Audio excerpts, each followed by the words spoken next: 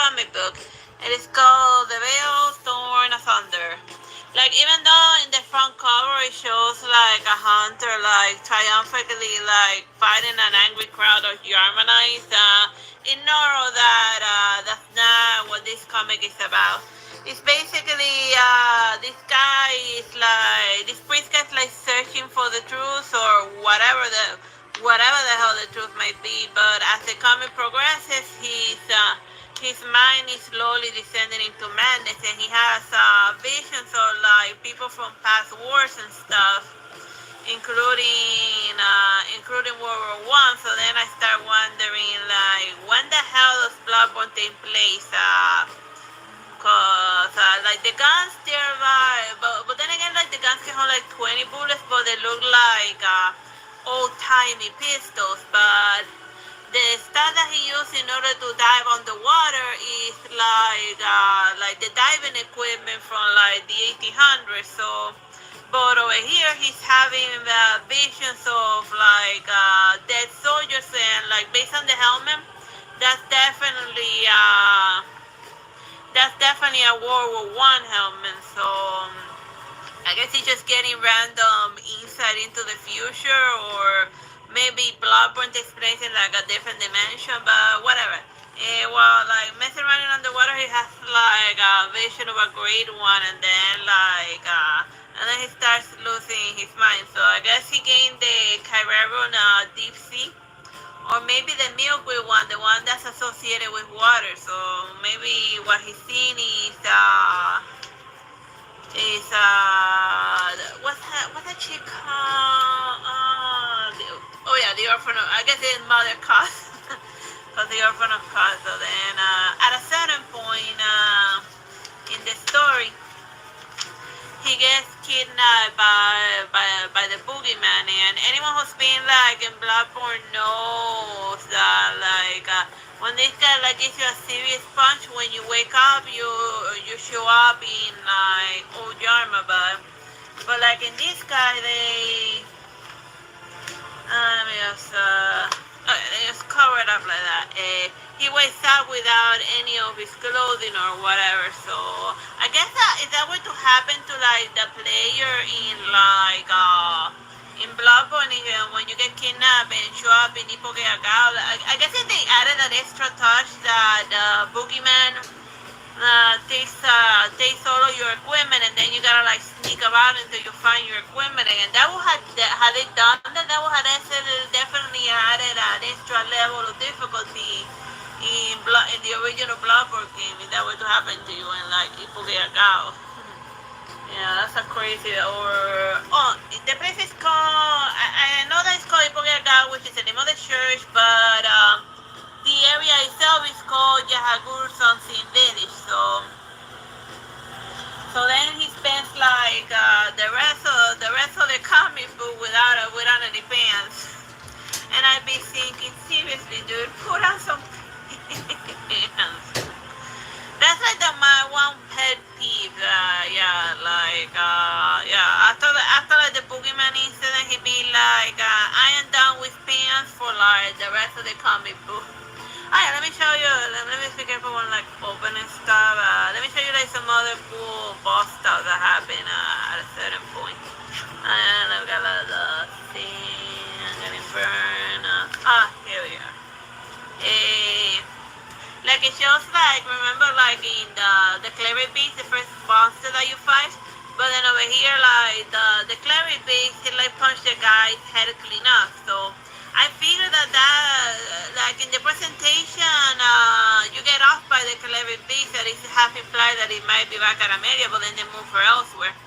And I'd be thinking that, yeah, this is exactly how it should go whenever you're fighting like a giant werewolf monster. Like, he either bites your head up or he punches your head clean up, because at the end of the day, you're like a little human holding a stupid hammer fighting like a giant monster person. And this is exactly how like if the monster from Bloodborne show up in the real world, this is exactly how it's all gonna go down. Badly. Oh yeah, and like at a certain point, he gains enough insight so then like he becomes aware a la Deadpool, or nature of the mangas. And anyone who knows Deadpool knows that he's constantly breaking the fourth wall. So eventually the main character gains enough insight to know that he's a comic book character, that he's here for entertainment. All this stuff happened, but I don't want to like spoil it. But the main thing is that if you're expecting to see a comic where like the main character is gonna be like fighting monsters like that, is it? No, no, no, no. That's not what's gonna happen. What's gonna happen is, oh yeah, let me see what's that panel again where what's gonna be happening is more of this. Clary beats like chopping somebody's head clean off. That's what you are gonna see more of. So yeah. But even so, I still have a lot of fun with this blog. I mean, cool front cover and all that. Hilarious. Bye bye and God bless.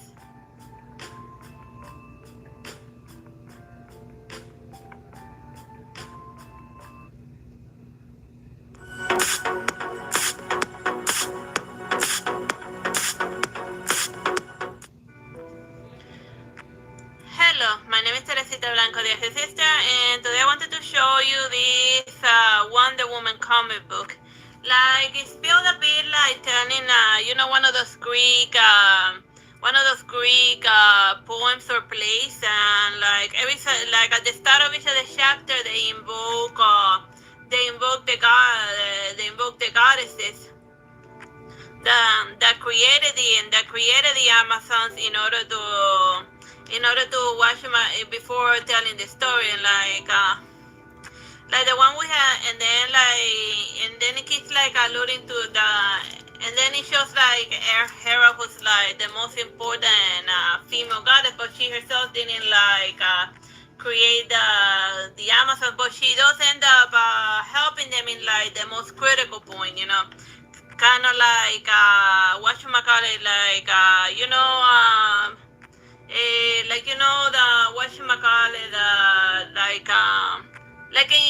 like in Sleeping Beauty. Remember that like the last fairy is the one that's not able to like help them out, but then after like the witch finishes cursing the princess, she finds that she gives them the gift that helps them get rid of the curse. And the reason why Hera chose to act very close to the end is because over here it started that Hera with all over 1,000 eyes was cursed with foresight. So then she knew when to help the Amazons at the most critical point. But the help that she gives is like mostly important in the end and stuff. So then like this thing has like a lot of like I gotta be careful when to open it because it's like has a lot, since it's like Greekish, it has like a lot of a random like Greek like it even has like some like a woman like giving birth. So yeah, I don't know how like the YouTube stuff is like going to digest it. So it's best to just play it safe. So then over here shows like the first of the Amazons, each of them like created by one goddess. And even Aphrodite created like a cool looking like Valkyrie looking goddess. But like as far as like drawing wise, it looks like I like they're not using glorified like chic armor that I use. Wasn't maybe Aphrodite is the Amazon because she has like a pretty hole right where the heart should go, a perfect stabby point. But yeah, other than that, the other first of the Amazons are wearing like armors that are like useful and stuff. So yeah, you can kind of have seen the corner here a little kid being born.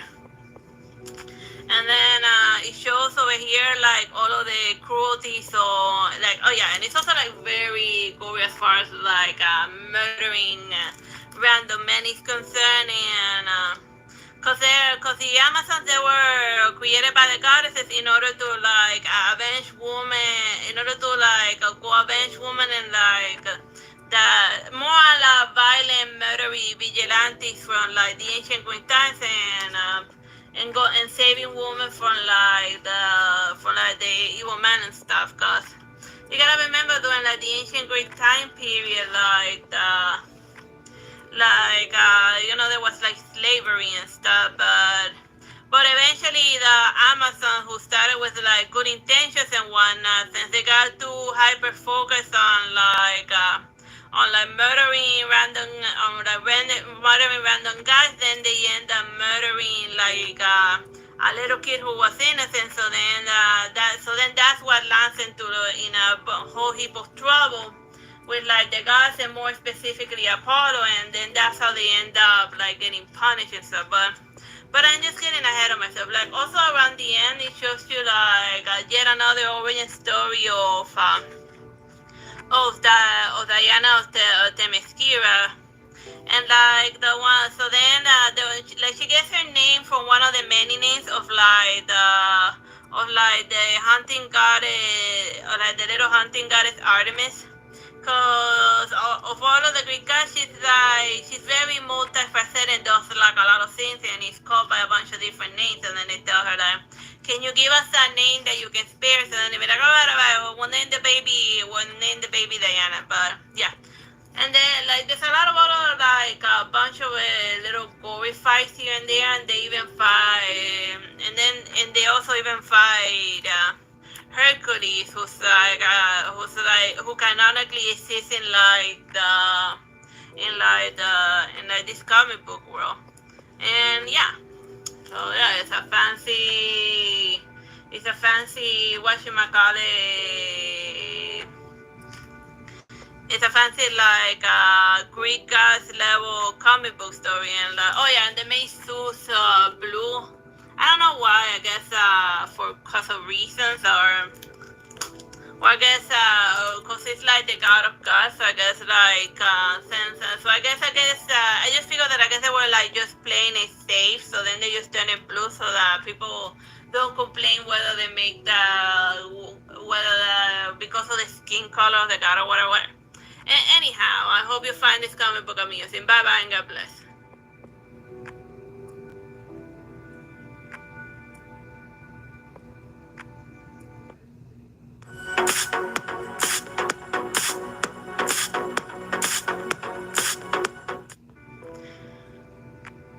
Hello, my name is Teresita Blanco, the Artsy sister, and today I wanted to show you this fun DC comic book called Night Terror, but I don't know, I guess maybe it makes more sense if I remove the K because of Night Terror. But then again, it's like this nightmare person, he created like a bunch of like nightmare fuel stuff that so then he also has because he has like a vendetta against the Justice League, which is like later on explained in the comic book why he hates it so much. Because he views them as monsters, and then he wants everyone in the world to see the members of the Justice League for what they truly are, or what he considers them to truly be. So then like the first person that starts to like get hit with a bunch of like nightmare stuff is Damian Wayne, and then he'd be like, I'm in control of the nightmare, like this is just my this is my dream and I'm in control, it's my day, but this is like just repeating to yourself over and over in order to try to stay in control is easier said than done. And then like he wakes up screaming, and then he's like back in bed, but you can tell it's like one of those nightmare scenes where you wake up but you're still like in a dream world, but you know that you're still in a dream because like why the hell was he sleeping his Batman suit, and then he'd be like and then like the nightmare form of his father is just like, I'll make sure you never sleep again, and then he wakes up because he had like fallen asleep while doing like vigilante work. Oh yeah, so then like the nightmare stuff starts attacking other folks, which is like a lot of fun. Like I like a lot of the stuff that are like that takes place in like the title does like do dream thing, because it gives the drawing person like a lot of creativity as far as like distorting the character, and you know creating stuff that nightmare fuel, and like The main superhero that's like trying to like keep everything together is this ghost guy, Deadman. Like I felt like I'm somewhat half familiar with Deadman because in one of the Justice League episodes I forget like he was assisting them or something in I don't remember like the bad guys that they were dealing with. All I remember is that he ends up possessing Batman, and then while possessing Batman's body, he makes Batman shoot a guy, and those breaking his like no kill code, but he was possessed by a random dead guy. So that's why whenever that man shows up, Batman is like uber resistant to him because he'd be like, I don't know if this bastard's gonna make me like murder someone with a gun again. So yeah, that's the main reason why Batman doesn't like Deadman, because it made him break his no kill rule. But I don't even know where he got his no kill rule. I mean, like the Batman from like the Tim Burton movies was like uber murdery, and so was like the Batman from day one. Remember that from that Batman movie, the one where he's like causes a huge traffic accident. Well, it doesn't narrow it down. The one where he's chasing after the penguin, and then like everything is breaking apart. Like yeah. You cannot do a monster to interrogate him, but like you caused the death of like hundreds of people that just were trying to like drive home or something, whatever. So yeah, that's the main issue to establish. With somebody creating nightmares, and the point of origin of the nightmare starts obviously in like Arkham Asylum, and then here's how Batman sees himself in like the nightmare world, which is a demonic version of his shadow form when they murder his parents, because that's the distorted form of how the person that had the Justice League sees Batman as just a rich little murderous little prick who uses all of his fancy gadgets, and his hands are constantly stained with blood. But yeah. And then so then in order to like try to keep everything together, like Deadman ends up possessing Batman yet again in order to try to track down somebody that can help them deal with like this nightmare stuff, because like everything's like going nuts. So then they end up summoning this guy as a revenant, but he had visions of the future, so ironically he knew how to handle this case. I don't even know who the hell this, from where they dug up this superhero, but there you have him. Let me show you like another fun nightmare sequence. Oh yeah, and then like of course like the fancy pictures in the end. Here. Oh yeah, like here's a funny one with like oh yeah. Here's like the distorted forms of them getting possessed by like the nightmares. So yeah, it's just oh yeah, and then over here more the nightmare stuff further back. And the center of it all is the nightmare stone. They gotta track down in like the dream world, but as with everything, this is easier said than done. Oh yeah, and this is like a Batman getting himself unpossessed. It just looks like hilariously insane. While over here it's like Superman and Wonder Woman like freaking out, cause yeah, they're like strong people and all that, but as canonically established, at least Superman, I know for a fact that he doesn't have like a high resistance to magic, because he ends up getting like uber possessed by one of Trigon's sons like really easily, you know, cause yeah. You can be like, you can be like good at everything. And I remember like in one of those like fighting games, when Raven is fighting Superman and she's sending him to hell, and the first thing that Superman loses is his soul, but his body was still hanging in there. So yeah, it's very easy for like Superman to like get possessed, but Deadman just has a thing for Batman. He prefers to possess Batman. I don't know why.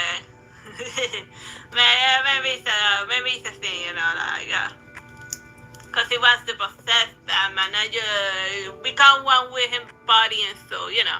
Whatever, enjoy. It's a Freddy Krueger-ish type of comic book. Very fun. Bye bye and God bless.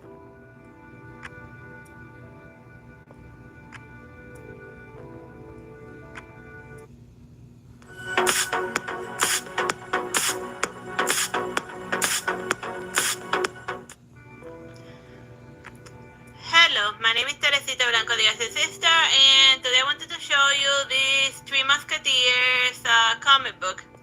Like the Three Musketeers is a book that like it has a bunch of comic book adaptations, and it's one of those movies just like the Count of Monte Cristo that gets adapted into a movie at least once a decade. There's probably gonna be a remake or a reboot or a prequel or whatever. We're overdue for a new Three Musketeers.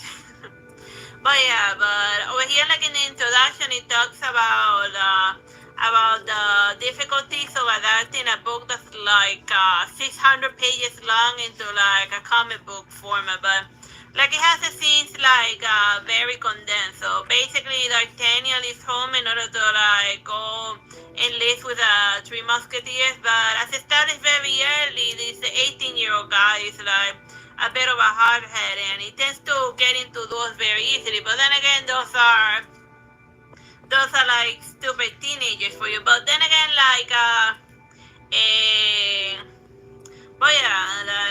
but since he was allowed to leave home and stuff, then he was already considered adult, and very early on he gets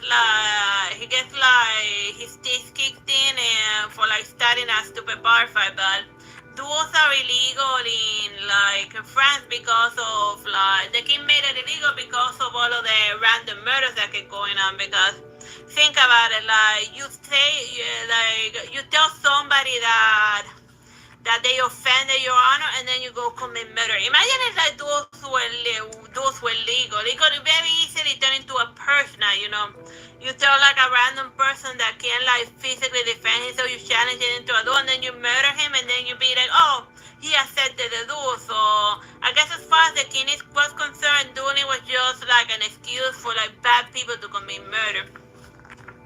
So then he ends up getting entangled with this damsel in distress, and there's a random conspiracy plot and somebody committing a bunch of murders. So then this hothead is instructed to handle a bunch of delicate political matters that are way over his head, and as to be expected, it just the situation keeps getting more and more out of control. And from time to time, he goes to the Three Musketeers, his senpais, in order to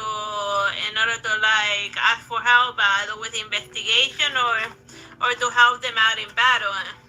Oh yeah, and they also let me see if I find it very early on. They do the three-way duels between them, because he ends up challenging. Oh yeah, here we are. He ends up challenging all of the Three Musketeers to a duel, so then he be just line up, and then some other folks show out that he also challenged to a duel, so then the Three Musketeers end up helping D'Artagnan get out of a stupid situation and problem that he created for himself. There's no worse problem than the ones one creates. But then again, he's the stupid idiot little brother of the trio. Well, now there are four. So yeah, even though, but then again, it's called Three Musketeers, but the book mostly focuses on D'Artagnan being stupid, while every so often it focuses on the other musketeer. But then again, he represents the outsider idiot character, the audience standing and looking in. So then obviously, as the books progress, you learn more about the main character, which is not him, is the trio of musketeers. But yeah. Three Musketeers in comic book format. Bye bye and God bless.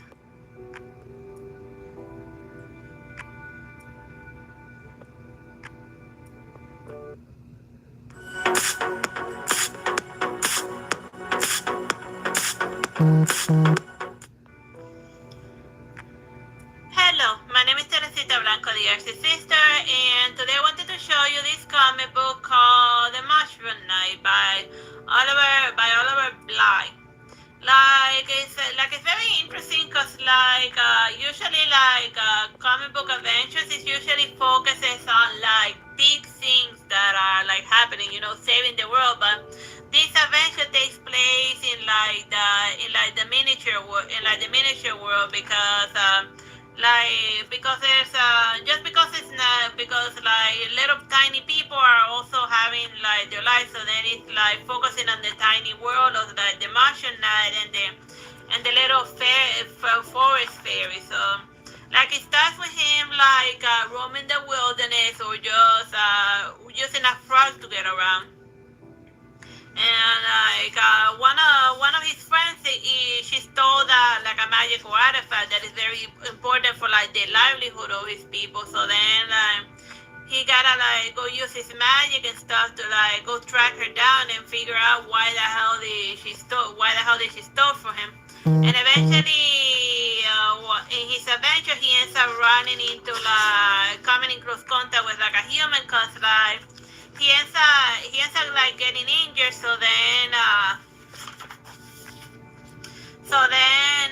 See over here that since he got injured, he needs to and he's bleeding out or shooting out like white blood and stuff. So then he needs to like regrow his leg. So then he ends up borrowing the leg of the human using his magic. So then or the soul of the girl's leg. So then we use that. He grows back his leg, but then they end up having like a weird connection because he has the soul of the leg of the girl that he's using to get around. So then naturally, that the little human girl who's like after having that weird encounter with a weird fairy creature, she's just like uber traumatized about it, because she went into like the woods to look for her dog, and instead she found like this weird little mushroom knife. So then obviously she tells her parents about it, and they'd be like, wow, I think you need help, little girl. So yeah, so then like the comic book from this point on, it switches between the adventures of the little girl, and you know then she reading up on like mushroom people, and the mushroom knight is trying to go about his weird magical life using a power leg that he said that one day he said that it keeps acting up at the same time because of the weird magical bond that they ended up forming. Because he needs to like go return that leg, otherwise they're gonna keep both of them glitching out with, you know, that the trick knee acting out cause some weird magic.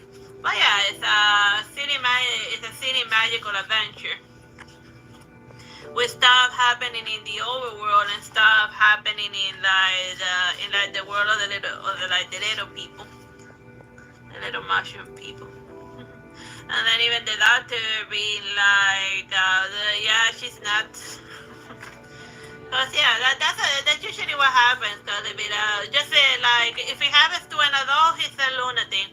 If something magical happens to a little girl, she has an overactive imagination, you know. But it's just how it usually is with humans that they draw that if it's something that happens that doesn't match their life expectation, then it's immediately then just try to rationalize it away so that the world goes back to making sense to them. But you know, sometimes the world be weird, and that's alright. And like not everyone, and just because somebody doesn't have the same experiences as you doesn't mean that they're like nuts, unless for whatever.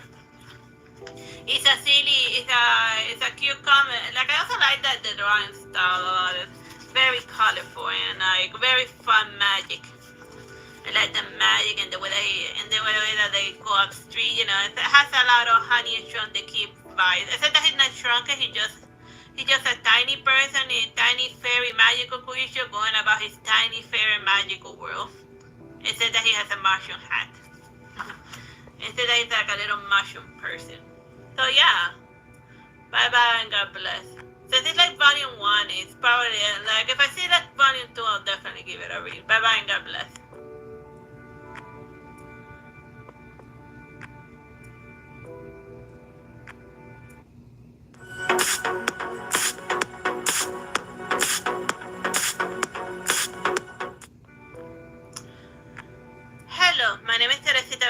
Narcisista, and today I wanted to show you this comic book that is about James Bond, and they call it Himeros, whatever that means.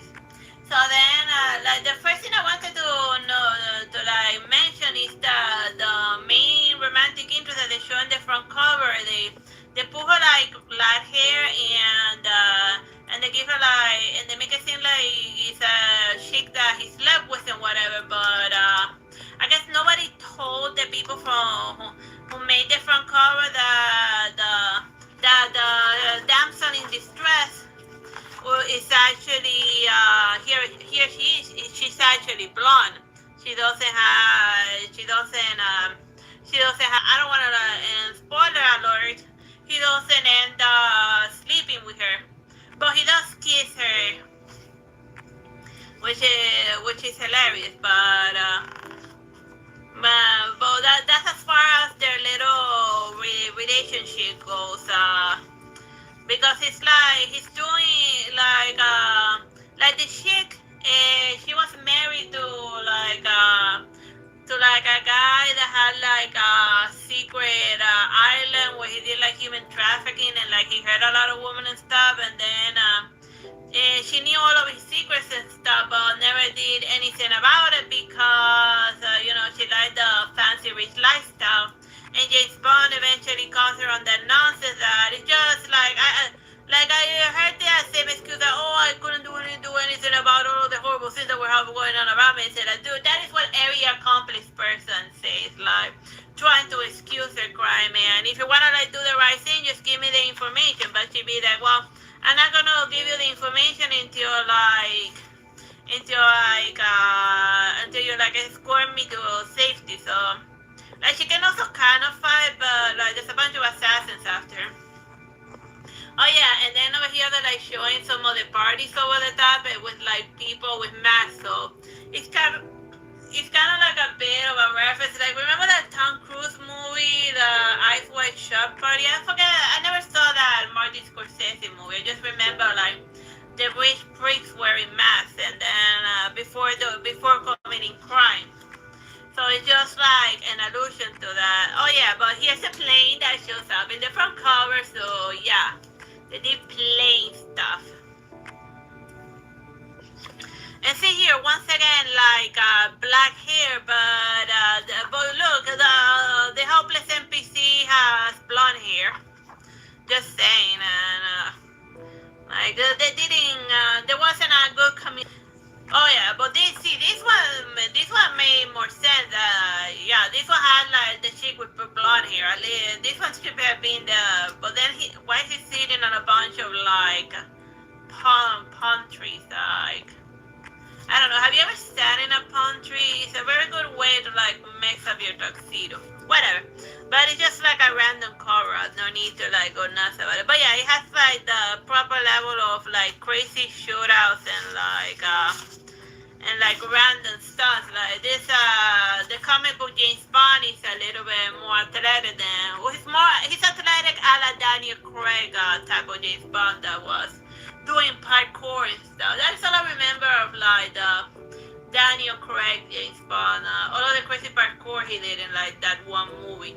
I forget what the movie was called. Then again, I forget what most of the Daniel Craig James Bond movie. Like I saw them, and then it was over, and then I remember nothing. But I still remember fondly like The World Is Not Enough and like Die Another Day and Goldfinger and like all of the classical James Bond. Yeah, they were like a little crazy as far as lack of realism, but they were still fun. And here's some guy getting burned to death. But yeah, it's a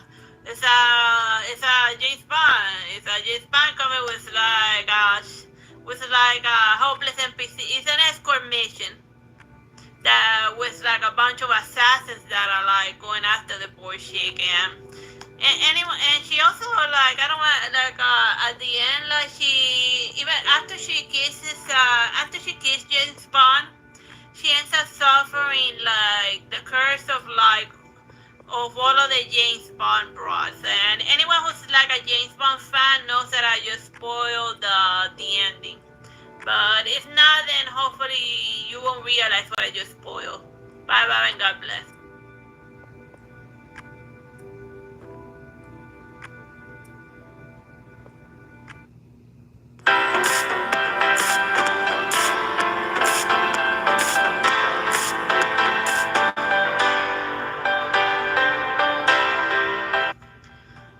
Hello, my name is Teresita Blanco, the Artsy sister, and today I wanted to show you this comic book of Nancy in Hell. So just a blonde chick with a chainsaw, and I gotta be careful where I open this comic book because there's a lot of I can show gorgeous fine, but like the minute that YouTube sees that's vagina, then it's like and then it's like all hell breaks loose. So yeah, you just gotta be really careful. So just as the title says, Nancy's like roaming around in hell. And then from time to time she runs into other humans that are also in hell for various reasons. So then she keeps wondering why the hell that she can't get rid of that chainsaw. So then they tell her that that chainsaw has to do with the reason why she ended up going to hell in the first place. So then she can't like get rid of it. So then she goes off and murders a bunch of like other serial killers. So she probably so for all we know that she probably ended up in hell for murdering someone, or maybe she murdered somebody who was innocent, thinking that he was a serial killer or whatever. Cause this blonde chick be nuts. So then that would explain why, even though she had like good intentions or whatever, being a very messy, gory, a la Dexter Morgan, she still, since she had like so much anger and rage and hatred, every good that she tried to do, she just ended up in hell nonetheless. Cause at least Dexter Morgan tried like 1% before chainsawing someone to death. And also they include like the devil. Like it's nice that they show like the devil in his like true original form, because they always put like that like the red guy with like the horns and the tail, but no, like in the Bible and like in a bunch of other Catholic lore, he's a fallen angel, the angel of light and stuff. So then the priest, so he's not like a red demon or something. It's just the most beautiful angel, and because of his vanity, he was cast out, and bunch of other angels that were stupid. And I remember that they also got sent to hell, the angels, cause like in the book of Enoch, they said they went for like human woman, and in exchange for science, they made it with them. But since they ended up liking human woman so much, the angels went completely nuts, and then after mating with them, they would also like eat their head or something. Huge body counts. But the few that managed to like survive like their encounter with like the fallen angels ended up producing the giants. Yeah, like the books that didn't make it to the Bible but still kind of have canon, they be nuts. So yeah, it's like a crazy adventure in hell, but hell but the hell as defined by like the Roman Catholic Church. So yeah. Just Nancy Goes to Hell. Fun, gory comic. Bye bye and God bless. I don't know. Just funny thing considering the title of this comic. Whatever. Bye bye.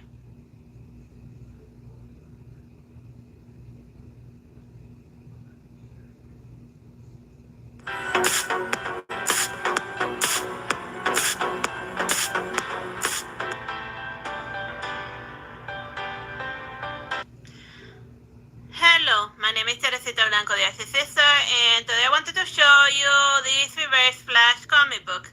Like it's like a compilation. Like not everything is gonna be done in this style. It's like a compilation of like Eobard Steam's various appearances, starting with with one of like the earliest ones. Oh yeah, and it's like the cosmic treadmill. Like Flash gets in there and then he can travel forward in time and backwards. And Professor Zoom, as he's first described here, he came from like the 25th century, and he has like a grudge against Flash. Look, him practicing his movements. I don't know why him doing that with his arm makes me laugh for for reasons that I'm not going to bother to explain. Whatever. No guy anywhere should do that hand gesture ever. So yeah, like in this style they have like some very amusing like types of fighting style, types of fighting with like Flash coming out on top most of the time, but other times not so much. And yeah, it's just basically him fighting Professor Zoom in various times. And like the style sometimes changes cause like in this one it just focuses on a bunch of like random flashbacks, and while eventually this guy regains his ability to walk a la Kill Bill style, or the Speed Force comes back to him, which is not the same as the regular Star Wars Force. It's just like different stuff. And like in this one, they do a weird reference, like the happy pin. This pin over here that has like a little happy face is the reference to Watchmen, like the front cover of the Watchmen comic book. It has a little happy face with like a blood stain. But also in the Watchmen comment later on, the happy face makes a reappearance,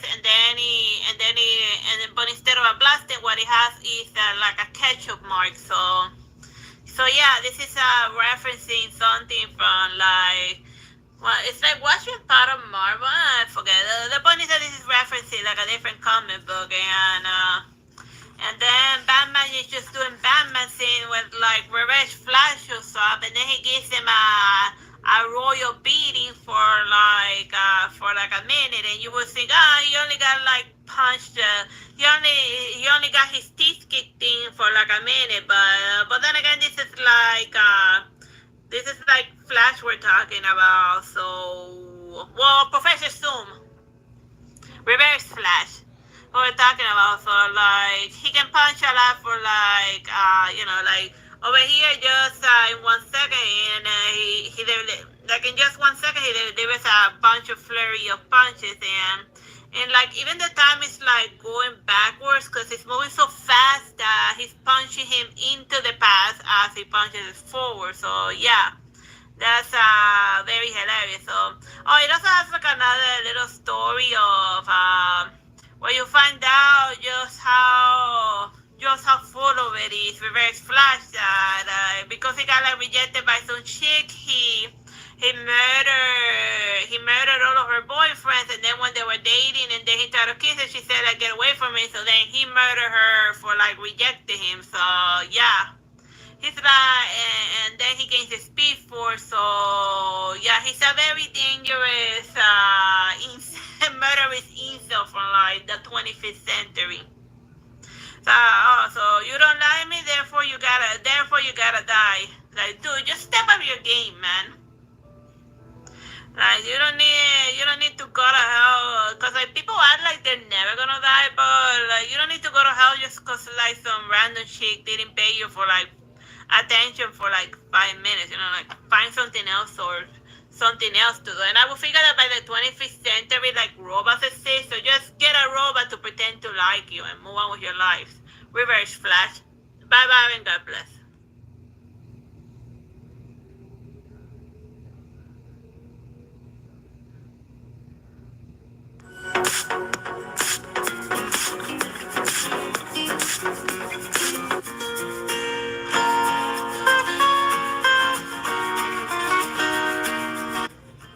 Hello, my name is Teresita Blanco, the Artsy sister, and today I wanted to show you the Spider-Man comic. It's called The Edge of the Spider-Verse, but it's not gonna follow one Spider-Man in specific. It like jumbles between them. Like the first one is this one, whose character design is very similar to whatchamacallit, I have it on to Cyclops, but he doesn't like shoot a lot of beams. So then he's like, they sent him out there to retrieve Wolverine, who like ran away after after after like getting his adamantium implant, so then they task him to retrieve it, and then he beats Spider-Man because he has like a mutation that gives him like the face like a Spider-Man. So like he's a Spider-Man mostly cause, and even like his limbs be spider. So he's like a Spider-Man because he's a mutant that evolved into that. So yeah, so and his little fight scenes are like very amusing, and like close to the end, he also comes back a little bit for something or other, but over here, but not so much. But the comic is not gonna focus on him. It's just each of those chapters focusing on a different Spider-Man. Now here's another one that was good. This Spider-Man that he looks like he looks like he belongs in a Tim Burton movie. More specifically, remember that one with like, I have a, what's it called? The Corpse Bride. Yeah, he looks like he belongs to that Tim Burton movie in specific. Can you imagine like a Spider-Man movie done by Tim Burton? That would be amusing and extra creepy. But then again, I think Tim Burton butchered, or did he? No, I'm getting him confused with some other drum, but whatever. I forget. I think that he did like a Batman one, but I forget. Oh yeah. Tim Burton did the first one Batman and two Batmans and the one with the penguin. Yeah. But yeah, he can definitely butcher Spider-Man as well. So this Peter Parker, instead of he gets like the Tim Burton's from the Tim Burton universe Spider-Man, he gets the Venom form, which is a lot of fun. I like Venom. He's completely out of his mind, and then the school goes up in smokes.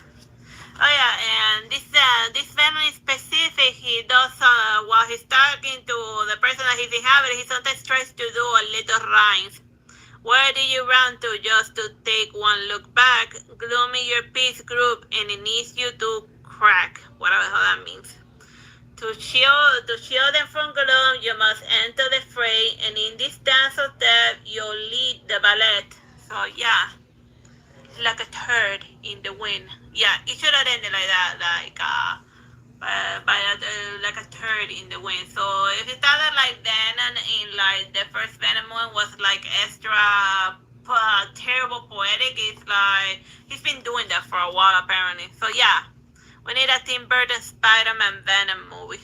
Be very hilarious. Oh yeah, and then we got this red spider lady. Oh yeah, let me show you like the other one I wanted to show you is this one with like the motorcycle. And then look over here, she does an Akira slide. Like you will be amazed like after the movie Akira, like and even her motorcycle, her red motorcycle is very Akira like. So like she's not, even though she's like Spider Woman, she prefers to like run around in a motorcycle instead of like hopping about and stuff. Like motorcycles be fun, so yeah. We need like the Akira slide. Just keep an eye out for it, and you'll notice just how many popular media stuff had the Akira slide. So yeah, a Spider-Man, like this Spider-Man comic, very amusing. With the biggest highlight being like the Tim Burton Spider-Man / Venom. Because sometimes like Spider-Man becomes Spider-Man because he gets possessed by Venom, not because he ate a radioactive spider. So yeah, whatever. Bye-bye and God bless.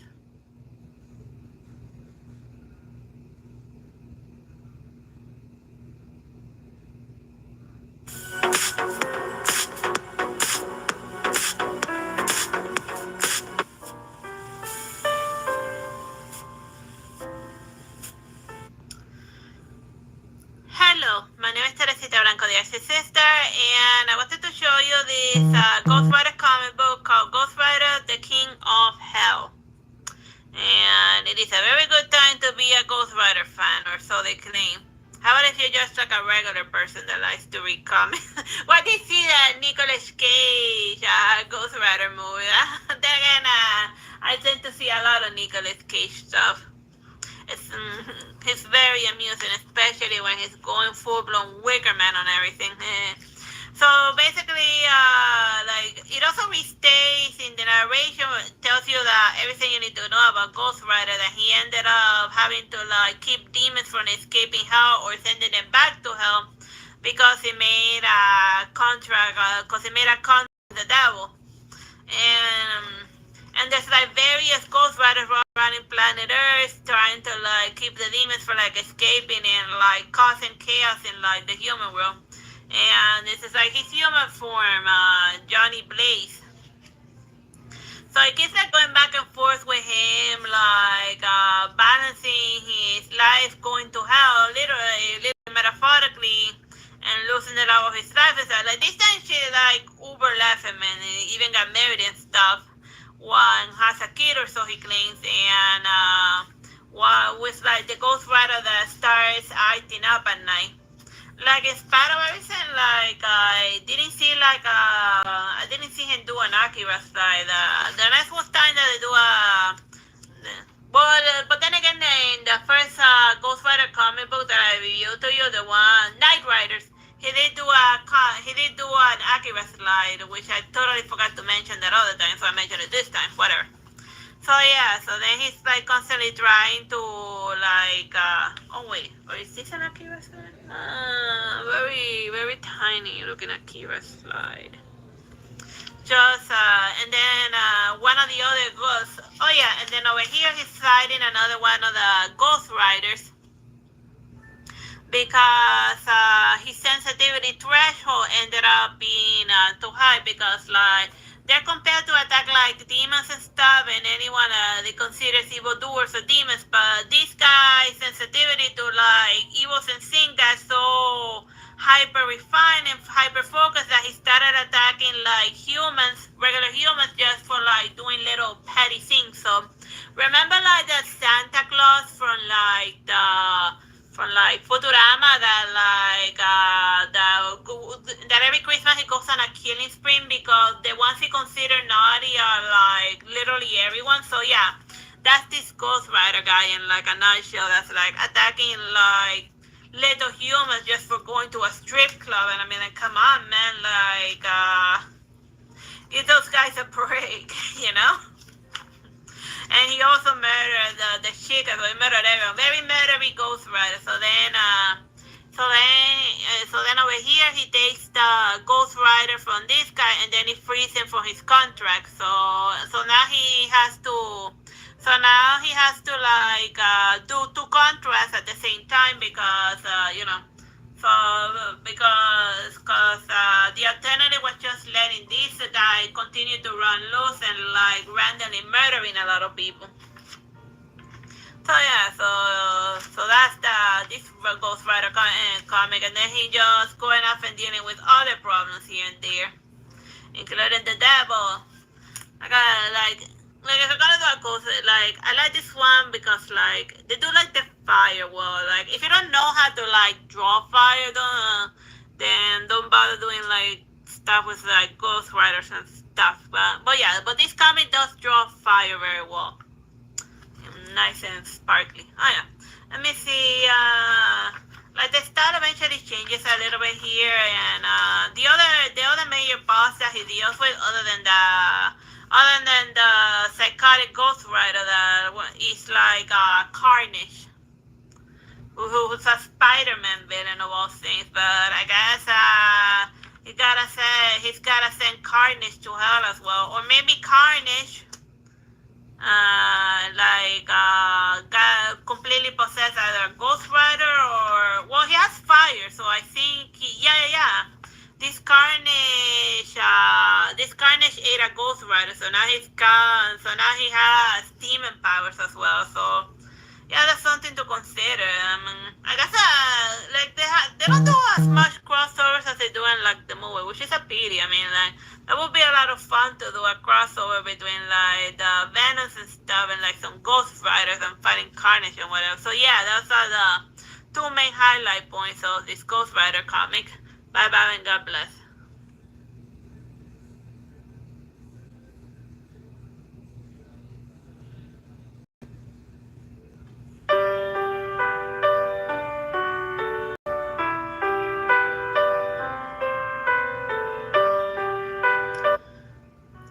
Hello, my name is Teresa Teresita Blanco, the Artsy sister, and today I wanted to show you this comic book called The Rise of Ultraman.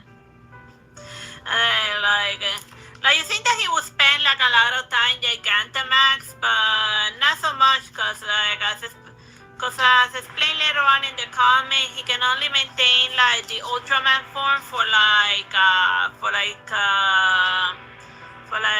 3 minutes before both him and Ultraman start like kicking the bucket. So like basically it's like Shin who's like cadet that got rejected from like this and the other shit Kiki. Shin he got rejected from joining his childhood friend, and then like they fight kaijus or like Godzillas and stuff, and then they have like a special being that like gets rid of them, but then like it's the whole mystery of why those things keep like popping up everywhere, and then like eventually they get summoned in order to deal with a kaiju incident because like this red ball. But instead of being a kaiju inside of it is one of them Ultraman, and then since he was afraid of like the alien, because it was so shiny and sparkly, he just decided to shoot it with a pointy end, and then the alien, in order to save his life, he phones like Venom, he biologically fuses with like Shin. And then like even the pose of both of them like reaching down, you could almost see it as a reference to the creation of Adam. Like remember like that Da Vinci painting that's like the both of the hands are like this and then they're about to touch and stuff. So yeah, that's this thing in a nutshell. And with the human hand this way and the alien Ultraman over here to the right. So yeah, it's on point then that our history lesson. So then like Ultraman, while he's fusing with Shin, he's like analyzing his memory, and then he sees flashback time that when they were kids, they got in high school, they got attacked by one of those kaiju monsters, and then since he got saved, then he decided that he wanted to join that organization to go find monsters, simple as that. But as later on as Ultraman explained, the kaijus, they're coming into this world because they're reacting to like people's negative emotions. So as long as there's fear, hatred, and all of the other stuff, then the kaijus are just gonna keep popping up forever and ever until they evolve past their weaknesses. So yeah, that's the yada yada way of saying that there's gonna be a monster of the week like every episode. Oh yeah, and then once he's able to like harmonize with her form, he turns into Ultraman. So yeah, like he's one of the early one fighting like this Godzilla looking chump.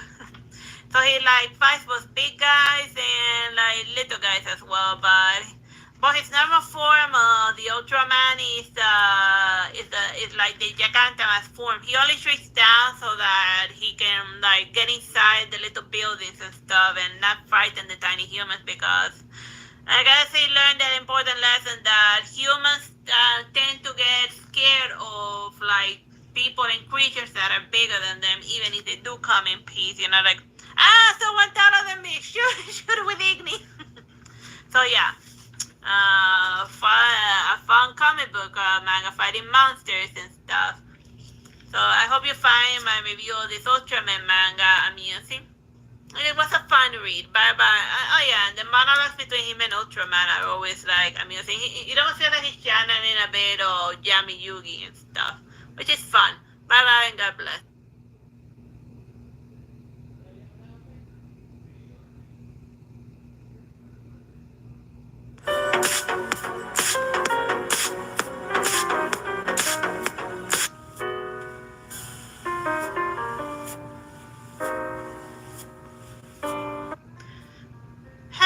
My name is Teresita Blanco, the Artsy sister, and today I wanted to show you this Beast Boy comic book.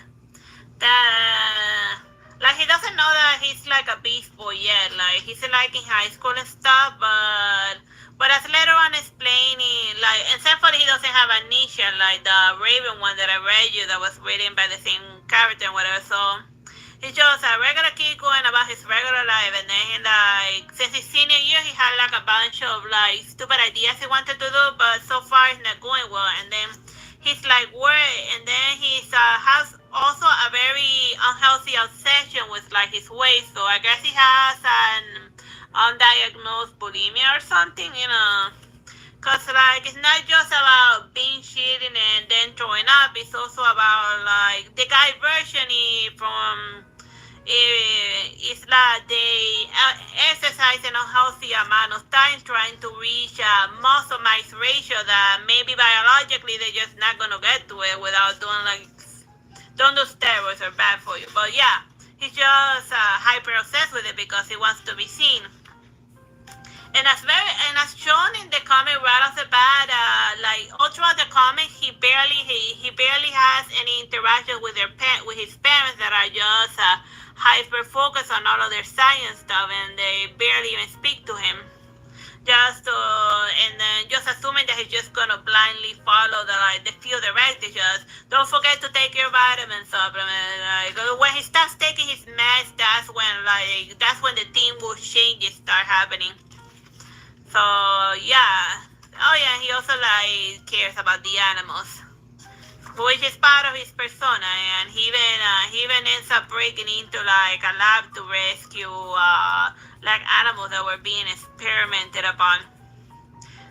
So yeah, here he is like right in the middle, saving like the animals, including the green snake and the bunnies and the monkeys.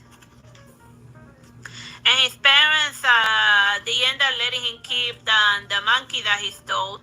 And I think in part, the reason why the parents let him keep the monkey, but obviously not the snake, is that they're overcompensating for the fact that they don't like pay attention to him at all. Because that's why he like wants to be a jock and stuff, because he wants to be seen. Because since after living with his parents for 17 years, they're barely paying him any attention, then he already came to the conclusion subconsciously that my parents are never going to pay attention to me. So now he wants to get attention and recognition and to be seen by his peers, because he hopes to get from others the thing that his parents are denying him, which is, kids crave attention from their parents, I guess he wasn't breastfed by his scientist mother, so yeah.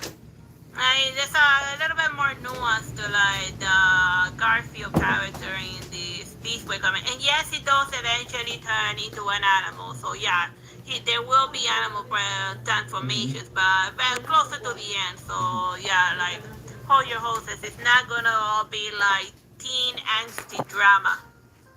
So yeah. This one I liked it better than the Raven one that I read. Very amusing. Bye bye and God bless.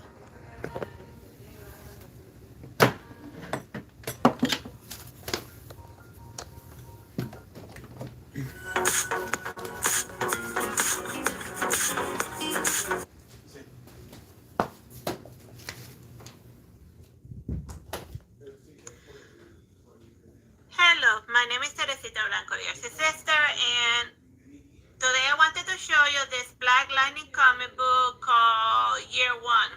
I don't know why it's called a Year One. I guess to mimicry the whatchamacallit, the Batman Year One that is usually like big stuff. So it's like a lightning guy. And my brother tells me that that's the original name of the Static Shock character. But I don't know. I'm not too familiar with like too much of the lore either way. But yeah.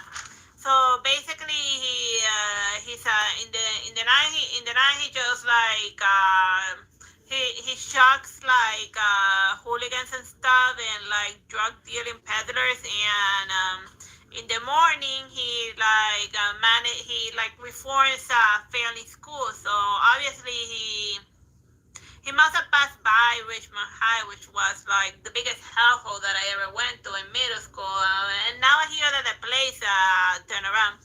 So then, like, it's funny that the first narration, he's like jabbering on and on about like rights and stuff, and like his wife is like completely tuning him out, wondering to herself, why the hell did I marry this sanctimonious lunatic? So then, and it's also implied that he hasn't slept with her in like forever because he's afraid that he's gonna like electrocute her and stuff. So that's I mean, if you're like a lightning person, then that's definitely a legitimate concern. So there's also, so I guess like there's a lot of tension between them because usually when like couples get married and stuff, they have like the expectation that when you have a beefcake of a husband like this, that you're gonna bone at least once a week. So yeah, that's why there's a lot of tension in the marriage. So then her solution to a problem that she does, to the problem is that she said, oh, why don't you like, let's move back to your old terrible neighborhood and like, I mean, let's reform the school that you went to, and let's make your own neighborhood like a nice place to live. So then he'd be like, oh yeah, that's a good idea. So like when he goes to like the school that he's gonna like turn around for like his old school, the minute that he was in there, like some lunatics set the school on fire. So yeah, that's like his first day on the job. Well, at least it's kind of lucky that it was just a fire and not like a shootout. But then again, it's like pick your poison type of situation. Just and then at night, time to like beat up drug dealers and trying to punch and electrocute drug dealers in the face. Well, he's not a murdery type of superhero. And then like the thing that sets him off to getting serious about his vigilante work is that somebody ends up murdering one of his students inside his school. So then he'd be like, I better get serious about about this Black Lightning vigilante season, because just reforming a school is not gonna be enough to save these kids, because like you provide a safe teaching environment, but then you step 5 seconds outside of the school and then like they be like drugs and gangsters and dangerous people. So yeah, it's not just doing what you gotta deal with all problems simultaneously. Well, that's at least his plan. And then while he's just juggling, like he's failing marriage, he's failing school, he's failing neighborhood, Clark Kent shows up in order to add more noise into the system to like question, to like interrogate him and stuff. And then I'd be thinking like, Superman, like, you just arrive in the middle of a problem, not understanding what's going on, making like basic assumptions, like, but just step back, get off your judgmental horse, and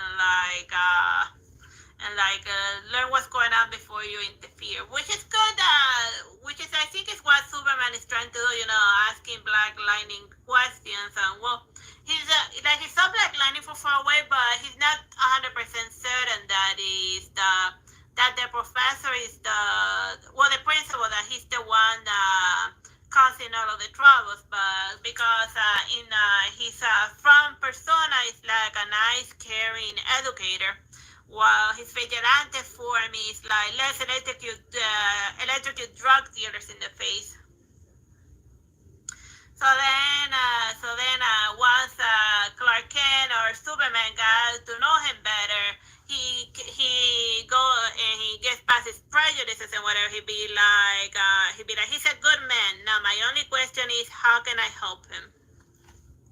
So yeah, but that's cute. Like, it's good that Clark Kent keeps Superman grounded, because like a lot of people, they say that like Superman is like bullheaded, that he just like bashes him and not understanding what's going on. But if they would balance it more with the investigative reporter type of Clark Kent, then it would work better as a character, because you can't like solve a problem without understanding the problem itself. So before he goes see no Superman, he gotta investigate a la Clark Kent form. So yeah, that's basically it in a nutshell. Like eventually they do a little team up with Superman helping out Black Lightning deal with like a situation that's just getting worse and worse by the minute. Cause you know how it is. A war of attrition. The drug dealers they show up with like guns, so then Black Lightning shows up with lightning. So then they be like, we're fighting a meta-human. So then they bring out their own meta-human. So then it gets like worse and worse and worse, and we're getting bigger guns and thing, and then like you gotta call it Man of Steel. Yeah. So yeah, that's this Black Lightning comic book in a nutshell. Just a married guy with like a daughter brings and like trying to save a school, trying to save his marriage, trying to save his neighborhood, and despite all he tries, it's just very most of the time it doesn't go the way he plans, cause that's life in a nutshell. Just because you have good intentions doesn't mean that you're gonna get like the happy ending, cause life. Bye bye and God bless.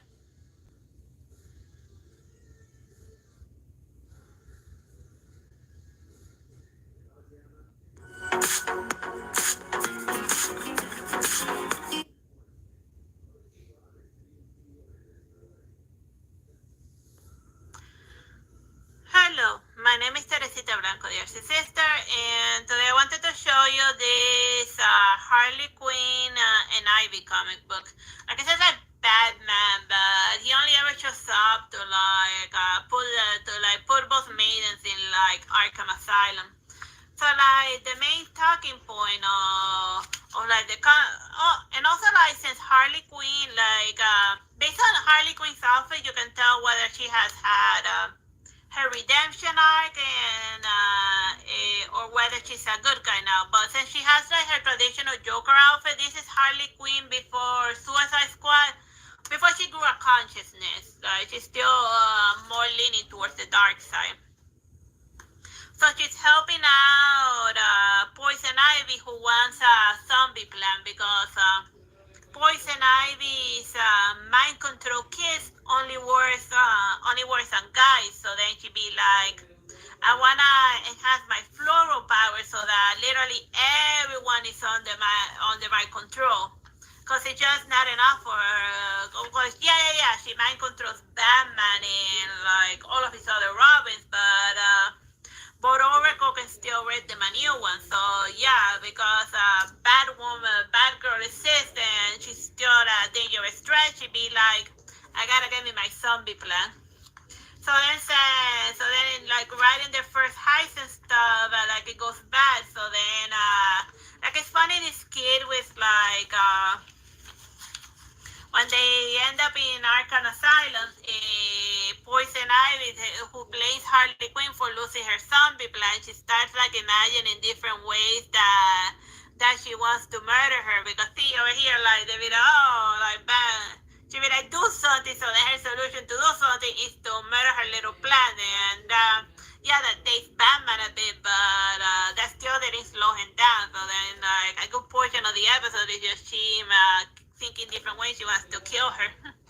But yeah, it has like a nice humoristic element. Like in this one, like they go to the Amazon to find a new zombie plant. And they also like the Joker also, and then like and then she ends up getting in trouble with like the people roaming around the Amazon doing their own sketchy business. And then they run into like a random Joker and she's commenting like, well, this isn't like a real nose and anything, which is funny-ish. And like this story specific, they like after they return from the Amazon, they see that they're making a movie out of them. So then they be like, we want to be in control of the story they're going to tell about us. So then like she redesigns her costume in order to add a little bit more sharkly and bling. And then it's Harley Quinn directing while Poison Ivy is trying to do like her scientist stuff. I see another like funny skit. They also like, she also fights bad girl, Barbara Gorman, or Barbara Gordon. Ah, yeah, Gordon. I keep forgetting her last name. Like, it seems that there's a lot of, like, random little Halloween, not Halloween, Christmas thing. Like, this isn't, like, the only Christmas thing that shows up in this one. But then again, like, the first time they show up as a duet in the Batman animated TV show, it was in like a Christmas episode. So I guess that's why they made it like Christmassy. So like at a certain point, like Poison Ivy tells Harley Quinn, like, why do you care so much about Christmas if you're Jewish? And then she be like, well, I like the gifting aspect and like all of the fun decorations, and we're gonna have Christmas whether you want to or not. So yeah, see if I find where they talk about that Christmas stuff. Oh yeah, and just like in the Tim Burton movie, she turns Robin into like her mind control puppet, which is hilarious. Just like in that Schumacher movie, and they also do the same thing on Bruce, just like they did in one of the Batman animated TV shows. But yeah, that's this Harley and Ivy comic book in a nutshell. Just then going on various crime sprees with humoristic elements here. There's like no moral behind it or anything. It's just silly fun, nothing too far out there, but also good. Bye bye and God bless.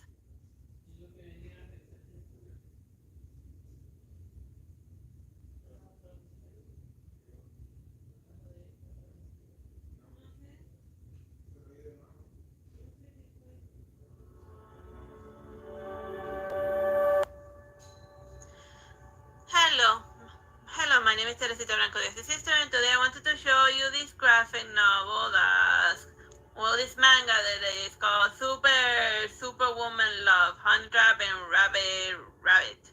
Sounds it's rabbit, but if you put a B, it could be like a rabbit that's ravenous. So yeah, it's basically like a super villain that turns into a good guy because she refuses to kill the hero because she ends up developing the heart for her because she's totally her visual aesthetic. Like if it was a dude, she would have like uber killed this, but since it was a chick that she liked, so then she ended up showing mercy to the rabbit. So then, since the leader thought she was going soft, she gets fired from her evil organization, and then they send assassins after her. So with nowhere else to turn to, she ends up crawling. She ends up getting picked up by the rabies dragon. So it has like Yuri Orders, because the villain is the former villain is in love with like the superhero villain. So then she asks him like whether she get like her cool suit of armor, and then she says I found it at a shopping mall in the town next over by complete coincidence. You know, I found out this cool bracelet that gave me like a fancy armor. I pulled it from, and like if they wanted to be even more mundane about it, she could have said that like she pulled it out of like one of those machines that had like plushies and other various prices. Like she ended up after spending like a million yen, she ended up getting like the cool power bracelet, but. As far as the origin story works, either way, like in the end, it really doesn't matter how a hero gets his powers. I mean, the guy from House Moving Castle, wishing star that he caught ended up being a demon. So yeah, but it's not too important. Like the whole thing is just the relationship of the two, and both of them like fighting like various bad guys. Like the villainess, she has like the most chic armor that ever chic armor, while the superhero villain, like her armor is a little bit like it looks a little bit a la Mega Manish. Like here's how it looks in full color. It has a fun design, like better like the robot version better than. But the other one has like a more of a wasp design that is more that is more noticeable in like the early panel, that it looks like a type of queen bee mixed with like some samurai aesthetic. So yeah, it's a silly little superhero manga romance. I hope you find my review of it amusing. Bye bye and God bless.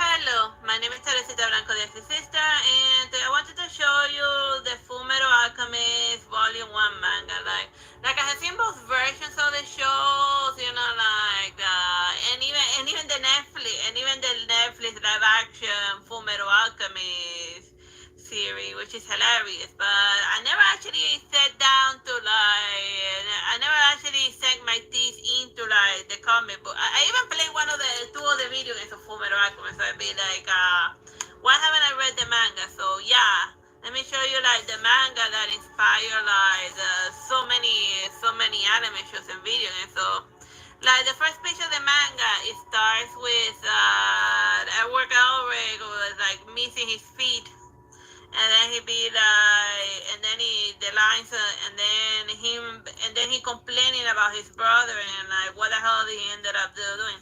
And then teaches that do not speak of pain has no meaning because humankind cannot gain anything without first giving something in return. So yeah, that's the alchemist mantra stuff. So yeah, and then afterwards he zooms back into the present where it introduces the concept of alchemy and the character. So if you've seen like the first episode, I can follow like the first chapter of the Fullmetal Alchemist manga to a T, like at a 1-to-1 scale, which shows the importance of starting your story very strongly, and it explains how alchemy works while like drawing little traces on the traditional alchemy, and then it introduces the first main bad guy, the priest, and this girl, I forgot what her name is. God. Oh, Rose, here it is, Rosebud. I always forget her name. Like she shows up like at the beginning and in one of the other shows once in the end, and then in the different version of Fullmetal Alchemist Brotherhood, she shows up a lot more. Like they always put this chick through hell, and she wants the priest to use a philosopher's stone to she thinks that she doesn't know that it's a philosopher's stone. She really thinks that this guy is like magic, and like once a day he does like a bunch of displays of miracles in order to like wow the crowd, while the alchemy brothers be like, this guy is like such a faker that he's just putting on a show for all of the city, but they don't know that this is done by science. It's very scientist to draw like to like throw throw 5 hunks of metal together, and then you draw a circle on the floor, and then automatically that turns into a boombox. Yeah, that is very scientific. but I remember when they were like going on and saying that that alchemy was like it was a type of science. I'd be like, dude, the way that these two brothers do alchemy, that's the most unscientific thing that ever started. But whatever, it's just following the logic of that world, if that makes any sense. And then we find out that the armor doesn't have anyone on the inside. So yeah, it really does follow like the first. Oh yeah, and then over here they do the chimera. He transmutes a spear out of the floor and doing like the clappy position.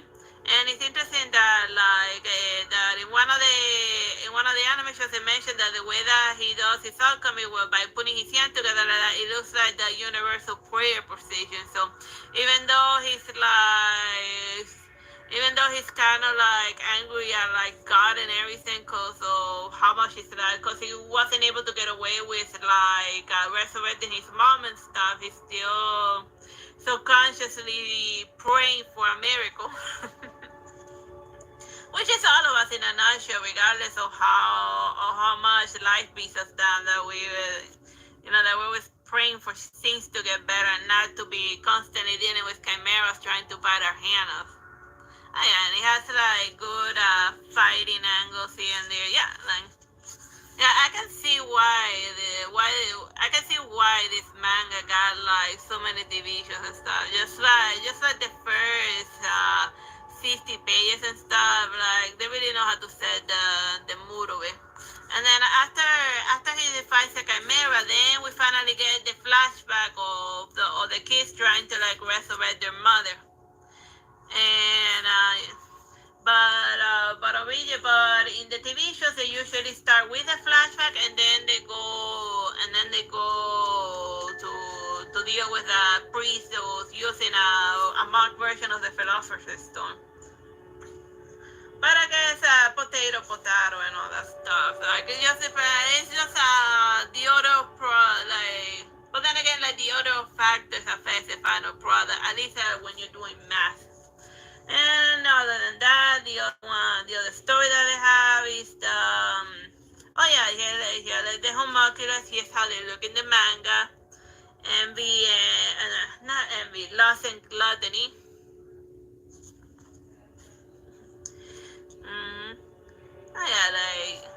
They always say like they translated it pretty well, like their manga counterparts in like the TV version. So yeah, and then here's she using like her spiky nails that like point this to like kill this guy with a pointy end. She has one killer scratch ability, like last use scratch. It was super effective, instantly KO, and he dead. And the other story that they do is where he goes to the mining town to like do some alchemy stuff. And the other story that they have in the first volume is when they go on a train and then there's like the train gets hijacked. So those are the episodes that they. So those are like so it has like the first two episodes more or less, but the one where they go to the mining town is like one of the weaker stories, and sometimes it doesn't even make it to like the TV anime show. That they just sort of skip it because it's one like alchemist trying to create gold. When have we heard that one before? Well, anyhow, here's my review of the Fullmetal Alchemist manga.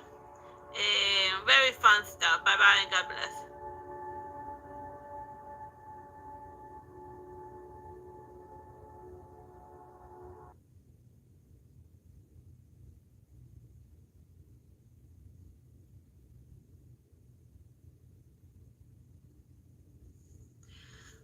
Hello, my name is Teresita Blanco, the Artsy sister, and today I wanted to review to show you this manga called Comic and Communicating.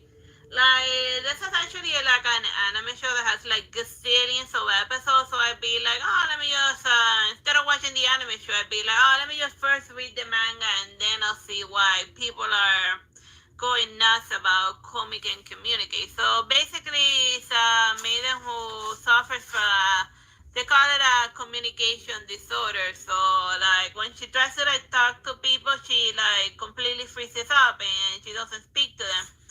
And then like the people around her, they tend to misinterpret her silence. So like in the high school that she goes at, they treat her a lot as if she's like a princess. So then they don't think too ill of her. They just completely idolize her because since she's beautiful, she can get away with being like quiet and stuff. But deep down, she just wants to like talk and make friends. But that's easier said than done. And this guy's like the one that decides to help her try to communicate. Who's like he's supposed to represent like the typical audience, like the average Joe. So it's a normal guy, and he's a manic, quiet pixie dream, which is like a type of thing. I don't know. I guess usually the normal guy falling in love with like the weirdo, like the super hard weirdo, not the plain looking weirdo. But then again, as with most relationships, at least among teenagers, attraction plays a big factor. So yeah. So and she naturally has a lot of like fans and stuff, that like her, but they don't like speak to her, and she doesn't speak to them because of her obvious social anxiety. So like right here, when the teacher asks her to introduce herself, she ends up she just goes to the board and write writes her name, Shoko Komi. And then as he starts interacting with her, he realizes that she wants to like make friends and stuff, but So then, like, the first interactions are done purely by writing on the chalkboard. So of all of the people that she had ever run into, strangers and stuff throughout her life, he's the first one who took the effort to meet her halfway. Then yeah. Just cause she can't just cause she can't like vocalize her thoughts and stuff, doesn't mean that she's like antisocial and stuff. She's just it's like a social anxiety. She can't help being the way she is. So then he gets and like her overall goal is that she wants to make 100 friends. At least it's not like an unrealistic goal like Kid Metal Idol who wanted to make like was it like 20,000 friends? I forget, or 40,000. And they told her the key that if she made 40,000 friends, she was gonna become a real girl. But I'm getting sidetracked. This is Comey. So yeah. So the first volume is about how she makes her first friend, and then her second friend, which is just him telling, but she's a little nervous about like dealing with her because she knew her from she has bad experience because when she knew her from kindergarten, she had tried to befriend her, but since she hadn't said anything, she had gotten like freaked out and stuff. So she tended to interpret her silence as like I want to murder you type of silence. So most of it is a misunderstanding, some type of comedy with people trying to overthinking a person's silence, and then with silence you just projecting onto them what you think that they're trying to say. But as my grandmother always said, the word is silver and silence is gold, and you're always gonna regret what you say, but very rarely what you don't say. But then again, that's just crazy old lady wisdom that I got from my grandma. You can just take it or leave it. Bye bye. I hope you have fun with with my review of this manga. Bye bye and God bless.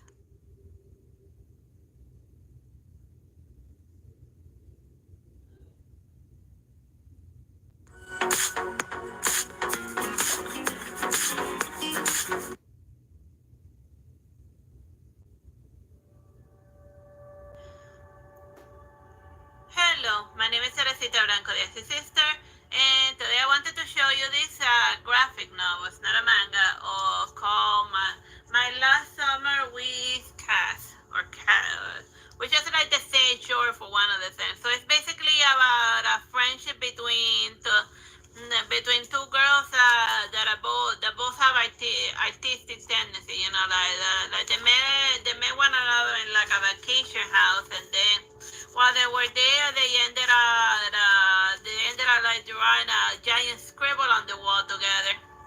And then like the owner of that Airbnb be like, oh, don't worry about it. Like I'm gonna need that great work of art on the wall, and this is a great drawing from two little girls, and like you guys really had to invest in this girl's drawing because they obviously got like a lot of talent. So then since they got positive reinforcement for their wall drawing, then they be like, oh, this nice old lady thinks that we have what it takes to be great artists, so yeah, let's just get into it.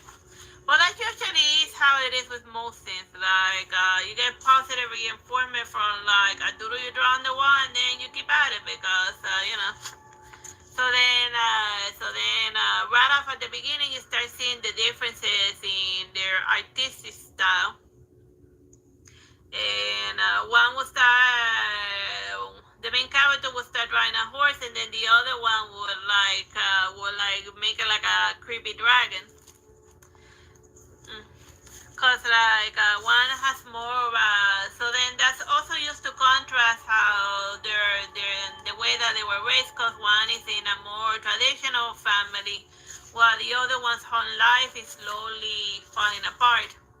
So then, when she finally draws a fan, so one day they're doing like a drawing party where they're doing a self-portrait, and then like her friend, she draw her self-portrait looks like she's like going through a serious depression. So then she'd be like, "Dude, do you want to talk?" And then she tells her that her parents are getting divorced, and that's why she's uber bummed out because it isn't just that her parents are getting divorced; it's that her father's like being like a super douche about it. So yeah, so then that's what happens in like the early chapter, and then as the comic progresses, it just shows how their relationship evolves, or de-evolves the more that they grow up, because like one has like the childhood trauma of like getting her parents divorced and her father turned into a jerk, while the other girl, she lived in a more stable home environment. So naturally, she hyper cares about what her parents think because her parents have always been nice to her, and like the only thing that and her father, he'd be like, maybe should you just go into like the family business and not be an artist because you can't eat wallpaper. While her friend is encouraging her to like go nuts with her art and do whatever the hell she wants, but basically it shows how there are two different upbringings shaped and work her art, and also and then her more cool friend trying to change her and stuff, and how that relationship degrades and whatever. But yeah, but more than anything, it's just about art and then trying to express and stuff. So, and it's also nicely drawn, and it also has nicely drawn. So if you're like I have seen other mangas and comics about like artists, but what I like about this one is that it actually shows a finished works of art. Like if I show you like this other panel, you're gonna see the nude guy that this girl painted. But obviously, because this is YouTube, I can't show you like the nudist painting, because like YouTube has the sensitivities of this traditional maiden where she be like, oh my god, like a naked guy clawing my eyes type of situation. But whatever, it's art. I think if the 15th chapel, a Catholic church, where like people go to mass and stuff, it's like filled with a bunch of like ding dongs. I don't see why you just gotta be so Puritan about it. But whatever, I'm getting sidetracked. Here's a fun comic book about the friendship of two painter maidens. Very fun and nicely drawn. Bye bye and God bless.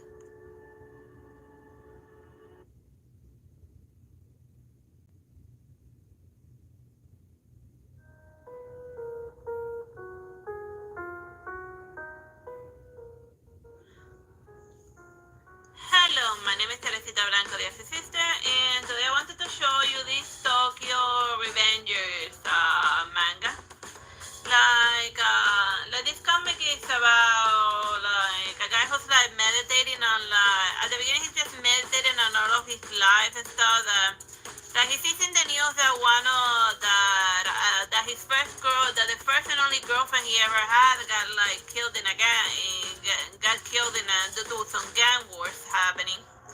So then, while he's like going to the metro, he ends up like somebody pushes him into the train, and then he suddenly gets transported back in time, back when he was in high school.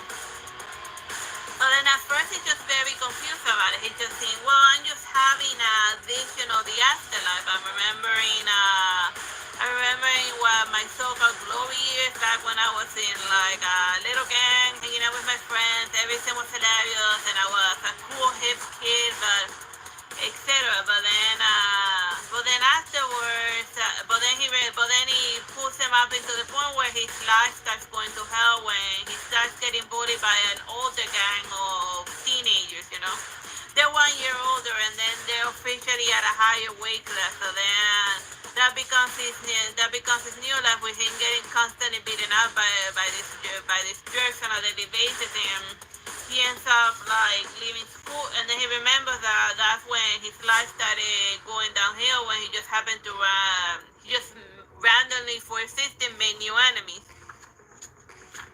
And then he visits his girlfriend, but then afterwards he gets transported back into the modern times.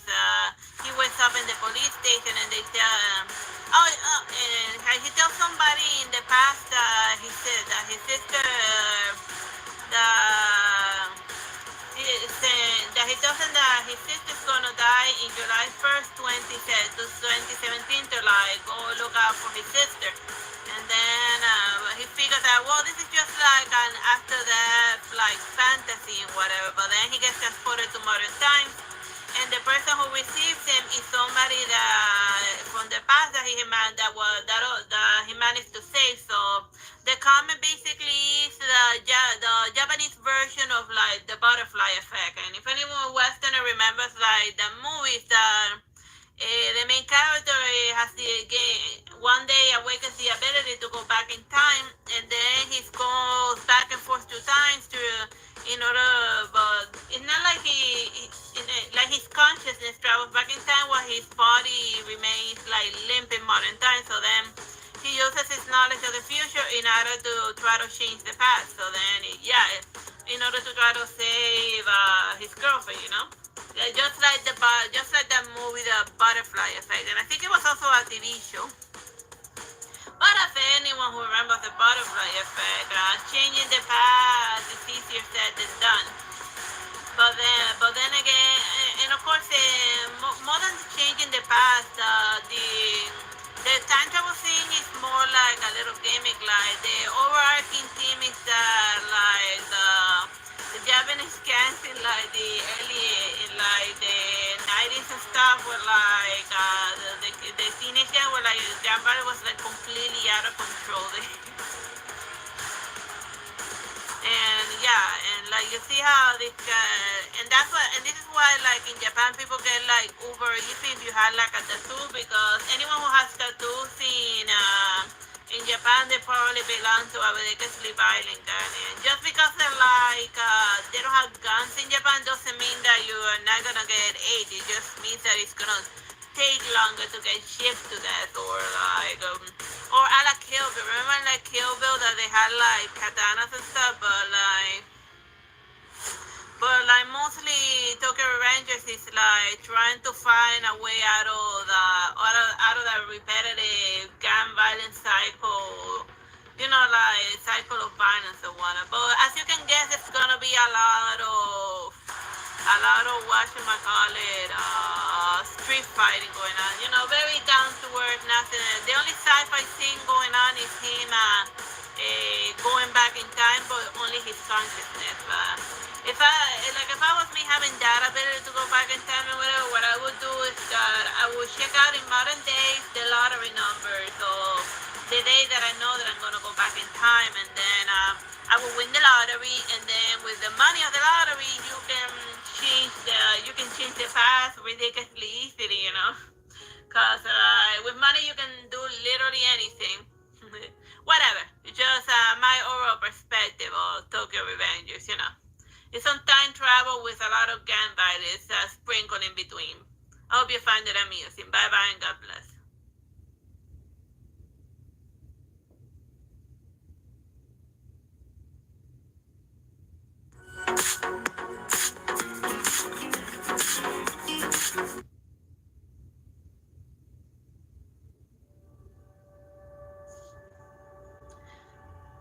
Hello, my name is Teresita Blanco, the Artsy sister, and today I wanted to show you this manga called The Boxer.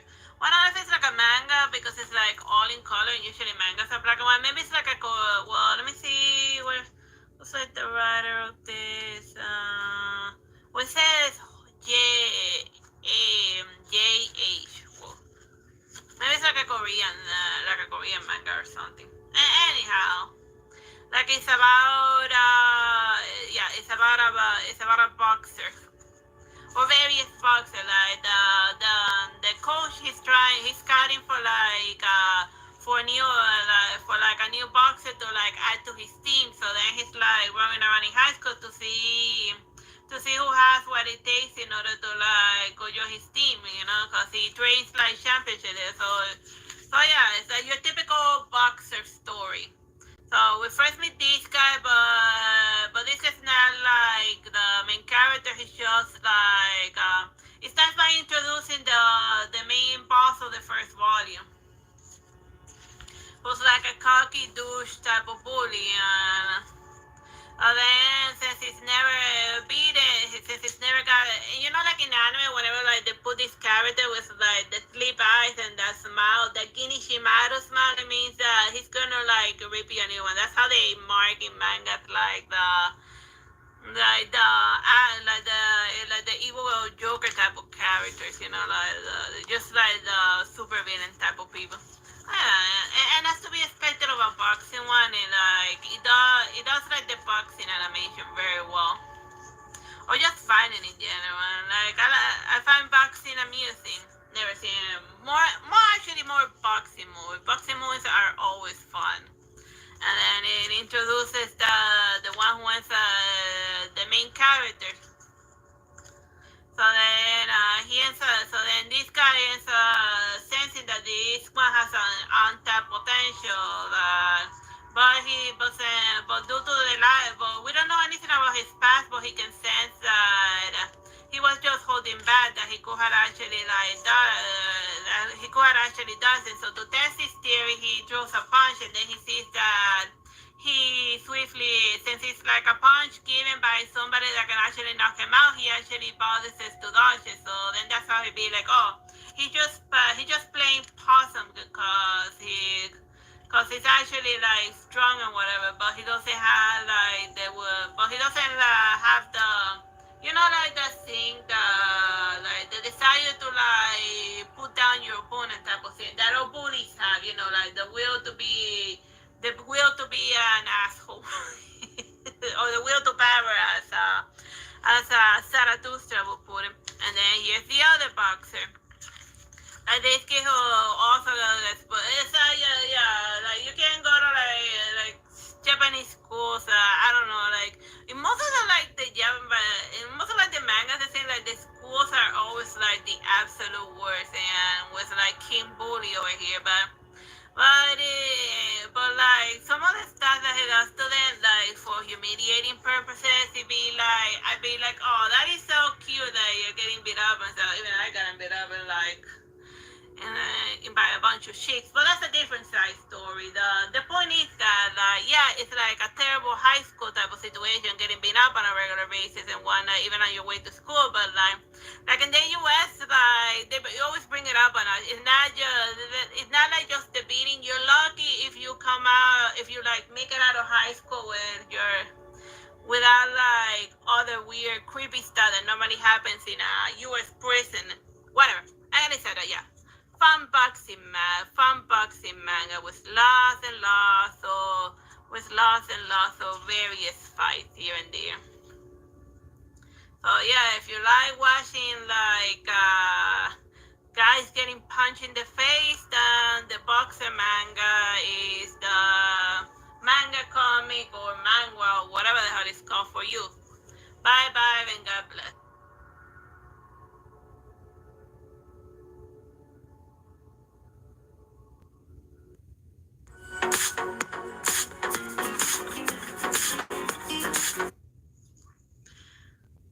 Hello, my name is Teresita Blanco de Sister, and today I wanted to show you this Michael Jordan comic book. Like apparently it says back here that it's like the first ever graphic novel ever done about Michael Jordan.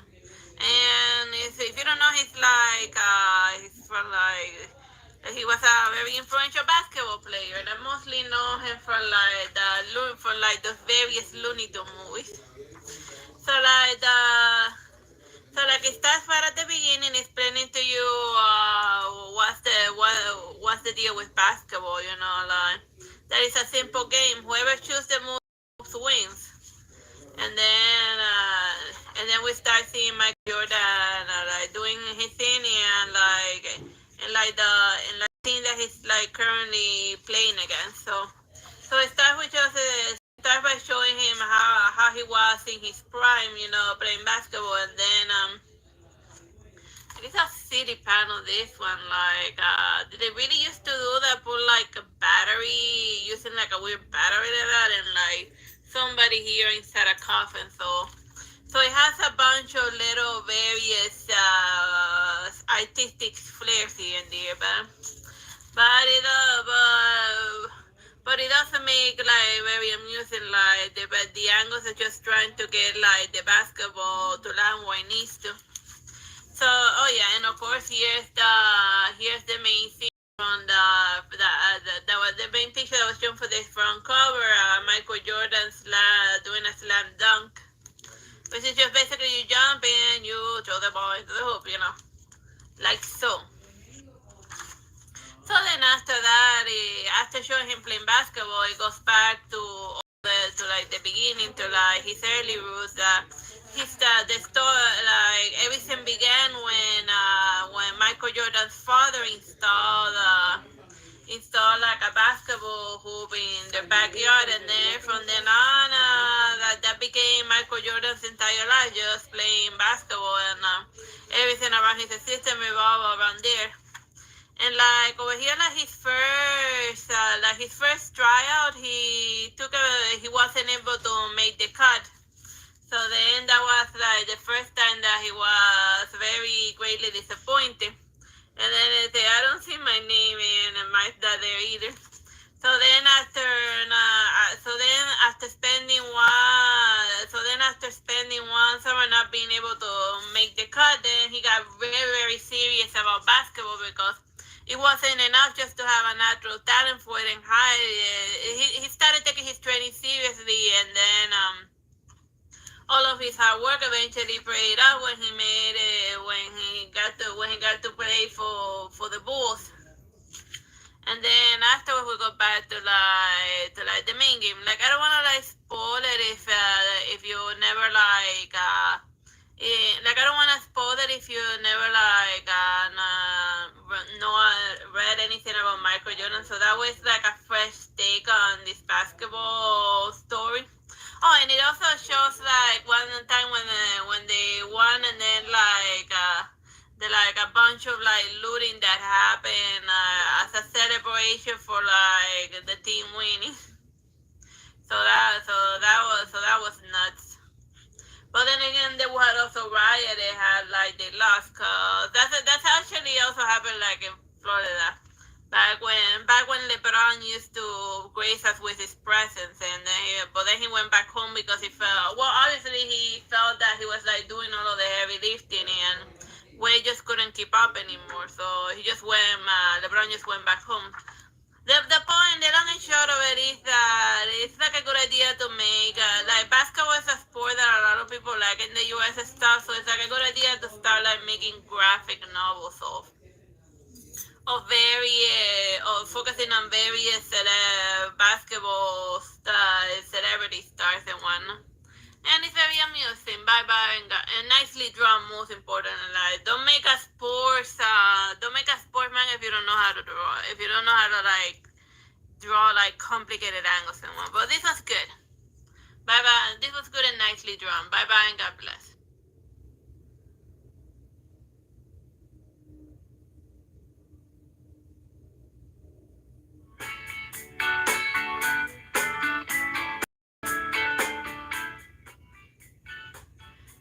Hello, Mr. Recita Blanco de your sister, and today I wanted to show you this manga called Neko. Let me see it, cause like the thing is like blocking the title on top of it. Here we are. It's called Neko Gahara, and it's about a samurai cat, not a samurai pizza cat. Although it would be hilarious if they made this cat eat pizza. So yeah, and like the little bell that he has, it signifies that he used to like belong to someone. But unless there's like humans roaming around here, so far I've only seen cat people. Everyone be cat, but it's still for the most part feudal Japan. I think it's just like he wanted to do like it was written by the guy who wrote Shaman King. I think he just wanted to do like a Japanese samurai samurai epic, but then have been done to death, it'd be like, well, the twist I'm gonna add to my story is that everyone's going to be cats, so, and people love cats, so yeah, it's just, it's samurai mayhem, but everyone be cats. It's just, which is cute in a hilarious fashion. Cats are cute. Well, not so much these guys. I mean, he went for more of a cool cat, and yeah. Sometimes gets like very gory and violent when the samurai pizza cat gets into a fight. Like I don't know. I don't know. It just like I would just imagine all of the thought process into coming up with this crazy idea. I want to do like samurai, but I also love my cat. So let's combine both of them together, and we got samurai cat. No, not pizza cat. He hasn't eaten pizza yet. I gotta feed him pizza. He's like regular fish and stuff. But yeah, like the next time that they do Shaman King, they should definitely do a reference to this manga by having the cat having the cat fight a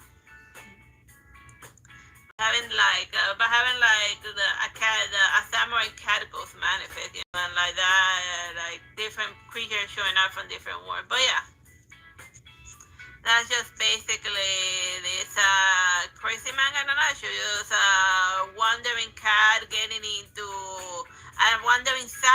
cat getting into various adventures, you know. So I hope you. So yeah. So it's just he goes into town and then like things happen and rinse and repeat next volume. Bye bye and God bless.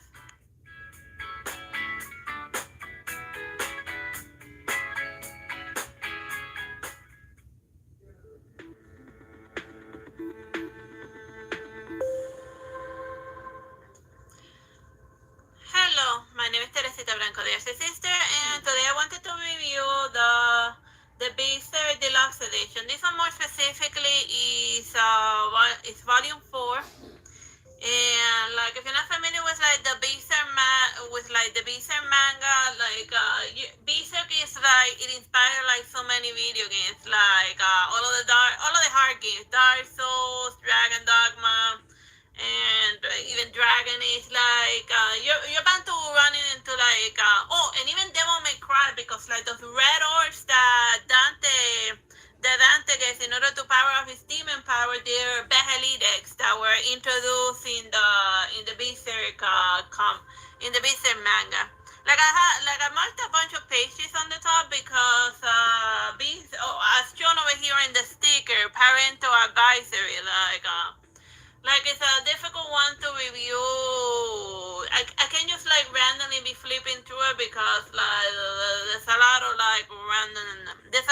random nudity, and like since I'm reviewing this on YouTube, then I just gotta be careful where I open the page.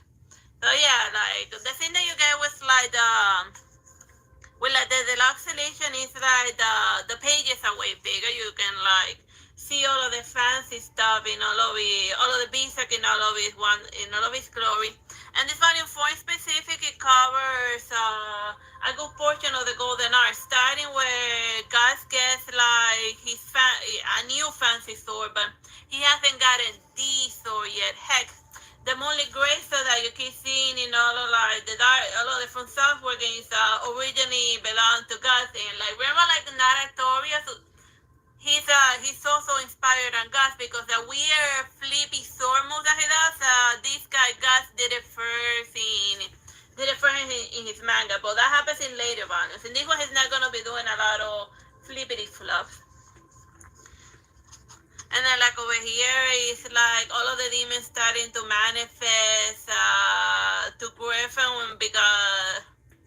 To Griffin as it's getting close to like the eclipse, because it's gonna be but it's just a weird plot. I don't wanna like spoil it too much because I want you to have like a fresh read of the Beaster manga.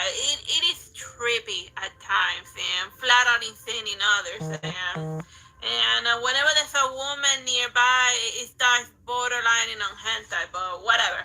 It's an evil. It just follows like the world's logic that it's a terrible time period and it's full of demons and stuff, and it's like the worst time in the history of mankind to be a woman. Cause demons and stuff, and like people getting eaten, and like just being remotely pretty is a death sentence. So yeah, like it's very creative with like the designs of like the demons and even like the armor. You're about to run in.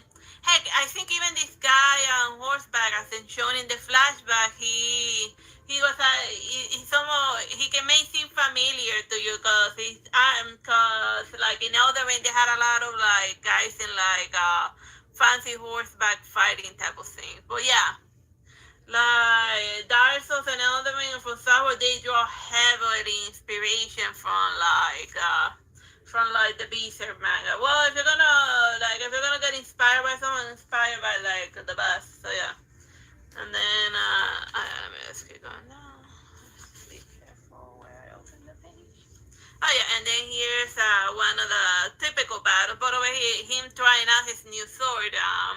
He did like a jump set, and then he cut through the heads of like four different fellows. So his new sword is good. It's good for like fighting regular humans, but the sword that he wanted was one that could help him slay demons. But as with everything, he first gotta master one sword and like increase his carry weight before he can get around to like fighting stronger creatures. Because this isn't like a good way to read Berserk would be you can read the manga in two different ways. You can like start at the beginning or where he's Gus hanging out with his fairy. So even at the beginning, it's a little bit of a parody of the Legend of Zelda.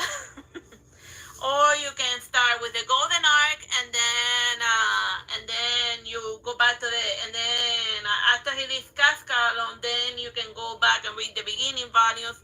And then you jump back into like the present day, so you can read it chronologically.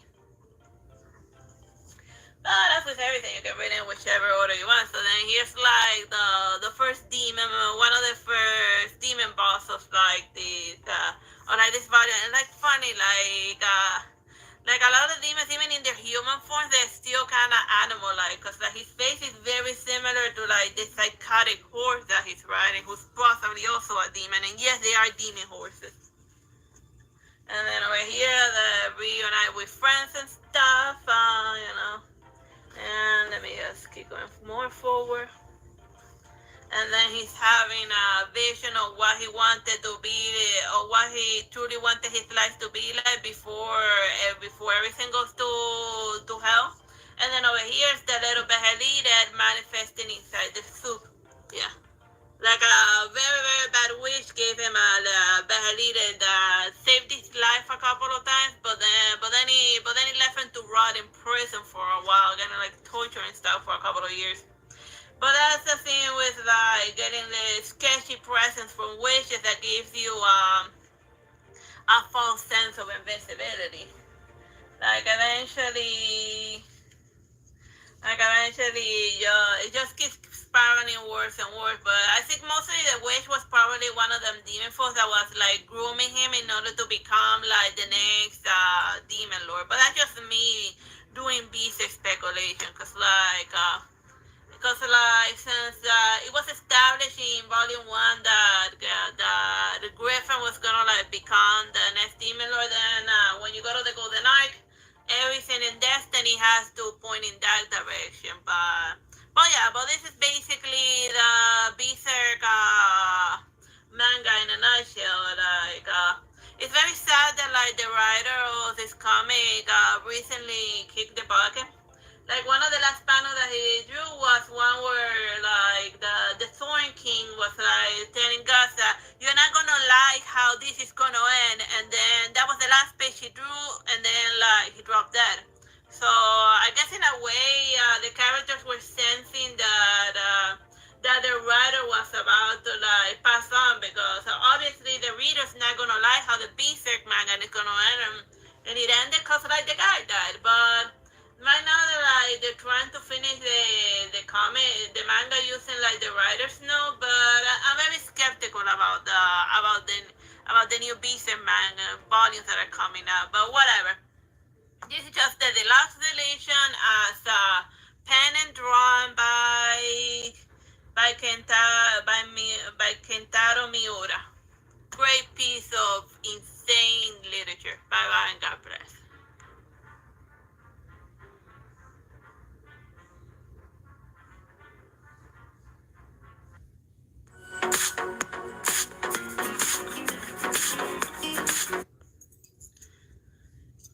Hello, my name is Teresita Blanco, the Artsy sister, and today I wanted to show you the volume 1 of Brunhilde, the Dragon Slayer.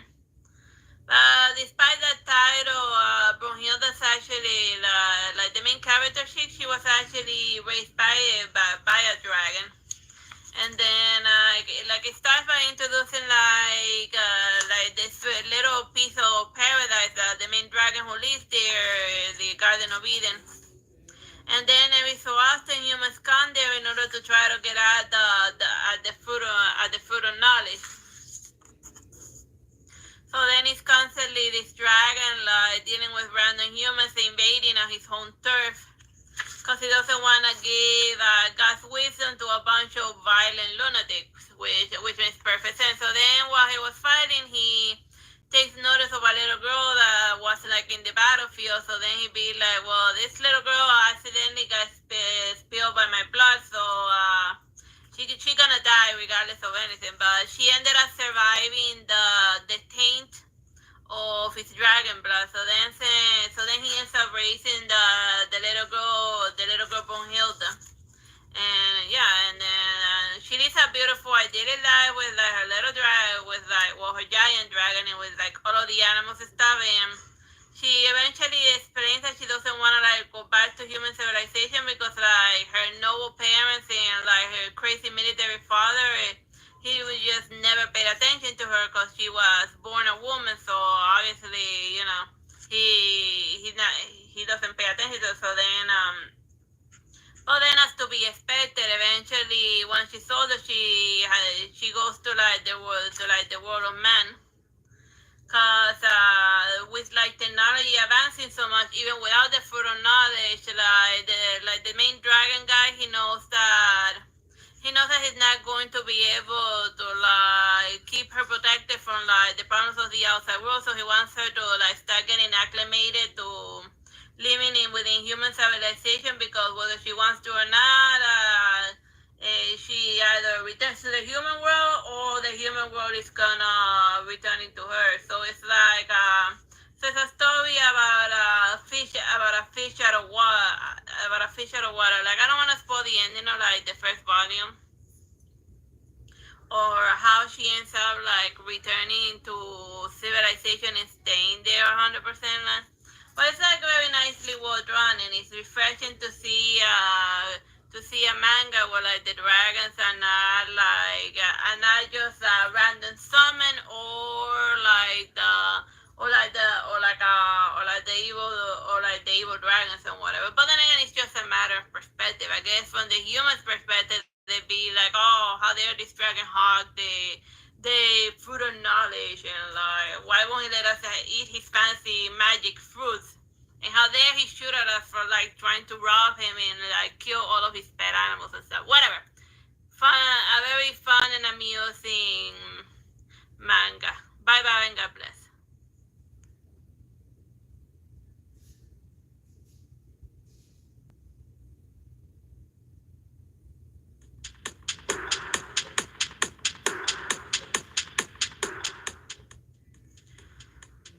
Hello, my name is Teresita Blanco, the Artsy sister, and today I wanted to show you this manga called Immortal Hounds. Like the name is kind of like black out there, but over here it's like what it's called, Immortal Hounds. So like it basically takes place in like an alternative earth where like every human person is like completely immortal. There's no death there.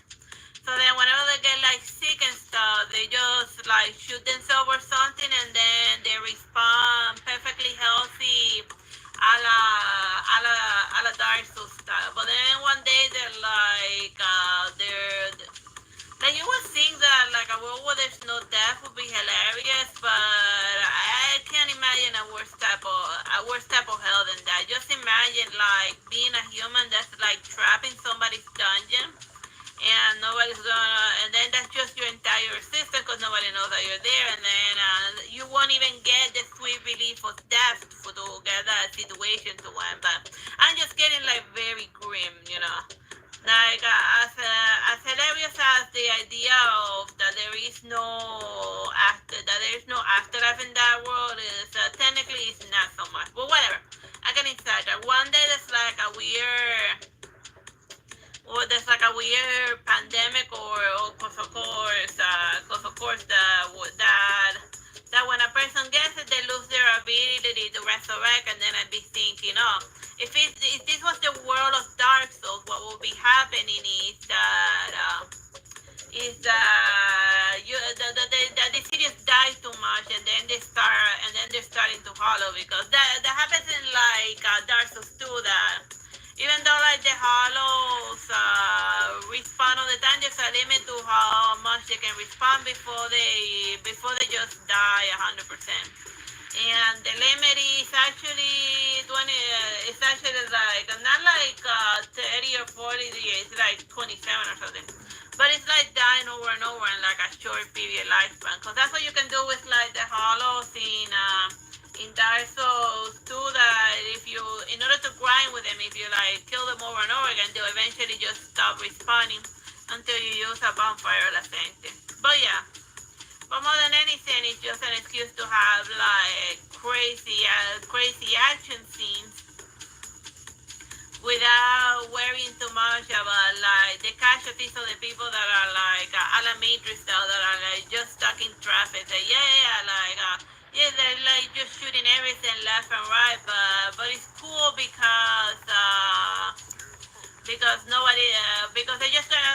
fine, they're just gonna respawn later. So it's so very peachy. So crazy world logic aside, it has a lot of fun shootouts. Bye bye and God bless.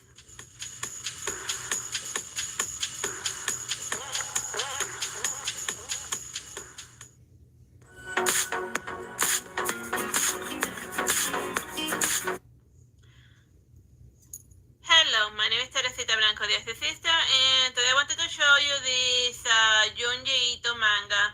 Like, it's a collection of like 10 of his little short stories, cause like sometimes he has like big works like Uzumaki that's like 600 pages long, but all the times he does like he has like just various little spooky horror stories.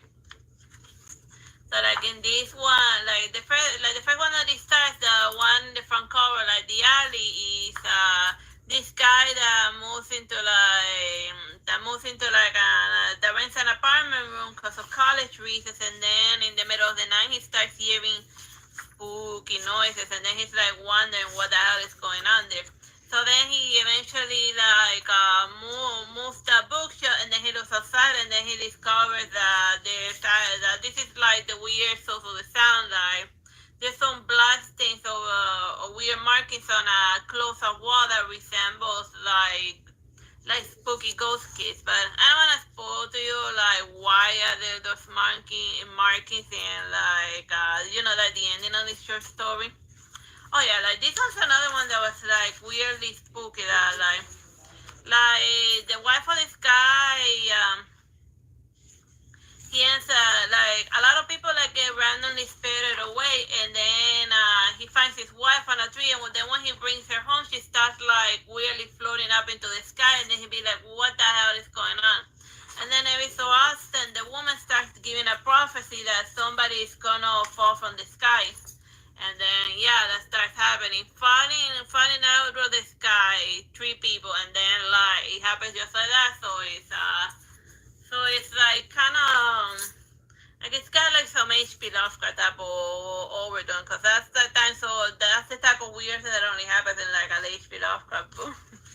And then like people are just trying to deal with the situation. They install nets all over the town just in case with the hope that if when somebody does fall from the sky that they'll be able to catch them. And then one of like the homeless people be like, oh, like in the middle of the night I saw like a bunch of people like floating up. But the only person that didn't float up was your wife that got like stuck in a tree like a balloon. So yeah, that was extra freaky. And in this one, this guy's like going to the hospital, and then like creepy parasite chicks happen. Cause why the hell not? Let's see. Well, the hot spring one wasn't that like crazy. Let me see another one that was another one that I liked a lot. Oh yeah, that was the marriage one. Let me see. Oh, here's another one. Like this one is one. I guess you can like do this with like this one's that is about smoking. And like in a crematorium, there's a weird tobacco plantation. But the tobacco that's grown from there, it gets its nutrient from the ashes of the people that they cremate. So like the cigars made there are evil and spooky from the underworld. So then like it produces black smoke, and then like it's like so weirdly potent that when they exhale they also like release black smoke from their eyes. So yeah, it's like very trippily weird. And this one's about a weird fungus going on the house. So I guess that could be like no matter what much she tries, that the weird fungus comes out. And I'd be thinking, dude, just move out of there or burn the house down. Like in the Bible, they describe that weird type of like mold and stuff. They call the leprosy of the house. So that sounds like extreme.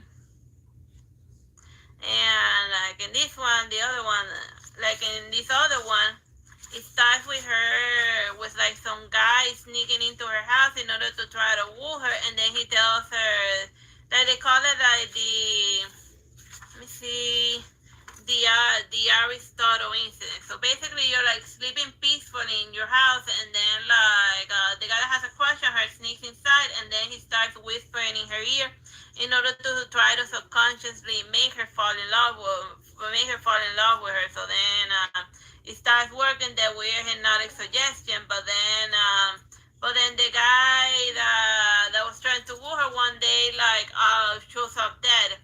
And then she has a dream about it, but then she's not certain whether it happened for real or whether it was just a weird dream. But regardless of the fact, like the dude showed up dead. So then like the rest of the comments, so then the rest of the short story is like the murder mystery of like, well, like whether it was like a spooky guy, like some Freddy Krueger, or like what the hell is going on in the middle of it all. That's like her family constantly weirdly checking up on her, and it just gets very weirdly creepy.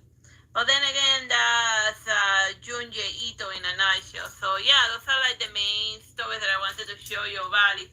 There's some other ones here and there, but I don't wanna like spoil them, so you can have like a fresh read of them. Bye bye and God bless.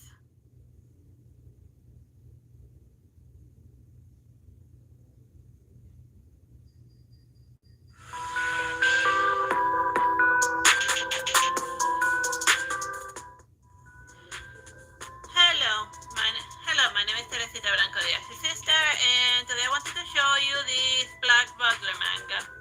Like you probably like seen the show, seen all of the AVAs, but I feel that it was a good time as any to show you like the actual manga that inspired like so many anime shows and stuff. So yeah, this is volume 1 of Black Butler. Like for the most part, it follows the first 2 episodes more to a T. It starts by showing him like his daily happy routine, about all of the stuff that Theo Phantom has to deal with on a daily basis because he was born into money, but with that, well, with great money comes great responsibility. So then his first thing is just getting like the house in working order with like his butler doing all of the heavy lifting because he's surrounded by a bunch of incompetent lunatics. So, and yes, they are lunatics, but that's later explaining like the OVAs and stuff, you know. Each of his little servants got one issue or another, so he speaks with one of like his business partner, but the issue is that the guy he has to be polite to somebody that he knows is robbing him blind. So then here we have like the infamous scene, the first episode where she accidentally spills the wine on the tablecloth, and then they devote a whole panel to like the butler just removing the dirty blind stain tablecloth like that without removing any of the plates. So then, just very early on, it's giving you the hints that this guy is not just a very skilled human. Or something else going on with the fellow, but they don't like tell you like if you know demon if you know Black Butler, you know that the guy's a demon.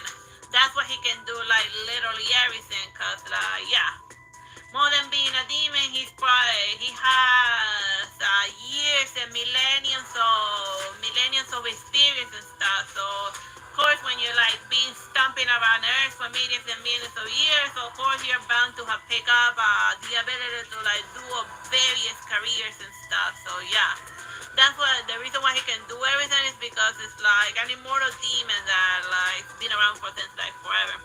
And then his other social obligations is to put up with like the with his fiancée that they've been betrothed since both of them have been born, because that's very common in the nobility. But most of the time he's just trying to like hold back the desire to slap her. So that tells you a lot about what he's truly into. That he's just behind his facade of like good values and respectability and whatever, he's just a very very angry little boy. that he needs his that even his demon be like, dude, you're going too far, dude, don't hit your wife. That's demonic. Even don't hit your stupid wife, for that's demonic even by demon standards.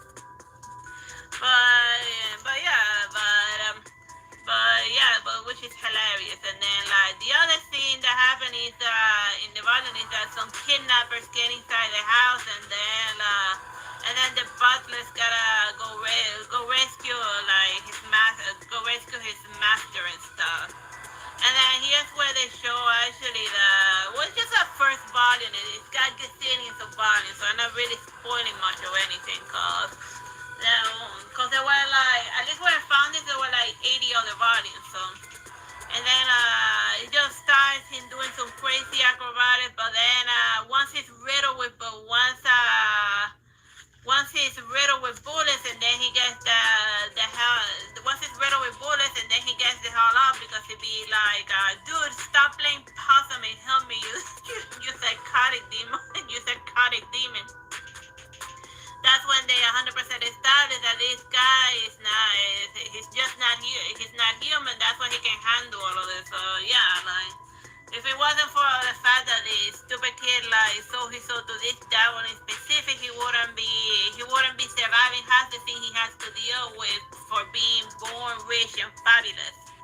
But yeah, that's basically Demon Butler Volume 1 in a nutshell. It follows the first two episodes of the anime shows, more or less at a 1-to-1 ratio, but which shows the importance of study of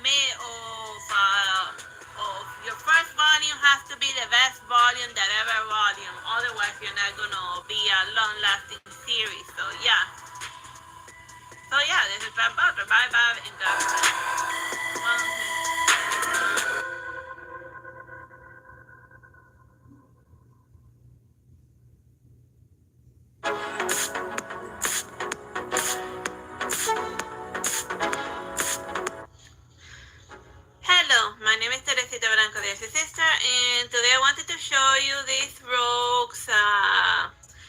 graphic novel. It's like a DC comic focusing on like a group of supervillains called the Rogues. So like it basically begins showing you how they're living their life now that they left like the crime spree behind. And they're just living a normal life. One is like this is not a gorilla group, but since it's like a talking gorilla, they'd be like, oh, so you're a gorilla. I say, no, I'm not like I'm not the cool telepath gorilla, and just a regular talking just a regular talking one from Gorilla City, because like Gorilla Group, he founded like a Planet of the Apes type of super. Well, not really, because Planet of the Apes, their society is like backwater. Well, Gorilla Group has like a Wakanda level of civilization hidden in the jungle and a bunch of money and stuff. And like, the reason why I'm mentioning this is because of this guy, like the one in the front cover, he gets like the brilliant idea of like trying to go raw Gorilla Group, because he's like tired of his awful day job, because like his co-workers are jerks, and his boss doesn't respect him, and the only reason why he got a raise was because he met a bunch of check marks. So then he'd be like, since I can't get the courage to like go murder my bully boss, I'll just go raw Gorilla Groot instead. Like, I don't know. Like, I just think like, dude, like, of all of the terrible, stupid ideas that anyone in comic book victory has ever gotten, it's like, no, it's just that if anyone who knows Gorilla Groot knows, it's like a telepath gorilla and his strength is depending on which version of the DC world, he sometimes has strength that is on par with like Superman level. So right off the bat, you know that it's not gonna end well. So over there, he like breaks his TV apart, and then he makes himself like a fancy freeze gun. So then he starts gathering the crew. The first one that he gets is like his sister, and obviously at first she says she's not gonna help him, but then she decides to go along with it because she doesn't want her stupid brother to kick the bucket, and that's just what sisters do. They go like siblings support each other regardless of what terrible idea they have running around their head. The long and short of it is that I don't think he would have gone through with it if his sister hadn't like tagged along. But considering how I don't want to like spoil the ending, but as with most great high stories, the perfectly laid out plan goes wrong. So yeah, so then he changes like a bit, like one of those like Netflix heist movies that they introduce like the other bit, or like Ocean's 8, they introduce like the other idiots that are gonna be stupid enough to try to rob Gorilla Groot. And then here's the other telepath, the demolitions expert.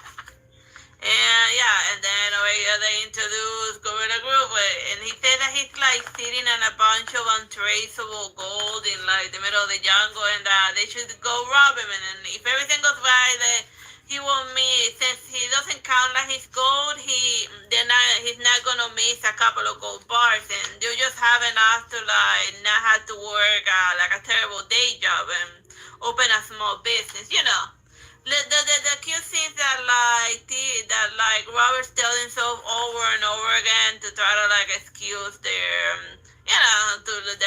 idea to go do crime. I mean, like, he had like a relatively stable job. Yeah, so what if he was constantly thinking of murdering his boss and stuff? But like a lot of people would have killed to have like the job that he has in like this economy. But well, I guess since he chose to go back to crime, then I guess now they get to have it. But whatever. So yeah, so let me show you that. Yeah. So then like they do like the little plan, and then they go off into Gorilla City. Like at first, like in Gorilla City, there's like a decoy Gorilla City that just looks like an animal sanctuary, but like if you find like the hidden tunnels in there, you find the real Gorilla City. That's like That's like a futuristic metropolis hidden like away from sight in like complete like covered with like leaves and stuff so that they don't see just how well they live in comparison to like the other regular humans. And then yeah. So let me show you like some like city panels here and there. Like cool little free spray and like gorilla like he tries to go up against gorilla Roo and then like obviously he kicks his teeth in and yeah. But there's, as you can see, there's still more going on. Just like I said, it's a high story gone wrong. Like I don't want to like spoil the ending of just how bad this little high school, because it ends really badly. But you know, but in like a fun type of way. I'm not saying that the ending sucks. I actually found humor in the ending, mostly because it was realistic to like the universe. If you try to rob a telepath monkey with like well gorilla, if he has a tail, it's a monkey. If he doesn't have a tail, it's an ape. You know, that's SpongeBob SquarePants. So. But yeah, but that's basically like the rogues in a nutshell. They try to run Gorilla Glue, and obviously it goes wrong. Bye bye and God bless.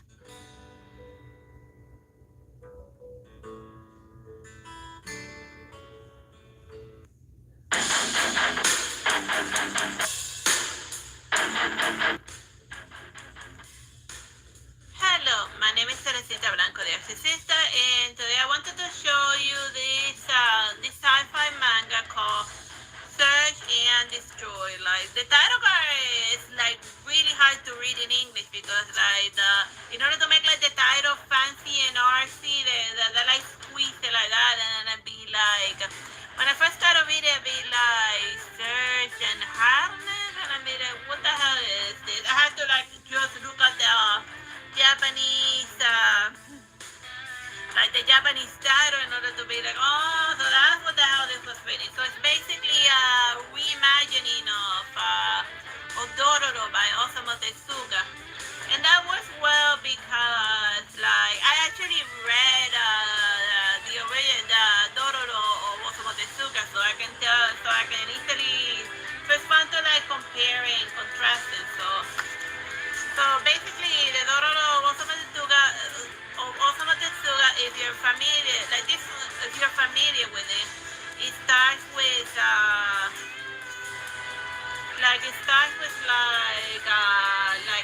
father sacrificing his newborn son to 48 demons in order to like gain like great wealth, and then each of the demons gets a body part of the infant, but the infant ends up surviving, and then an alchemist gives him like a bunch of prosthetic parts, and then he goes off into the wilderness in order to like go kill the demons in order to like reclaim what used to belong to him.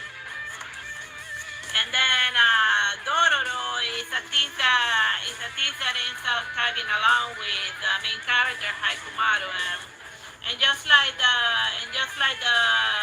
Dororo, and just like the Dororo comic, the Search and Destroy is following a more like a gender swap version of it so far, because it describes the main character.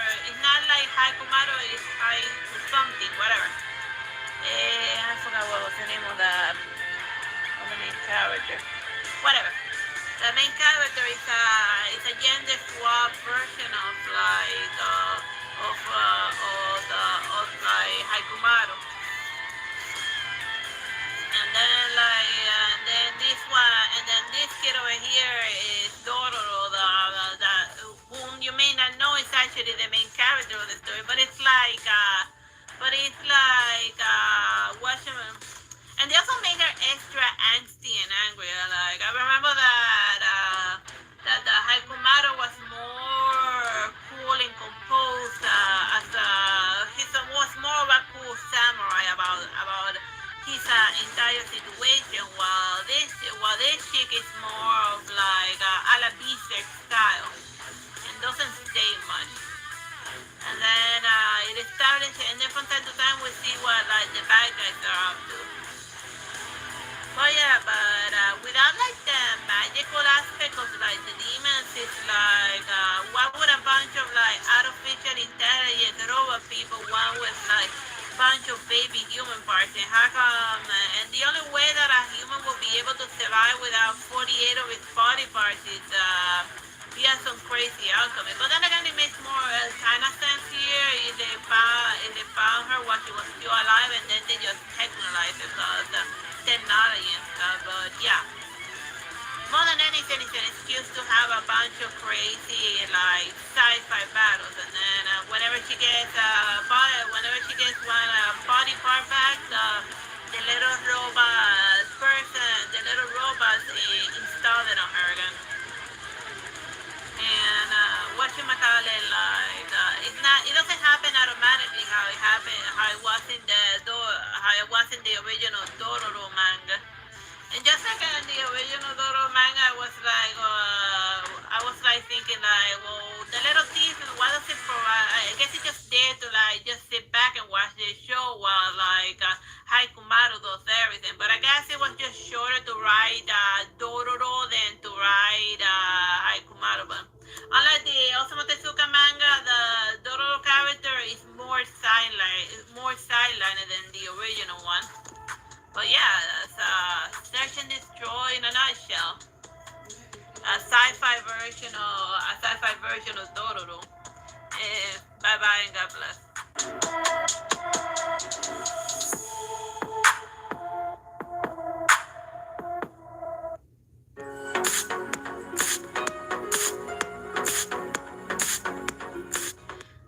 Hello, my name is Teresita Blanco de Sister, and I wanted to show you this Predators comic. It's like one of those fat compilation books that has like a bunch of like Predator comics. So this one is specific. They focus on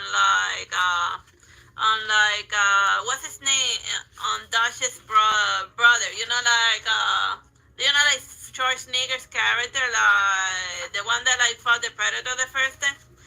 So then, like the first comic book, it opens a little bit like Predator 2, that they're like some gangsters doing gangster stuff, and then like they draw the attention of the Predator to be like, wow, this is like some violent lunatics.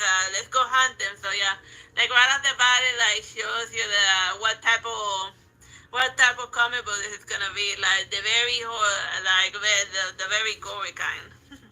So it has like a fun action scene here and there, and then over here they introduce the main character, Arnold Schwarzenegger's comic book brother. I forgot. He's like I forgot what his name is. Like Dutch's brother, Schwarzenegger's brother. Yeah. Well, big brother, so I guess it's like bigger in size.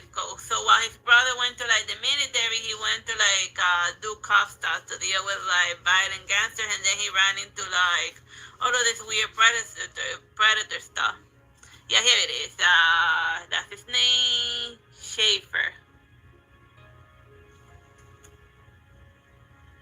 And then he's like, since he's seen something similar. So then he doesn't know what the hell happened to like his brother and stuff, cause like after the Predator scene in the other guy's close encounter with Alien, he's kind of half implied that he up and disappeared. So then he talks to this military guy and tells him, like, you knew my brother and stuff. Like, what the hell happened to him? So then like in the city while he's investigating the gangster and stuff, and then he has his first run-in with like the Predator. So then they get into a fun stupid fight, and then since the Predator is like very amused by him, he like tags him he puts a tracker tag on him to see, just to follow his movements, cause you know how cause yeah, I had a lot of fun like punching and kicking you, but I'm not gonna kill you yet. So then he does like a weird mimicry of, let's give him some candy, whatever the hell that weird phrase is. Cause like they explain that whenever like the Predators do like human speech, they All they're doing is, you know how you like when you're like a hunting person, and then you do the mimicry of the sounds of animals in order to like taunt your prey or to lure it closer to you. That's probably what they're doing. And it's not much explained whether the predators actually understand human speech or if they're just being like cryptic jerks. But then again, if you think about higher tier type of species, the same way that we humans can understand like animal speech, regardless of how much we study and try, maybe it is the same thing with the predators. That it doesn't matter how much they bother to try to like understand human speech. To them, in their civilization, the sounds that come out of our mouth is still just random gobble gobble. So yeah, it's just this guy, and then he runs into the predator in the jungle, which is a lot of fun. And like over here, one of the weird skirmishes, like the predators is like it had like a crazy fight and stuff, but then the predator suddenly felt like like just leaving and stuff because it started like raining. So then it just adds to like the weird lore that the fun ends as soon as it starts raining. Wow, whatever the hell they felt like doing that. Oh, and like and then like there was a page here that I like bookmark because I wanted to show you. Over here, he's like going on a plane to go do predator stuff in like the jungle, and then he falls asleep, and then when he looks to the side, there's the predator telling him Schaefer, and then he gets into like a stupid fight with the predator, and then he falls off the plane, and then he wakes up. So over here they did like a Jurassic Park 3 reference. Remember in Jurassic Park 3 that Alan he falls asleep on the plane, and then in the dream he sees a velociraptor like right next to him, who says to him, Alan. So then this is a weird callback to that of like the predator telling him, Xavier, and then he wakes up. So it's just like it has a random humor in there, which is hilarious. And it's a predator man. It's a predator comic book, and it's just Marvel at that. So then here's a predator like messing around in Russia. But so it shows that they don't just like do the mess around in the jungle. That they sometimes like to like get into stupid fights in like winter snow area. But you think, isn't it gonna be harder to find the humans in like the snowy area? And then I would think no, because the humans they can maintain like their body temperature. So then, since everything is cold around the predator, except for like the human that has like a warm body, because they're using like a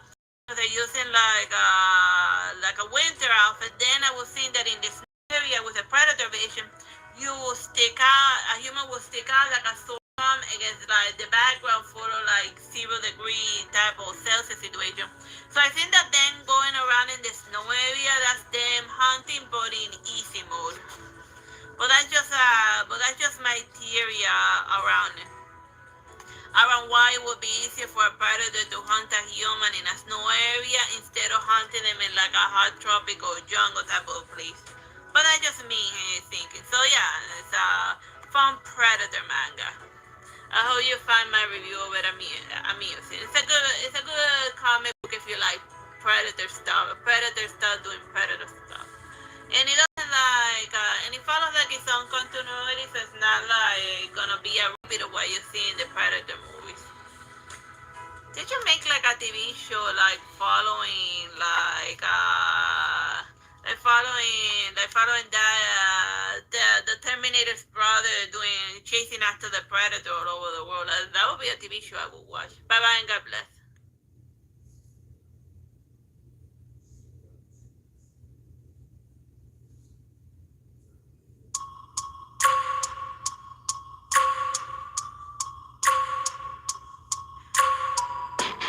Hello, my name is Teresita Blanco, the Artsy sister, and today I wanted to show you the Ice Wonder and other stories by Jiro Taniguchi. So like it's basically It's like this collection of stories is just basically humans against like the elements, more specifically like the frozen one. And that's something that is not typically done often in comics, but you see it or in mangas, because you see it more on like TV shows, just humans trying to survive against the elements. And like the first story is like these guys that are searching around the mountains in order to like look for gold, and then they get saved by an old Indian person that had been abandoned by his tribe because he was just too old to hunt. So then they just here's a little house and try not to die. Bye. So then, since the Indian guy told the main character that the storms were only gonna get worse, he decided to like go home and wait for the spring. And then the idiots that stayed behind, they died and froze to death. So then it's just basically various stories about like man dealing with nature or dying to it in a sense or another. And then in this one it's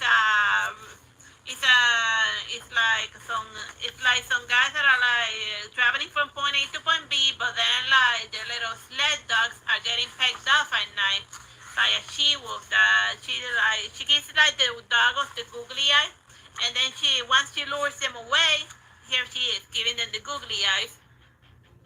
And then once she lures them away, the main wolves come, and then like they get devoured and stuff. So yeah, I could imagine this would be like a good type of movie, and very hilarious tension. Just a man trying to keep his dogs alive while like the wolves are slowly getting closer and closer because they're slowly losing their fear of the man because he has less dogs under his command. And then eventually it escalates to something that's very similar to like the movie The Great. You can even have like Liam Neeson play it just to be like ironic, cause remember in the movie The Great, he was like dealing with wolves.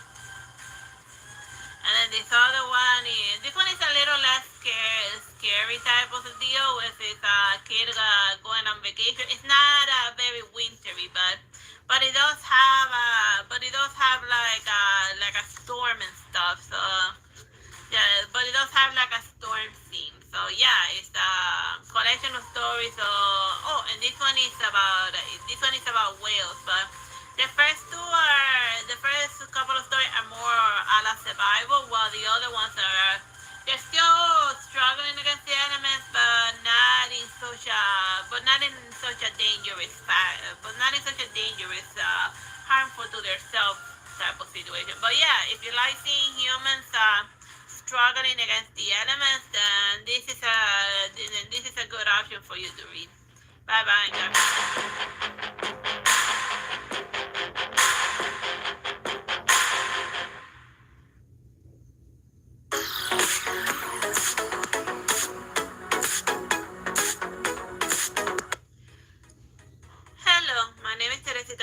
Sister, and today I wanted to show you this comic book called the Meta Barons.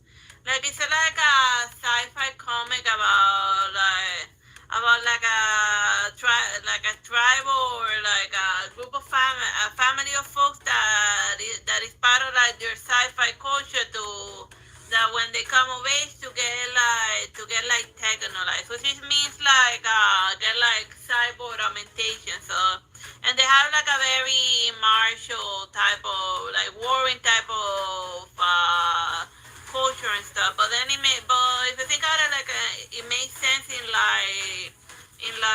their world and whatnot, because their futuristic type of sci-fi world is like very violent.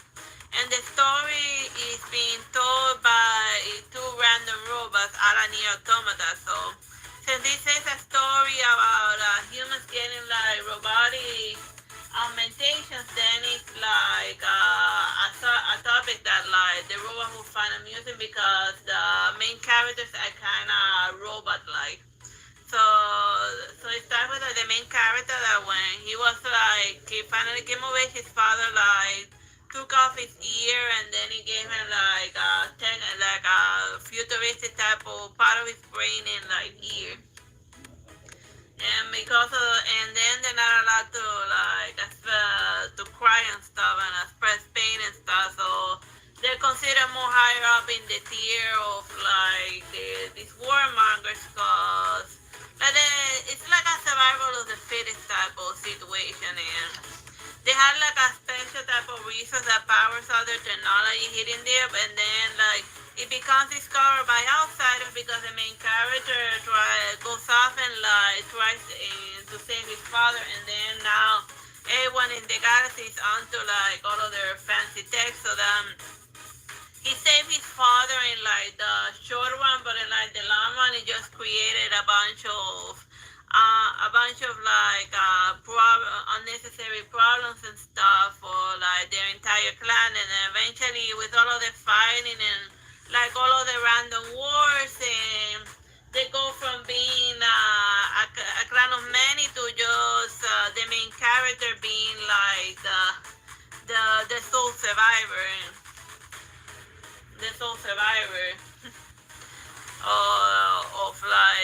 of the entire issue. So his father, and he goes from like ends up like dropping dead anyway, cause of all of the violence and stuff that came in their direction because of his decision to like save him and to save him. So then he saved his father, and then he doomed his entire clan, and then his father died anyway. So yeah.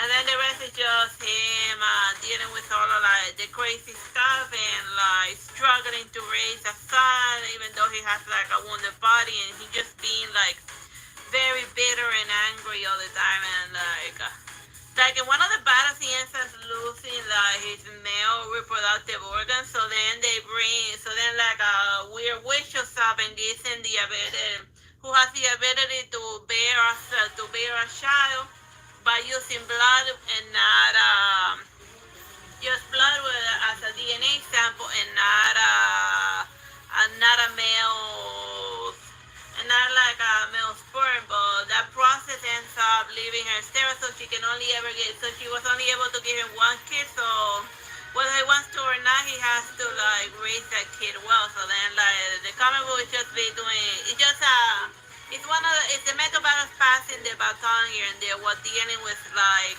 crazy like space battles. So like that's the biggest highlight of this comic book, like the cool space battle. Just has a lot of very nice panel. Like just look at this one. It's like very nice looking. It's a more violent Star Wars, if that's even possible. But no lightsabers or Jedi's to maintain the order. Just crazy stuff happening. And I found hilarious here like the reference to like the Planet of the Apes they have there, because the original Planet of the Apes book was that some futuristic monkeys were like traveling in outer space when they ran into a record of an ancient human who had landed on the world ages ago. And then once you finish reading the book, you discover that the people that are reading the book are futuristic apes that are traveling between planets, some type of cruising. So that's very amusing, So that's very amusing that like in the future, like space travel became so mundane that it's just going. You know how going between planets is like going between like cities and whatnot. So yeah, very amusing comic book. Bye bye and God bless.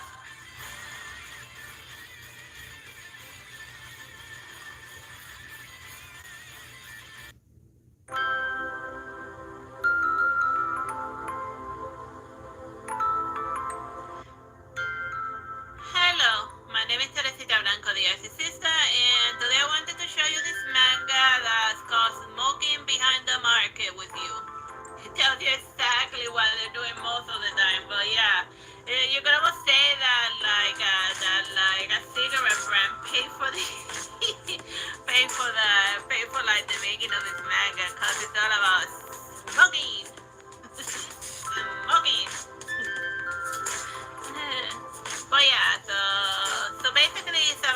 like this office worker who has a little crush on this cashier lady. And then like the high point of his day, since he has nothing going for his sole crush and assistant is to like go buy supplies where the little cashier he likes is at. And then he also takes his small break there. So then like one day when he's smoking behind the house, he ends up running into a cool chick. But then the cool chick kind of knows him a little, but he doesn't recognize her because like the main joke is that when the cashier when she's like in work mode, she's like very happy-go-lucky because since she's in the service industry, she has to be overly cutesy and nice and polite, but her true self is so completely different, and she even wears her hair differently that he doesn't recognize her in the dark alley where they go have their little smoke break. So then she finds it amusing that he doesn't recognize her in like her true form. She just ends up randomly teasing him, and then she goes, I know the cashier well, very well, we're good friends. But then the truth is that they're almost the same person. But then the reason why they had part of the reason why he doesn't recognize it because this one has like her hair longer, but in her cashier form, she knows a way to like comb her hair in order to make it look shorter than what it is. And they even draw a joke about that with like the manager wondering like how the hell does she keep making her hair longer? And then he said, it's just a way that I just do my hair differently. It's not as if I'm like constantly wearing extensions and adding extensions and removing them. And so then slowly as the manga progresses, then the relationship grows from like just being total strangers to like developing something that almost resembles a friendship, all because of their mutual love. Okay, well, they don't love, they just like they love looking. But it relaxes them, but then. And he even teaches her like silly divination tricks that he can do with a cigarette. That is 3 cigarettes means you realize it, 2 means that he won't. So then when she does the trick, the 4 cigarettes ends up coming out. But yeah, just a comic that the entire plot of it is being driven by the main character's desire to smoke. My mother was like a smoker, and it took her like forever to kick the habit. So I know from like a first-hand experience the anxiety that a smoker gets when they're not having when it's been like 5 minutes since they last smoked. Like it's like a real thing, yeah. But it's cool. So that's why. So yeah.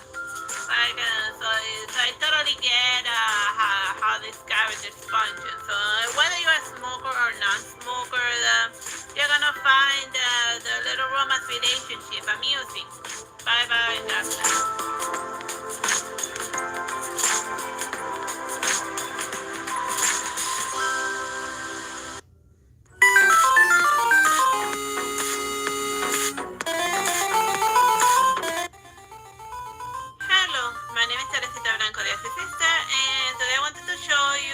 Comic book of The Legend of Zelda, The Ocarina of Time. Like, I think that Ocarina of Time was like one of the first 3D Zeldas, and it follows the plot of the game more or less at a one-to-one ratio for the most part, but it also expands on certain things that were not explained in the game. So like Link was dropped in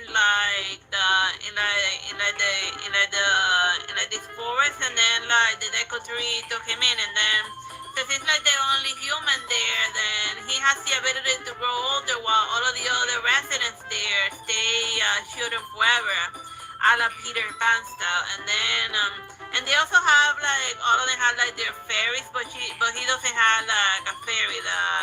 But he eventually acquires his fairy once like the great Deku Tree like becomes ill and stuff, and then he tells him to like go out into the world and explore, and then he gains the fairy Navi.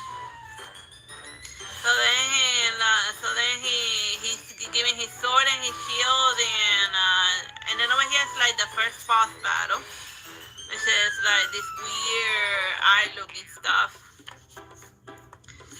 And then he gets like the seed, so then he gets like a seed, and then they tell him to like go out in the journey, and then he tells him about he doesn't give he tells him that this little spider thing have been cursed, and then that there's somebody out there who wants to rule the world and wants to find the Triforce, the Triforce in order to gain the ability to like shape the world in his image. So if a good person gets the Triforce, the world becomes peaceful and prosperous. But if a bad person gets it, or in this case Gandu,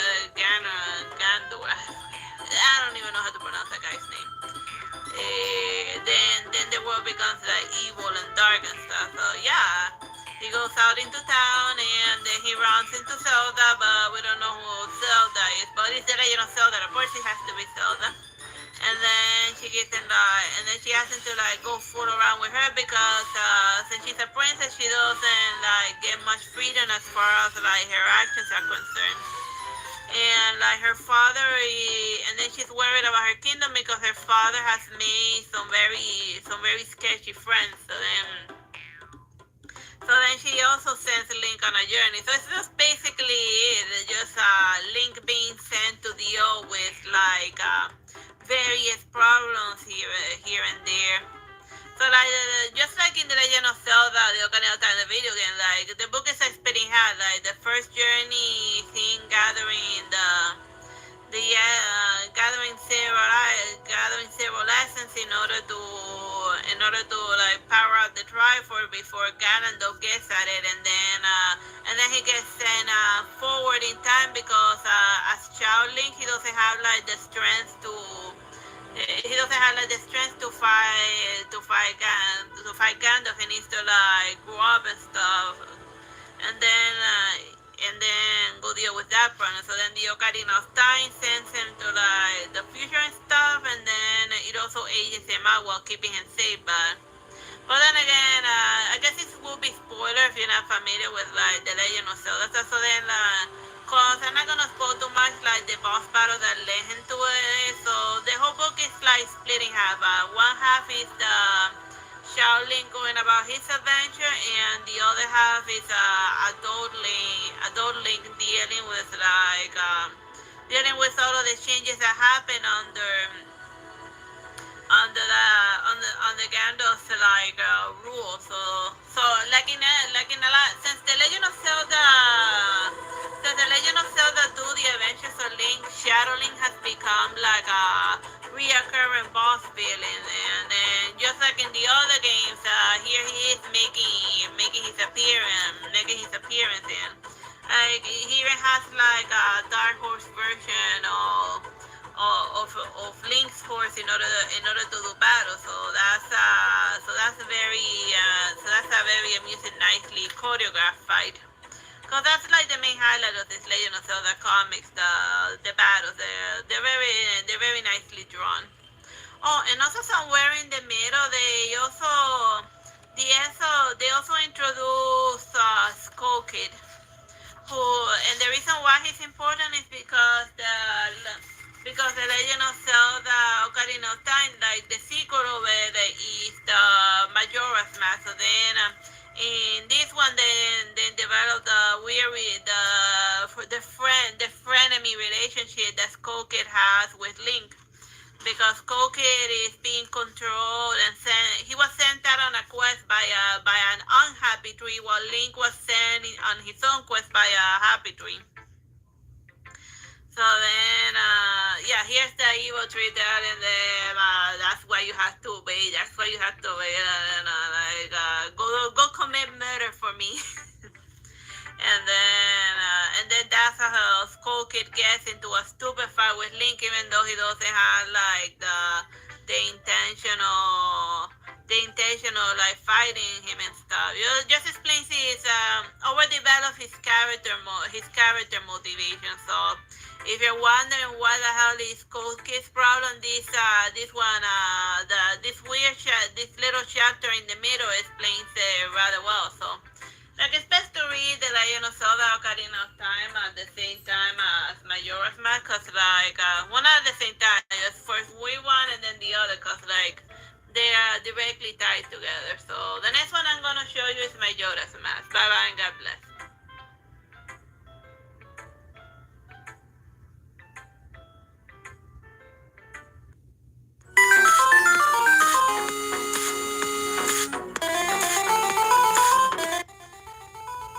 Hello, my name is Teresita Blanco de Artsy Sister, and today I wanted to show you this Legend of Zelda manga. This one it has two stories: the Majora's Mask and A Link to the Past. Well, Majora's Mask is like technically rather like in the first couple of pages they are like very fancy looking. It starts with Skull Kid stealing the Majora's Mask. He said to get that he can grant that the mask can give power and he allows you to grant wishes, but it also causes people madness. So the happy mask salesman, that's the Majora's Mask is the one mask that he never sells. So he always carries it with him because it's like cursed family relic. So obviously he has to know all of the time where it is. Link is what Link is doing when he gets intercepted by Skull Kid is that he's looking for his fairy Navi, and then he gets into a stupid fight with Skull Kid, and he ends up in the Weird World Terminal. And just like in the start of the game, he curses him to look like a weird little wooden person. And then in that small form, he has his powers limited. So then one of the fairies Skull Kid because a temporary ally with him because she got left behind by Skull Kid, who has completely lost his mind because of the Majora's Mask. In battle and at the height of his madness, he's gonna like crash the moon into a village and like send them all to hell in like 3 days. But then again, like if you think about it, if the moon falls on like a village, it's still gonna destroy like the entire world because like the moon is pretty big. So if the moon crashes us into planet Earth, that is it, man. Game over. Game over.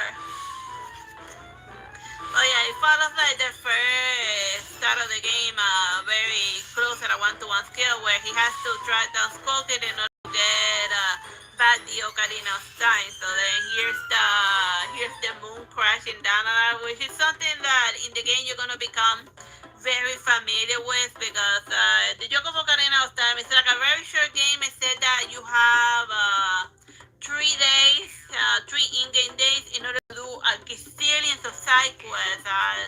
And the only thing that you get to keep are the max and certain items, and the rest of the time you just gotta like hustle and like no, at this hour and at this moment this guy's gonna be there, so then I gotta do that, and then I gotta do this, and like just ridiculous micromanage. But in the comic, they just sort of yada yada. He only goes back in once, and then they just yada yada all the times that Link Groundhog Day restart the same 3 days in order to do everything that he needs to do in order to stop Majora's Mask. So yeah, this adventure in a nutshell. And also over here in like somewhere in the middle they tell you the story of how Majora's Mask was forged.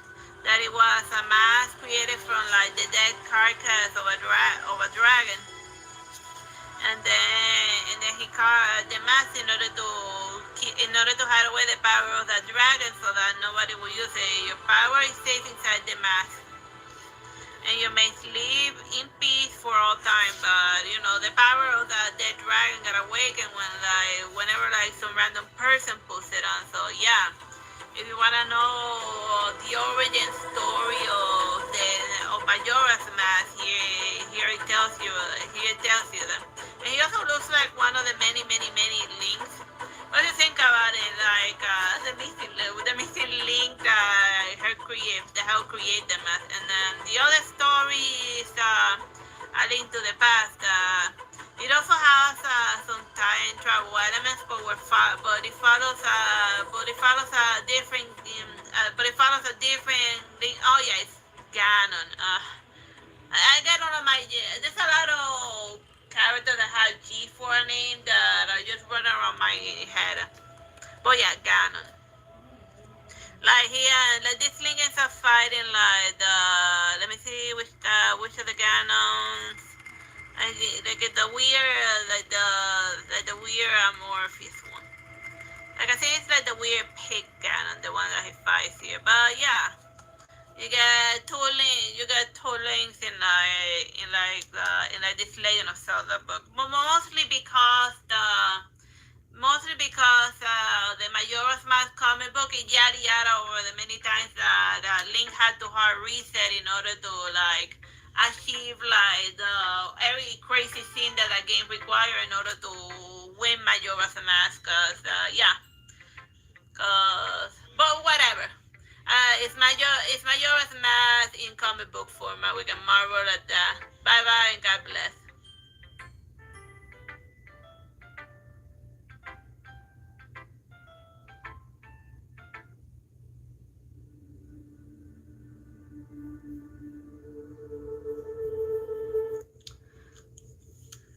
Hello, my name is Teresita Blanco, the Artsy sister, and today I wanted to show you this manga called My Brother's Husband. Like, it's basically, like the main character, he's like a divorced single father, and then one day in his house shows up the husband of his twin brother, and then he finds out from the husband that his brother recently kicked the bucket because they used to be really close as twins usually are when they were little. But then after college they just started drifting apart so much so that his brother went to live in another country, and then they just never stopped talking to each other. So then like the husband person is just there because since his morning he went to like the Canadian guy, he went to Japan in order to cause that's part of it, cause that's part in order to like visit all of the places that his husband had visited. So then since he finished grieving all over Canada, he went to grieve in Japan to see all of the places that was like where his husband had like his childhood. So then, like, since he's the husband of his dead brother, he ends up like playing host to this Canadian guy, but he doesn't feel very comfortable with him about like. It's not like he hates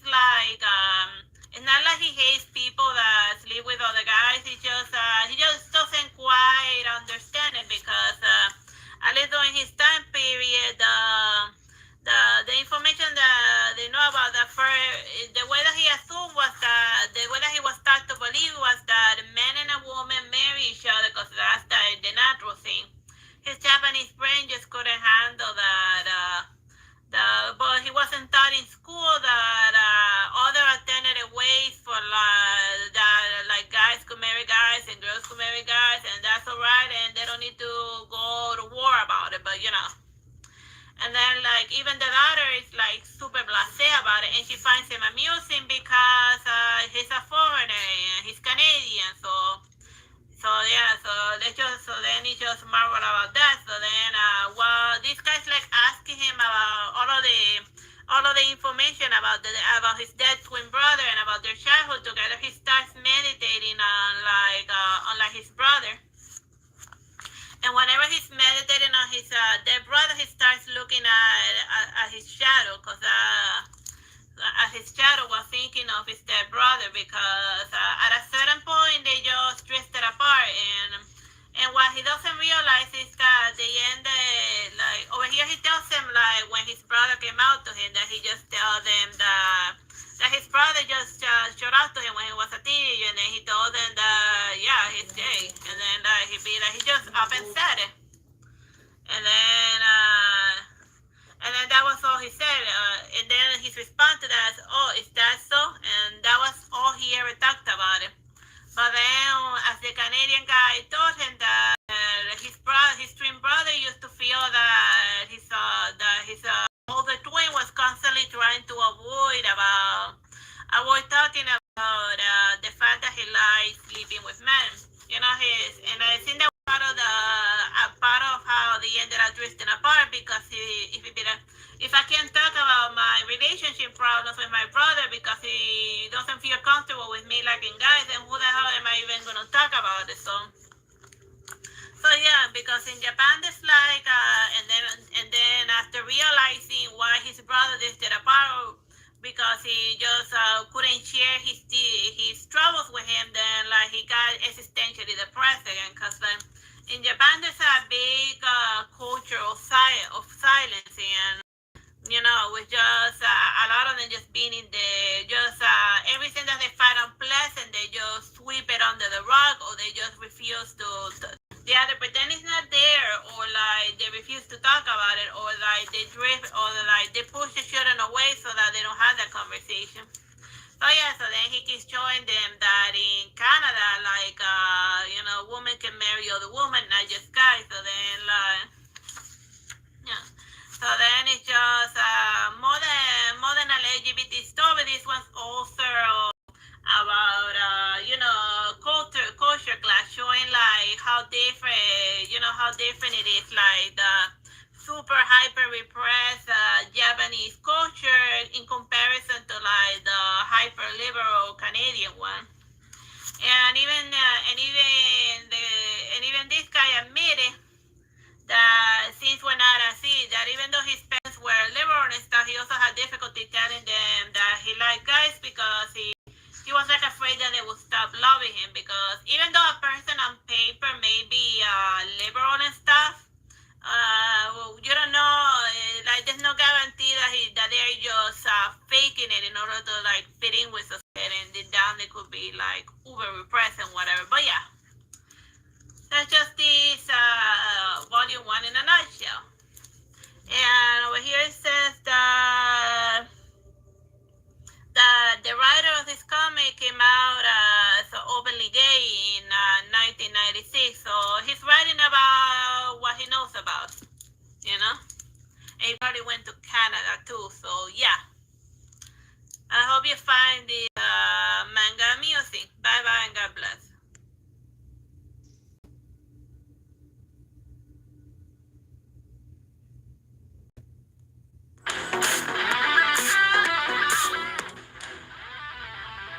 Hello, my name is Teresita Blanco, the Artsy sister, and today I wanted to show you this 2018 versus battle action comic.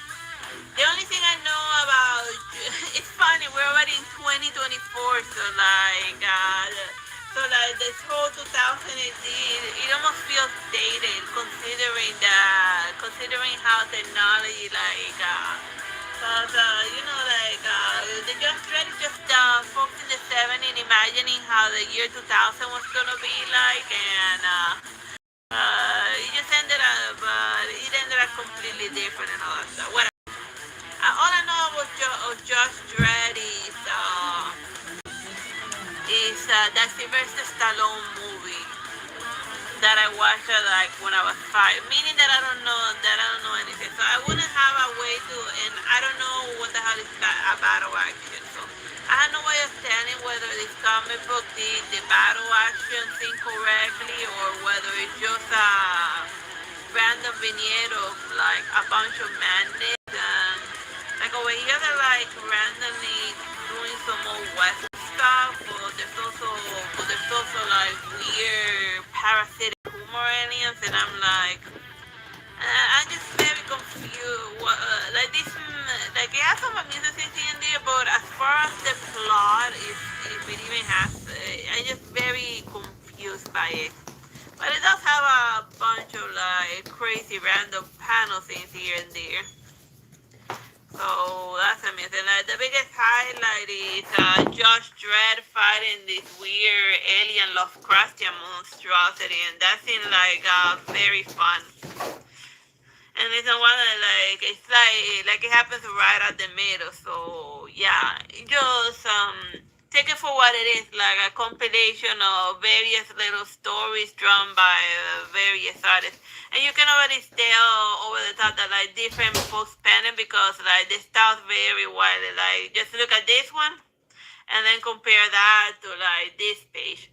I like that a lot, this Lovecraftian stuff. But yeah, that's this comic book in a nutshell.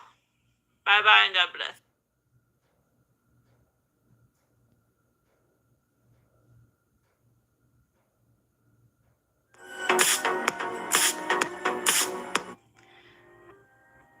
Hello, my name is Teresita Blanco, the Artsy sister, and today I wanted to show you this comic book called Parasomia. Like it's basically these two guys that are looking that are like they're each on like a quest to like track down their missing son. So then it goes back and forth between this guy story in like the real physical world, and then the other guy that looks like that's dressed up like one of those Bloodborne hunters dealing with like various weird problems in his world. So yeah, and it's very good and it's very randomly gory here and there. So you can tell that they were like very confident in the story because like the color red be expensive, but then again it kind of looks more orangey. I mean, I guess if you mess around with your red setting, you can get an orange that kind of looks like red. So, but then the printer reads it as red. So then it's like a cheaper pigment. The long and short of it is that like red is one of the most expensive pigments out there. Oh, yeah, let me show you.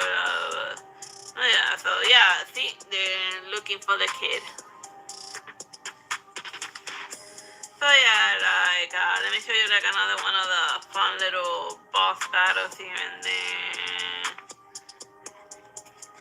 He got a funny horse.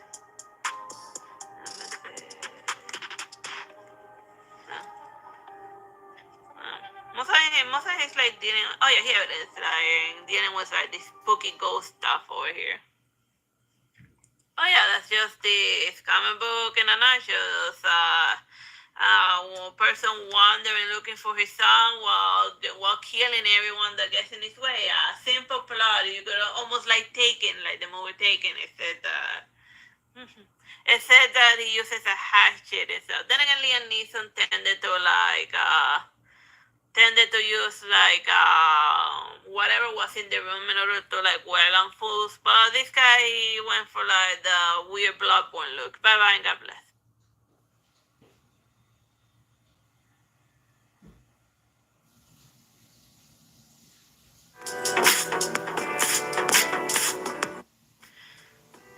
Hello, my name is Teresita Blanco, the Artsy sister, and today I wanted to show you this Electra comic.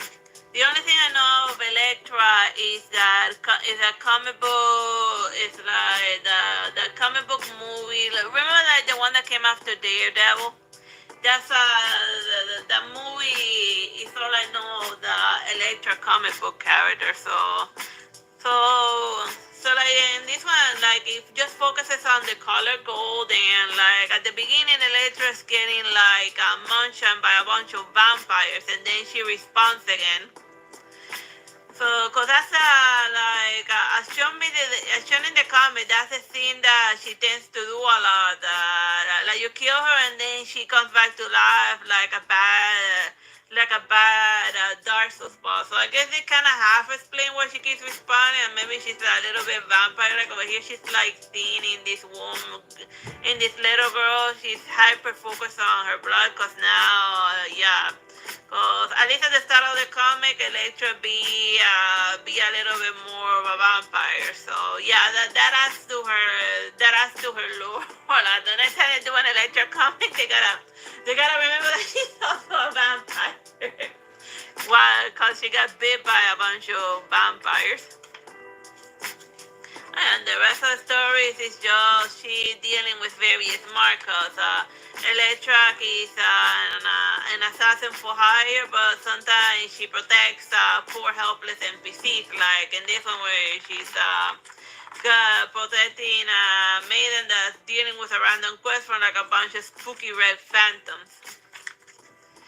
And in this one, like she also like some of the stories she's like hanging out with Daredevil, and like this guy, I don't know if they did it on purpose, but he looks so much like Wolverine that it's not Wolverine, just a comic book character that looks like him a lot, so which is hilarious. Let me show you like another one of the city stories that looks fun. Oh yeah, let's see. She also goes through like an anime phase. Well, then again, she's kind of like ninja-like, cause even her weapons. Oh yeah, here she getting in a stupid fight with Daredevil, just like in the movie, but not in a playground, just a regular. Just a regular fight, and then they kiss and make up, because that's how unhealthy relationship works within like superheroes. That they go from being extremely violent to each other to just kissing and stuff. And oh yeah, and here's the other one that I wanted to show you, like Electra going through like her anime phase, when she's like in Japan and stuff. Like the panels in this story specific are very nice, and like they give her like her eyes nice. Like her makeup is a little bit like one of those like geisha maiden, and she's just collecting a bunch of like weird demon eyeballs to feed for coin, to feed a kitsune fox. Because why? Well, because it's Japan, that's why. That's all you need to know. That's all. It's a very Japanese thing. So yeah, it's Electra black, white, and blood. Very amusing. Bye bye and God bless.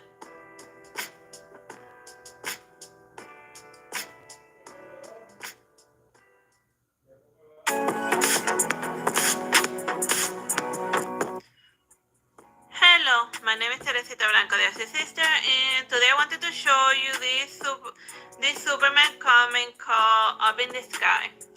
Like, basically the plot is that, like, Superman's just doing, like, fighting, like, big stuff every so often, but then, like, Batman tells him to talk to a little girl in the hospital who her sister had gotten kidnapped by aliens.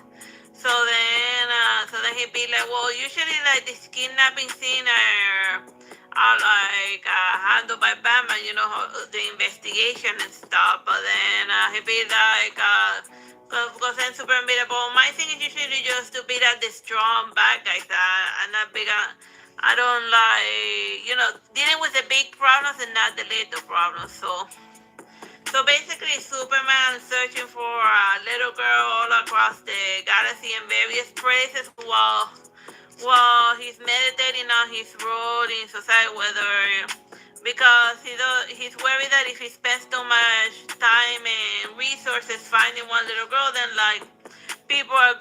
lot of people are gonna die, because he's spending too much time for one person instead of fighting like the big bad guy. And then I'd be thinking, dude, just fly a little faster, cause he can be as fast as the Flash. So like he has enough time for everything. At least that's my opinion. That he's overthinking and just do things a little faster. Superman, you're cool. And it has like a lot of various weird fights here and there, like this weird boxing match that he does against this Hulk looking alien, and then I'd be thinking, well, so it's just like a silly weird bout. So I can imagine better ways of spending my time, That's yeah, and then while floating around in space after getting his face kicked in, he gets picked up by an alien that by a different alien that heals him. But yeah, it's just a bunch of weird little adventures until he finally tracks down the little girl. He meditating on but you could almost say that it's Superman going through like a bit of a midlife crisis, because that's something that usually happens to, more specifically to like guy superheroes, because chick superhero already had like the whole thing figured out, like you gotta go think what is prioritize what you think is important. But yeah, and over here they also like made reference to like the race that he did against the Flash. So over here, I guess Flash didn't have enough speed force to win that, because at least in this one it shows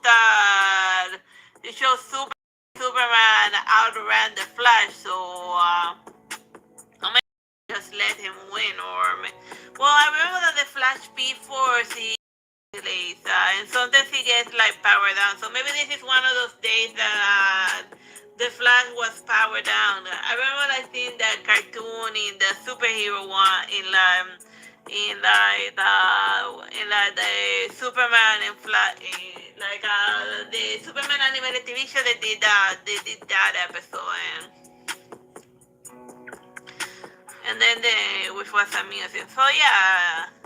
So yeah, that's Superman comic, and just Superman going through midlife crisis while getting into various cookie adventures. Bye bye and God bless.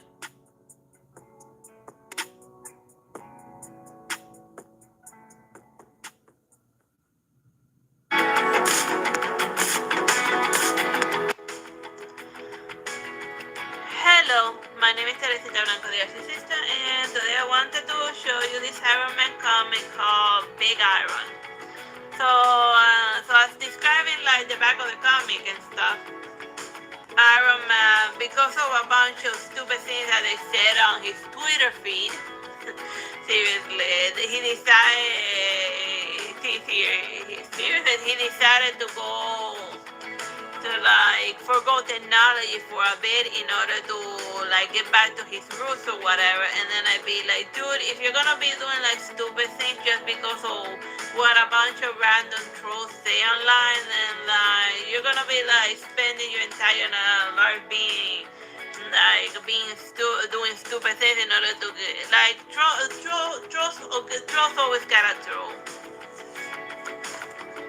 So yeah, so one of the first things he does because of his midlife crisis, because people were mean to him on the internet, is that he does a little bit of Fast and the Furious, which is a lot of fun. And then he hooks up with one of his girlfriends again, and then they be like, I'm over this not doing technology thing. Now let's go do some Iron Man stuff while I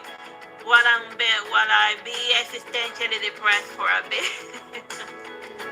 Because of a midlife crisis or whatever. So then she's just hanging out with him, doing superhero stuff with him until he gets over all of the mean things that people said to him online.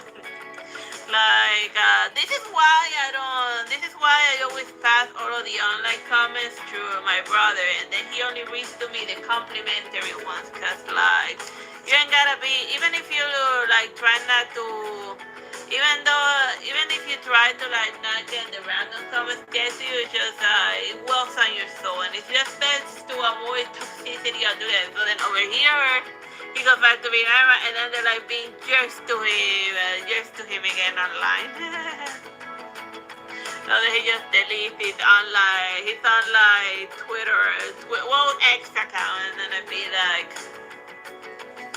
dude, just be just stop being so serious about public opinion and whatever. So yeah, here's him doing a wrestling match.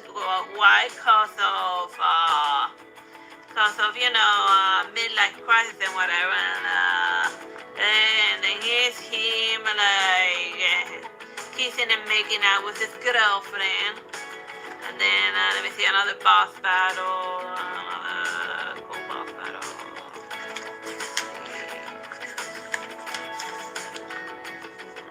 just finding random fools here and there.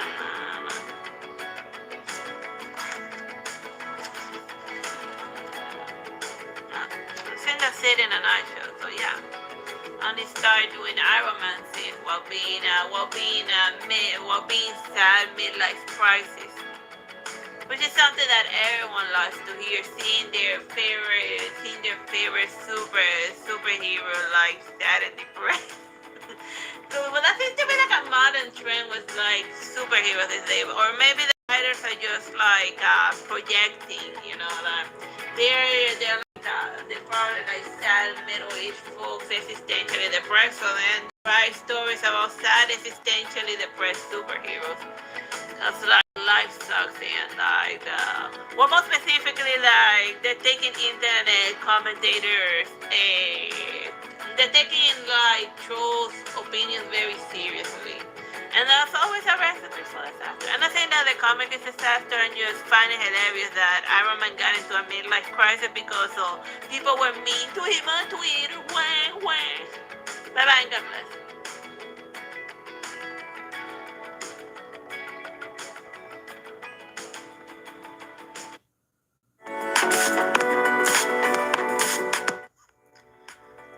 Hello, my name is Teresita Blanco, the Artsy sister, and today I wanted to show... Sorry. And today I wanted to show you this Star Trek Voyager comic called Seventh Reckoning.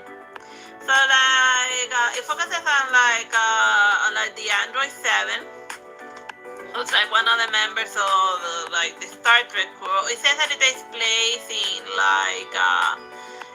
the fourth season of Star Trek. So now you know when to place this comic in like the timeline, and then like they're just like, as with most Star Trek, they're like wandering around space until something happens. So then they get a distress call, and then they find like this spaceship full of like random aliens in like cryo sleep, and then they wake up the main one, and then she be like, be very annoyed about it. So then she starts waking up all of the others in the cryo sleep because they're like, they got sidetracked on the way to the planet, and then they were like in cryo sleep for longer than they should have. So now they're just trying to head to like their home planet. So then they be like, well, we just happen to be going there, so we're just gonna like escort you there. So then they just flying there, and then there happens to be a coup d'etat, and then they just start like at a certain point just randomly killing each other because there was a civil war brewing inside their fancy little ship, and then Sam's gotta decide who does she wanna side with like the rebels or with the ruling class and stuff. And then I'd be thinking, dude, you don't know, like these are just random people that you just met like 5 minutes ago. It's best not to interfere in problems that you do not understand. But then again, she was like programmed probably by the.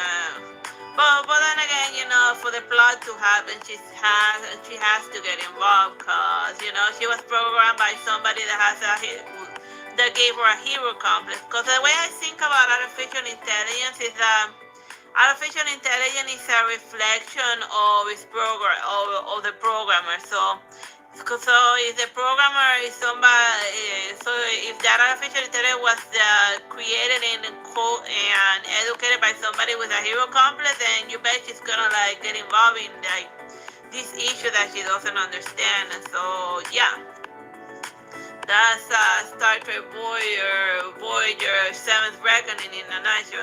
That's like a weird little silly front cover, you know. There's a bird biting the Enterprise. But they're reptilian people, so I don't quite get what's the joke of the bird, but whatever. It's a city front cover, so bye bye and God bless.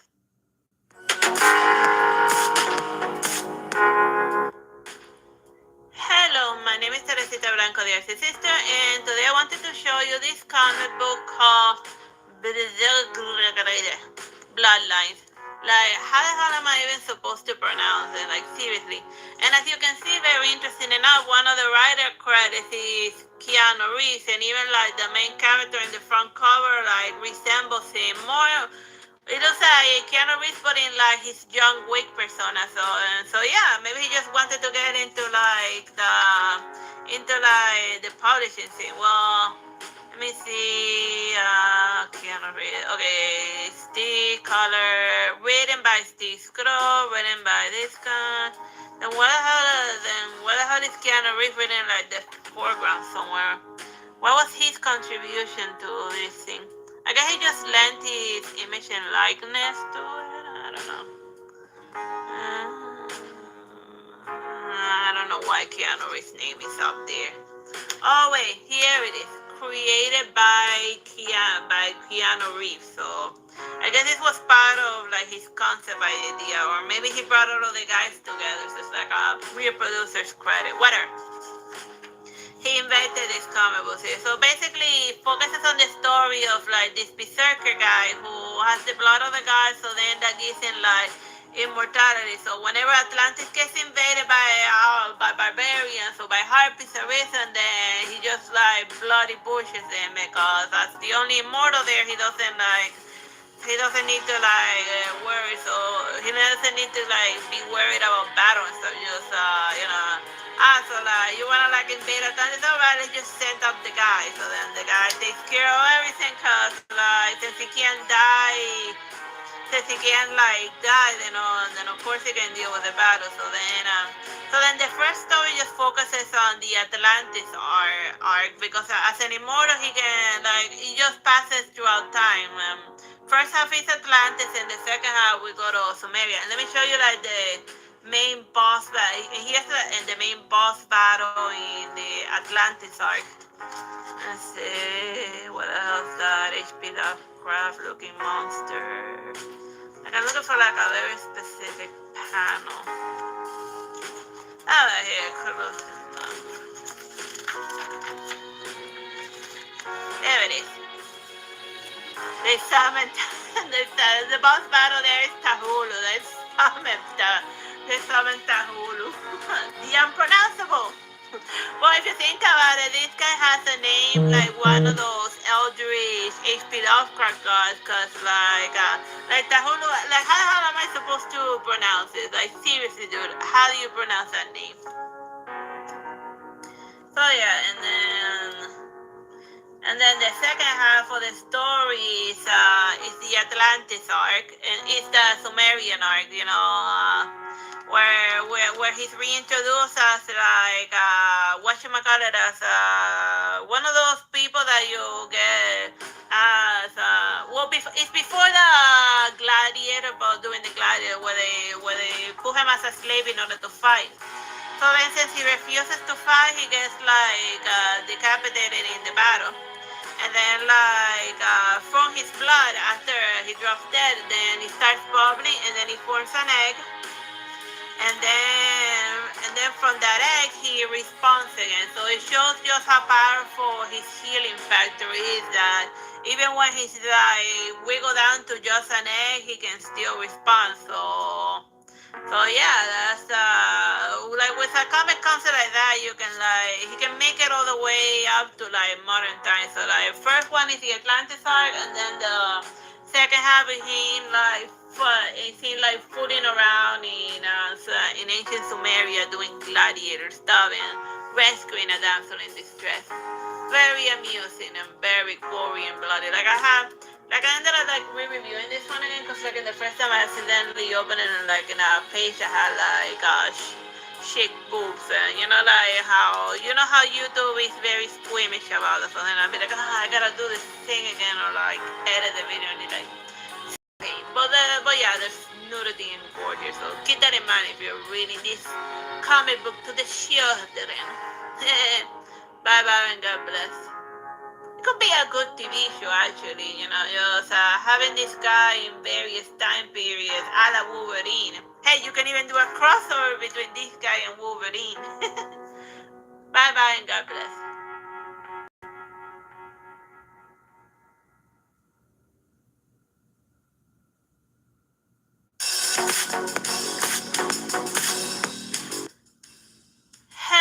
My name is Teresita Blanco, the Artsy sister, and today I wanted to show you this Watchmen. It's like this Watchmen comic. It's like a crossover between Watchmen and like the DC universe, you know. It's like a weird crossover of all. So then, like, but it mostly focuses on like these folks in specific that they break out of they are broken out of jail by the guy with like the murky face, Rothschild. But he's not like the one from the original Watchmen comic. He's somebody else that's like taking up his superhero persona. And the Joker shows up at a certain point because you gotta raise the ratings because everyone knows that I don't know who decided that the Joker was fun. I mean, just because of Heath Ledger's like amazing Joker performance, and then they gotta the thing that people like wasn't the Joker. It was that guy who did one hell of a Joker, you know. If somebody had done one hell of a Catwoman, then people would be like, that now all of the movies, instead of having all Jokers, they will have all Catwoman. I'm just saying that, you know, what people like is not the character of the Joker, is the actor who did the character of the Joker. What is that as me? So yeah, here's the new Rothschild, just a lunatic that escaped from an insane asylum. I think he even says like the folk with like weird, creepy eye, and then he already reacts to stuff. So yeah, the main characters are being sent out on a quest, or because of literally a lunatic. So somebody that escaped, yeah. And the character sprite of this clown looking is very similar to Superman. Like Superman shows up here, but with like Lois Lane, you know, as in his Clark Kent persona. But you would think that he was gonna do more stuff, but nah, not really. He's just there as a cameo. But of course, like Superman is like Manhattan level. So if you bring like Superman and Manhattan there, then immediately all of the problems are gonna get solved instantly. Let me see another. So yeah, like somewhere in the middle we got like the flashback of like the new Rothschild, and we get all of like his city character motivation. And let me see, and then somewhere around the end, the Joker shows up to do Joker things. Cause you can't have like see Superman does show up for like a panel and then not no more, but it's like a type of, Batman also shows up there. But most of the Justice League people, the DC people are Batman, so they just there mostly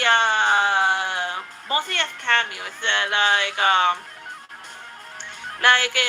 Most of the time you're focusing on like the Watchmen folk. It just feels like the Watchmen and the Justice League adjacent, and only to like you just get random little cameos of Batman and Superman. They're not really that present it's mostly Watchmen and a itty little bit and random cameos of like DC universe. So if you're like getting this just cause you wanna see like both worlds at a 50-50 ratio, no, you get 75% Watchmen, 10% the Joker, and then 5%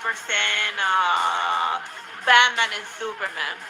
With 25%, with like 1% Superman and like 4% Batman. So yeah, that's that region. So now you know what you're getting into when you're reading this Watchmen Doomsday Clock. Bye bye and God bless.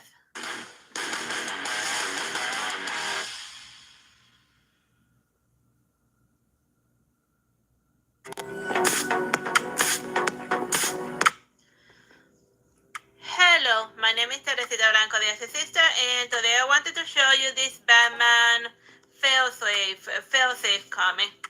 Like the front cover doesn't quite give you like the proper idea of what the hell is Batman's infamous failsafe. But anyone who knows Batman or knows that failsafe is like a weird robot that Batman created to murder him in case he turned uber murdery and stuff. So like at the beginning, it starts with him like being a sad, existentially depressed type of person, meditating on like all of the jokers that he had to deal with. And yes, there's more than one joker like running around. And then he talks to Catwoman to get like some words of inspiration. And then there's like the first case is him dealing with like a serial killer that's murdering millionaires.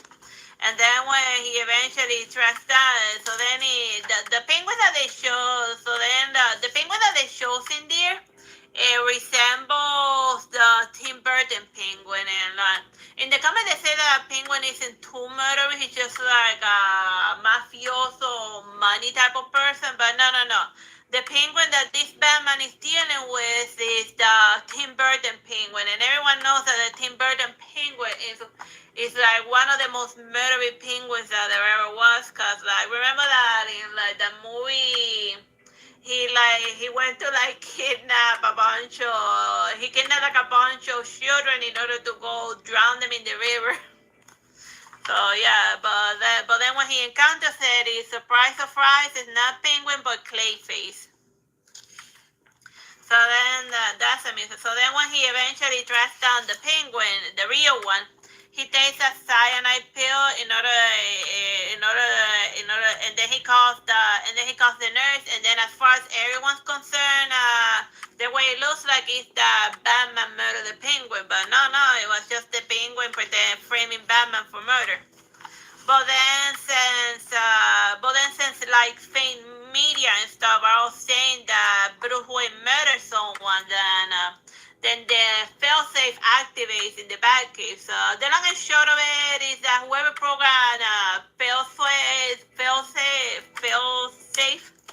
they had to do a better job at it, because like or put more that he should have the robot before going on a killing murder spree of Batman. He should have made certain that he was truly guilty, and not that like fake news, and not that like fake news was like lying about him or stuff.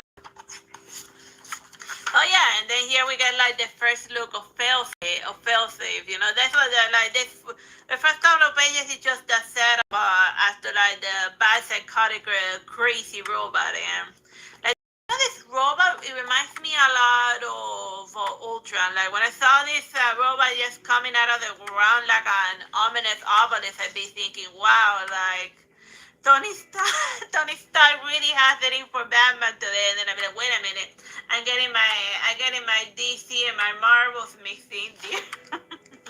Well, why the hell not? It'll be so. But since they're both owned by different people, then we're never gonna get an Iron Man Batman crossover, and then Ultra happens. But yeah, since it's so for a while, Batman's wondering like, who the hell left this psychotic robot in my basement, and then it's just like very, and then like his other robots, and even Nightwing's just up there trying to save him from failsafe that wants to murder him because Batman supposedly murdered someone and he broke his code. Oh yeah, and here's like a cool panel with like failsafe that like Robin like throws his motorcycle, Nightwing throws his motorcycle out, and then like he does like a cool backflip, and then like failsafe comes out of there like the Terminator from the first one. Oh yeah, that's this comic in a nutshell, just then dealing with failsafe. Which is easier said than done, because that robot is very resistant, and here's like a cool panel of like failsafe and like hanging upside down. And see, just by the helmet, you can already tell that like the one who really created it, even though he doesn't remember the failsafe is either created by Batman or by a different dimension Batman, But over here they tell you that like Bruce Wayne created failsafe, but he doesn't remember creating the stupid robot because he happened while he was having one of his psychotic episodes. The long and short of it is that this comic book would have never happened if Batman would have spent some time in Arkham Asylum getting the help that he desperately needs instead of creating psychotic robots that go on psychotic killing spree. Cause yeah, he's like trying to murder Batman because he supposedly murdered someone, but like a lot of Gothamers get caught in the crossfire. So yeah, it's a bad robot created by a crazy person. Bye bye and God bless. When is the first time that Batman's technology has been turned against him? Like it happens literally in every other Batman Beyond episode. Bye bye and God bless.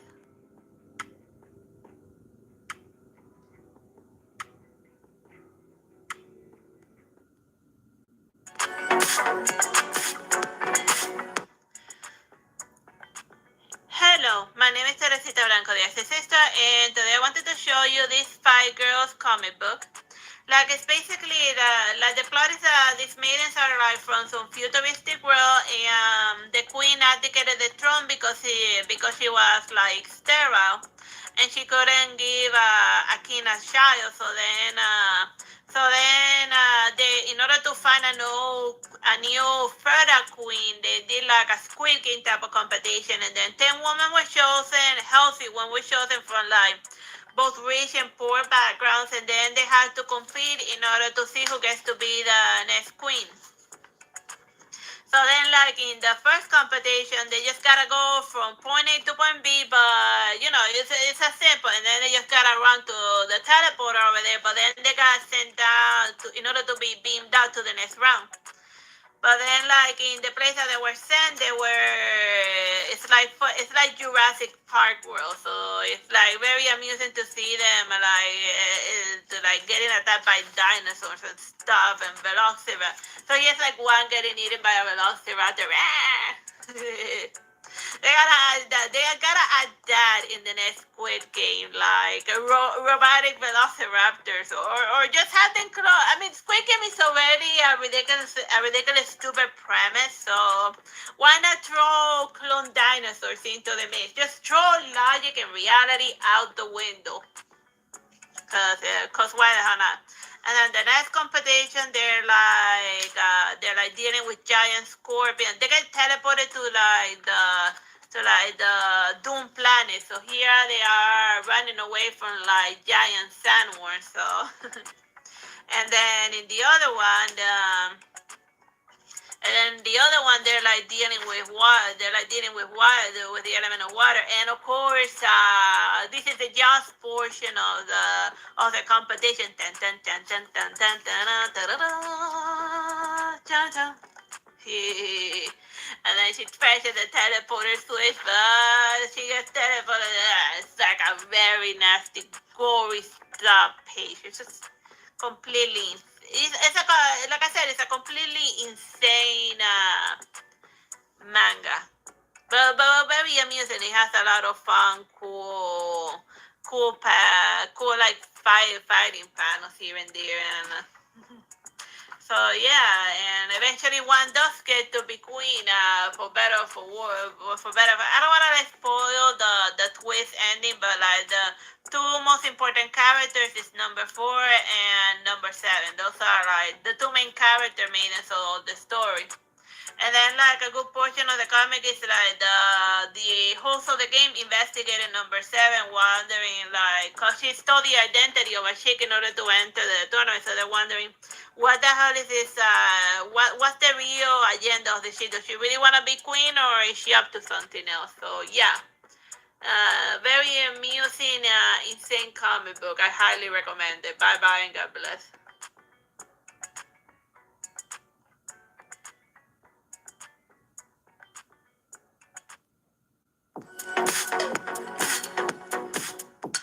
Hello, my name is Teresita Blanco, the Artsy sister, and today I wanted to show you this cool alien comic called Alien Son, Taw. Well, I guess that's it's like this comic is like, remember the movie The Thing from Another World? Well, this one is the alien from another world. Like there's some miners like doing excavation in like the frozen area, and then the thing that they end up uncovering under the ice is the aliens from the movie Alien. So from that point on, and like this main excavation is being led by this maiden, who's like stuck in a terrible contract situation,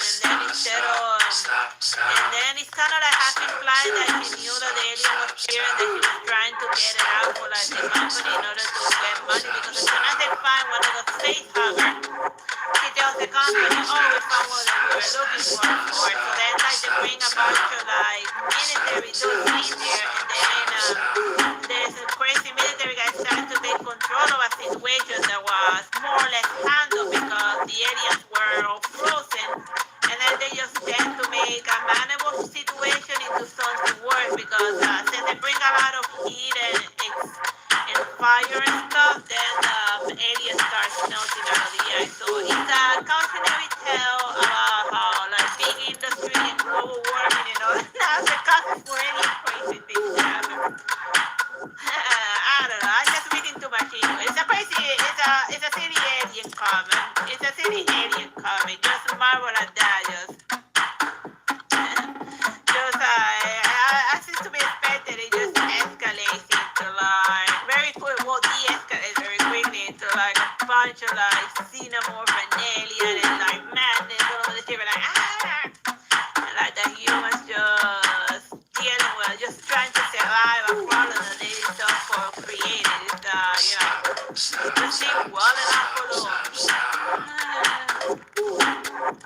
Like they also have like a very quick, well, just like in the other movie, like as soon as they plant the egg, she's like running around with one of them space harners, and so it doesn't seem like such a big deal considering that there's like the aliens over aliens, like frozen under the ice. So if you find one egg, you find the aliens. So yeah, this is alien zone in a nutshell. Just crazy, it's the scene from another world, but with aliens instead.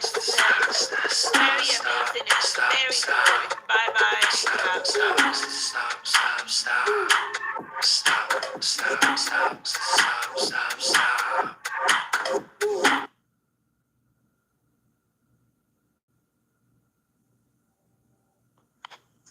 Don't forget to click the join button, and for 99 cents per month, you can help grow the channel. Now sit back and enjoy the show.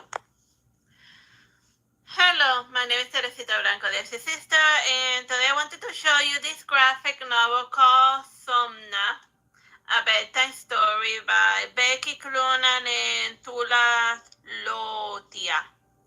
Like I had to bookmark a couple of pages here and there because this comic is like it has a lot of like graphic stuff, like there's a lot of like scenes with her like getting it on with like the demon that she sees in her dreams. So like the basic plot of it is that she's like your average run-of-the-mill woman living in like a very repressive it's like she lives like in a Salem-like place during the time when they were hunting witches.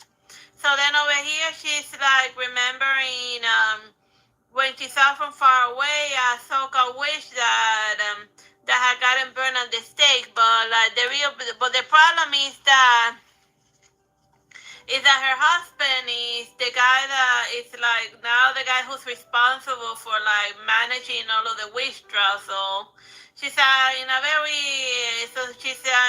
dangerous location, just trying to more just she for when her husband became like the witch finder, as they like to call her, and then she started like just questioning everything that she had been brought up to believe in. And it also doesn't help much that like her husband, instead of doing his marital duty, he's spending all of his time performing those witch trials. But I think mostly anything, she ended up marrying a serial killer who likes to murder women, and then he uses like, oh, they were possessed by the devil in order to like find his next victim. But more than anything, like her weird dream, since it seemed from from her perspective and her weird dreams, which that she keeps having because she's getting hunted by an incubus who's there to give her all the things that her husband is not doing.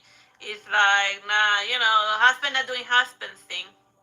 And then there's also the hypocrisy with like the priest engaging in the very things that he has burned women at the stake for, that they have burned women at the stake for doing. But yeah, it's just it's a salient time period where it was just where it was terrible being like a woman, and there's a huge intrigue with regards to what criteria does her husband use in order to decide who's possessed by the devil and who isn't. And even like close to the end, she like searches through all of her husband's things, and then she noticed that one of the tools that he used to measure to see whether a woman is like possessed or not, that tool isn't even blunt. So the fact that it doesn't cause the woman to bleed, it means that she's possessed by the devil. So then she be thinking that no, he's just like faking it in order to burn innocent woman at the stakes. But she's legit seeing like a bunch of weird strange dreams. So maybe it's the question of whether witch trial is fake or whether the main character is indeed getting possessed by a demon because an incubus predating on her weakness. A weakness that the husband created by not doing husband things. So yeah, this is Soma in a nutshell. I'm not gonna like spoil the ending, cause I don't like spoiling endings. So yeah, so you can yeah, it's just like it's a standalone type of thing. You get a beginning, middle, and end, and it's nicely drawn, and it has a lot of hard scenes with her. So yeah, I hope you're finding this review amusing. Bye bye and God bless.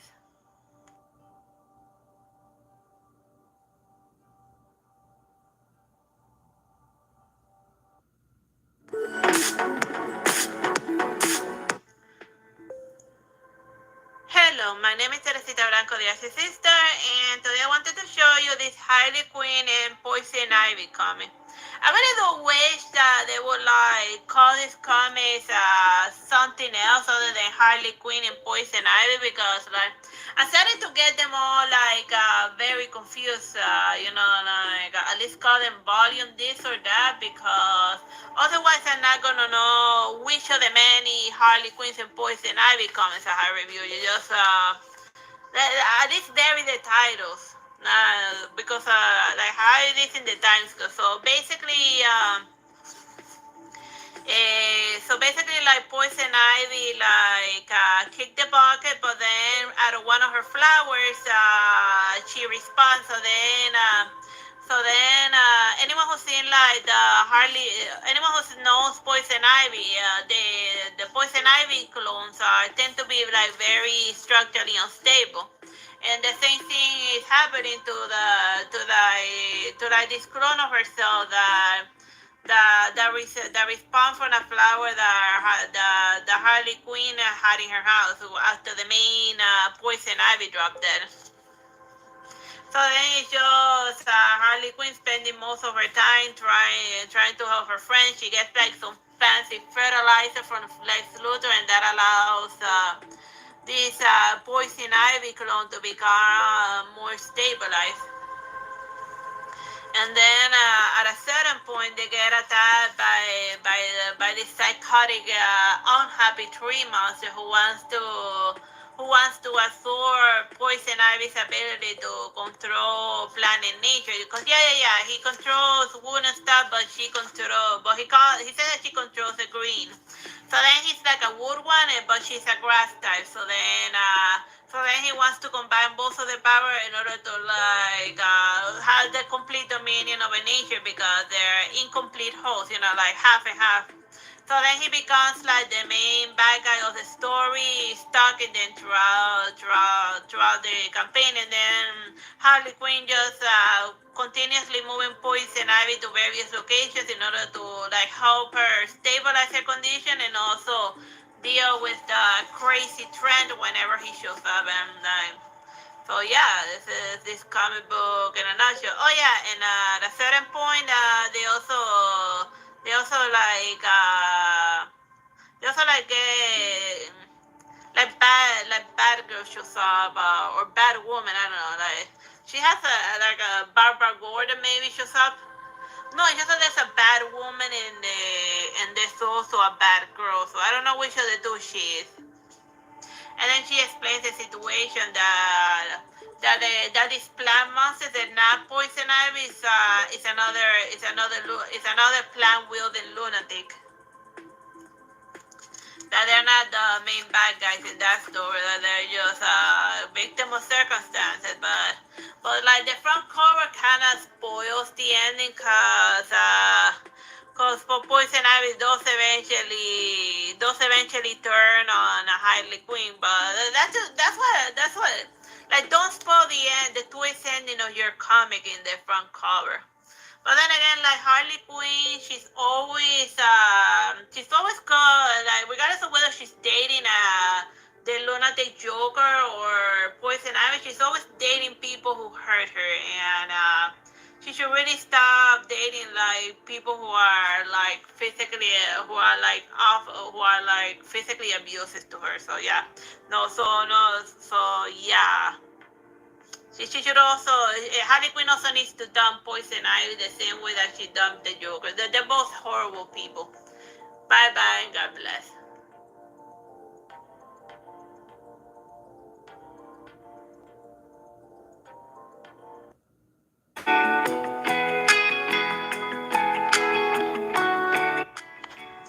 Don't forget to click the join button, and for 99 cents per month, you can help grow the channel. Now sit back and enjoy the show.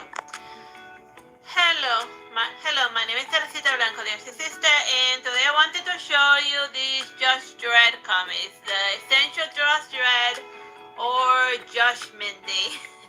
There's no Terminators here. Like all I know of Judge Dredd is the Sylvester Stallone movie where Sylvester Stallone played Judge Dredd, but they don't never remove their helmet except when they do. And like they live in like a sci-fi world where like crime is through the roof, and then like the police officers are also the ones who carry out the whole judgment system has been summarized that the police officer is judge, jury, and executioner. So like if you see that you're being ridiculously violent in order to save the court time, he just like offs you. So like the main bad guy that this guy's fighting is like completely insane. Insane because you would think that a weird sci-fi comic wouldn't have magic, but yeah, like the main antagonist of this Judge Dredd comic is it's like a freaking necromancer that's summoning. Yeah, here it is. It's like a crazy necromancer that's summoning an army of zombies, and then what he wants is to like kill everyone in the city in order to form an army of the dead because he wants to conquer the galaxy. But yeah, because so and like further on, like way later in the comic, like further on ahead, they give us like this guy's background story that like his grandmother used to like have a bunch of magic books, and then since she would only teach him white magic, then he murdered her in order to like learn all of the forbidden spells, and then he went to his apprenticeship in another planet to do like a bunch of like to study with all the necromancers, and then he came back like a super villain level, and then it's just like this sci-fi guy dealing with like a bunch of magical stuff that he doesn't quite understand, with like the necromancer doing his magic, and then he'd be like, oh, let's put on a bit of skin, and then I'd be thinking like, in what way is it science fiction? But then again, like, people usually like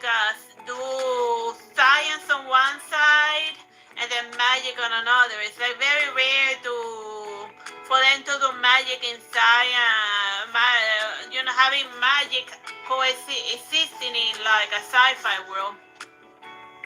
But at least in the Just Dread world, the magic users haven't lost yet, because like I remember in like that Flight of Dragons comic, movie, that they say that the wizard people were losing to like the scientists, and then like a supervillain rose among them. Also, like every so often in between, the style changes in order to focus on a different Josh who's also dealing with like a bunch of like his own necromancy stuff, and eventually both stories coincide whenever like they go deal with like the final boss. Who's as is established here in the scene, often right in the middle of the book, so you're not missing anything. Is that killing him is easier said than done. So then he says, I here to make you people an offer, and it is a very reasonable offer. It is a quick death. And then he'd be like, no deal, creep. So then like he shoots the guy in the forehead, and then like the necromancer be like, oh, he just removes the bullet and flings it aside. So then he as a power flex. So then he'd be like, yeah, good luck killing a lynch with his army of it. That's what a high level like sorcerer that summons undead. But he who himself is also an undead. That's what it's called, like officially, a lynch. And like based on his hair, he kind of looks elven, and I'd be thinking that at least the Just Dread people remember that elves traditionally in most fantasy books are traditionally being like the absolute worst. So it's nice to see one being like awful to humans. But yeah, that's just Dredd dealing with like a necromancer lunatic that he can't be bargained. That's why, in a way, that's why it's called Judgment Day. Because a necromancer, he just wants them all dead so he can like control them with his magic. He can't be bargained with. He can't be reasoned with. He doesn't feel pity or remorse or fear, and he will not stop until everyone's dead. So yeah. See, I remember that lines of the Terminator. I can't help but think of the Terminator with the title like Judgment Day. So yeah, that's this comic book in a nutshell. Very amusing. Bye and God bless.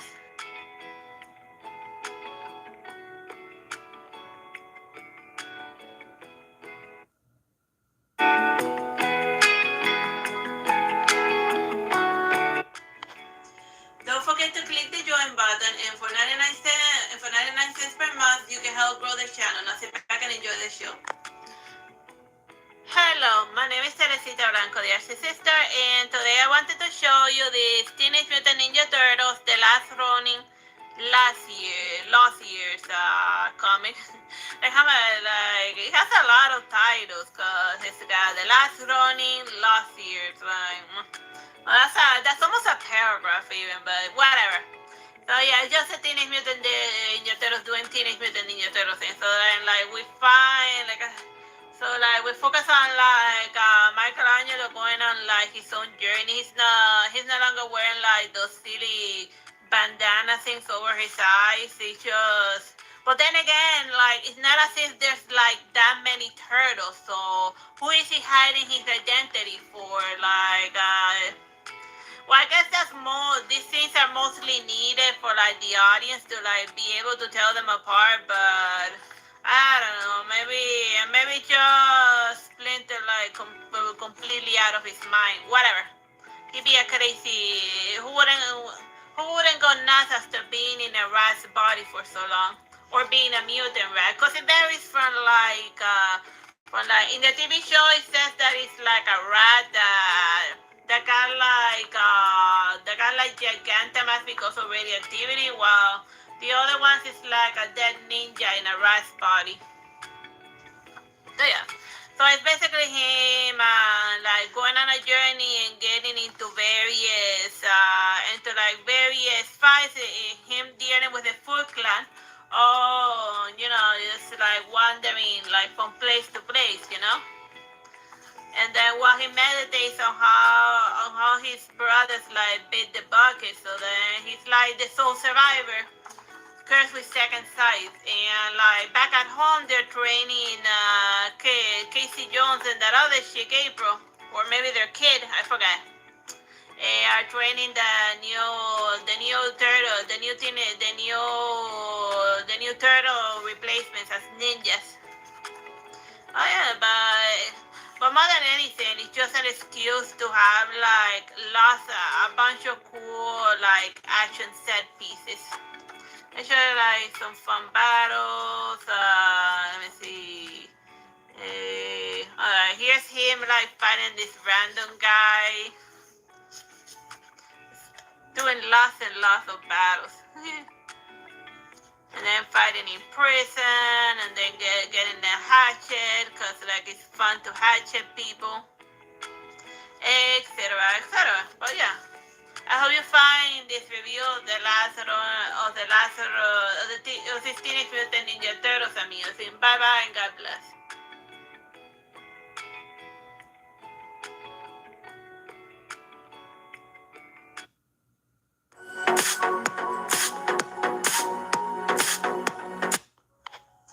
Don't forget to click the join button, and for 99 cents per month, you can help grow the channel. Now sit back and enjoy the show.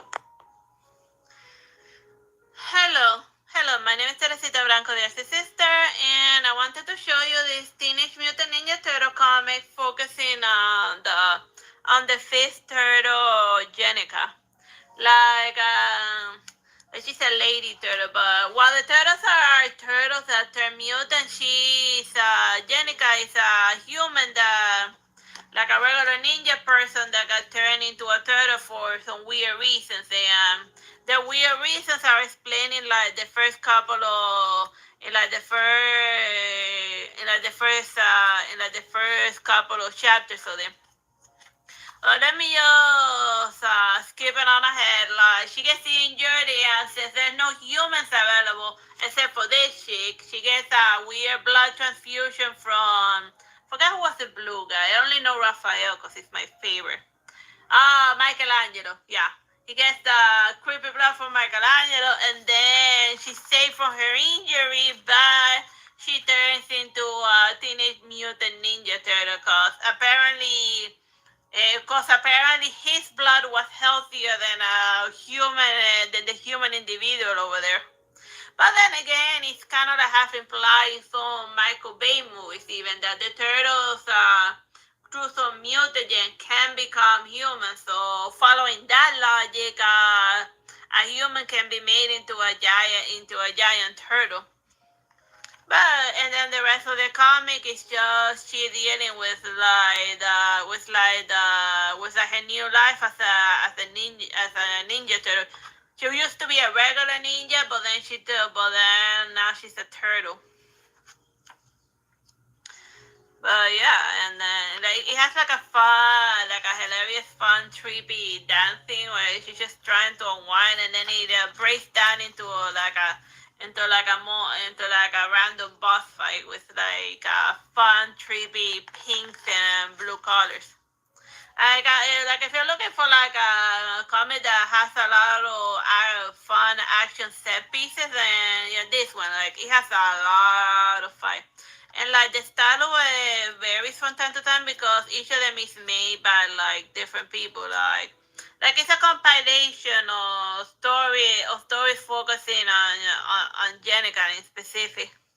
It also has like the nice Wolverine claws. Well, not the Wolverine one because Wolverine has three, but like the one that Street Fighter guy that also fights with the claws and he wears a stupid mask. I forget. Well, that guy, you know what I'm talking about. And then here they are in like a different style, etc. But they always try to like make certain that they have like the bandanas around it so you can tell everyone apart. But I guess she would be easier, so because since she has her human blue eyes, then yeah, then she doesn't really need the bandana. And here's another fight against a giant mantis. Just to jam, and then like the turtle just trying to like control the chaos because of this kaiju fight is getting a lot of random human innocent bystanders like Uber Eats. And then yeah, there was a city, but then again, that's you just kill the Hollow Knight Mantis lore song right about now, cause yeah. And let me see. This one is, but yeah, like yeah. And then in this one, she's like dealing with like a deer person, and then I'll be thinking this is starting to get a little too chicken police. But yeah, but each of the stories each of the chapters are their own self-contained story, but and it also includes her origin story. If you want to know why, so how did this lady turtle came to be? She wasn't like, it's not like suddenly Splinter threw a turtle into a poisonous vat in order to produce a wife for his four sons. No, no. Like this was a human that got turned into a turtle because of some bad decisions. Well, I hope you find it amusing. Bye bye and God bless.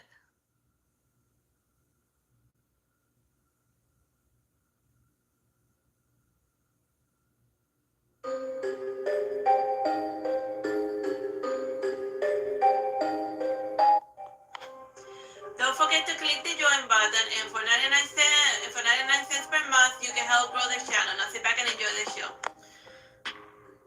Hello, my name is Teresita Blanco, the Artsy Sister, and today I wanted to show you this Persona 4 manga.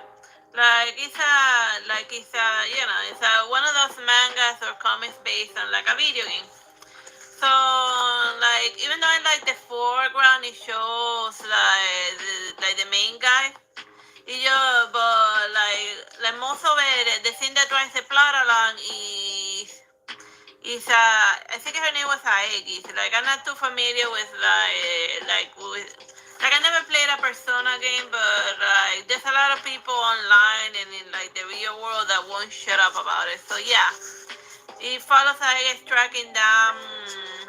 And all they tell her that she had that there was another robot girl from like an older generation that got stolen, so then she'd be like, oh my god, I have an older sister, and then she'd be like, no, I did not mean that you had like an older sister per se. It's just saying as if it's just basically as if you say that your Microsoft 2000 is the older sister of your current Windows computer. So like her first mission that she deals with like a hostage situation on like an airplane, and then she's the one that informs her of the next plot point. And then this guy, he's dealing with some other nonsense, and then they eventually get summoned to like the other world and to like a television, and then that just leads into like the next action set piece.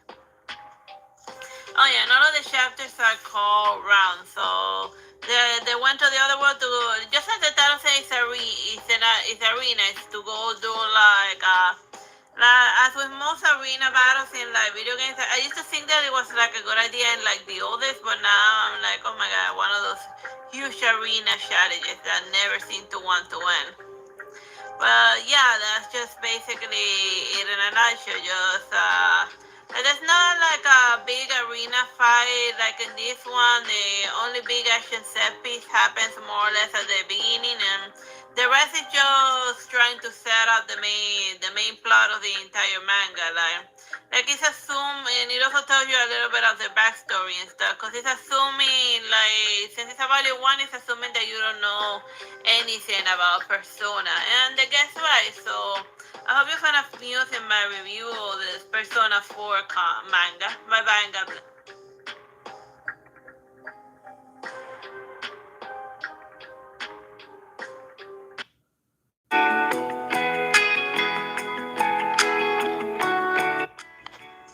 Don't forget to click the join button, and for 99 cents per month, you can help grow the channel. Now sit back and enjoy the show. Hello, my name is Teresita Blanco, the Artsy sister, and today I wanted to show you this comic book called Embodied.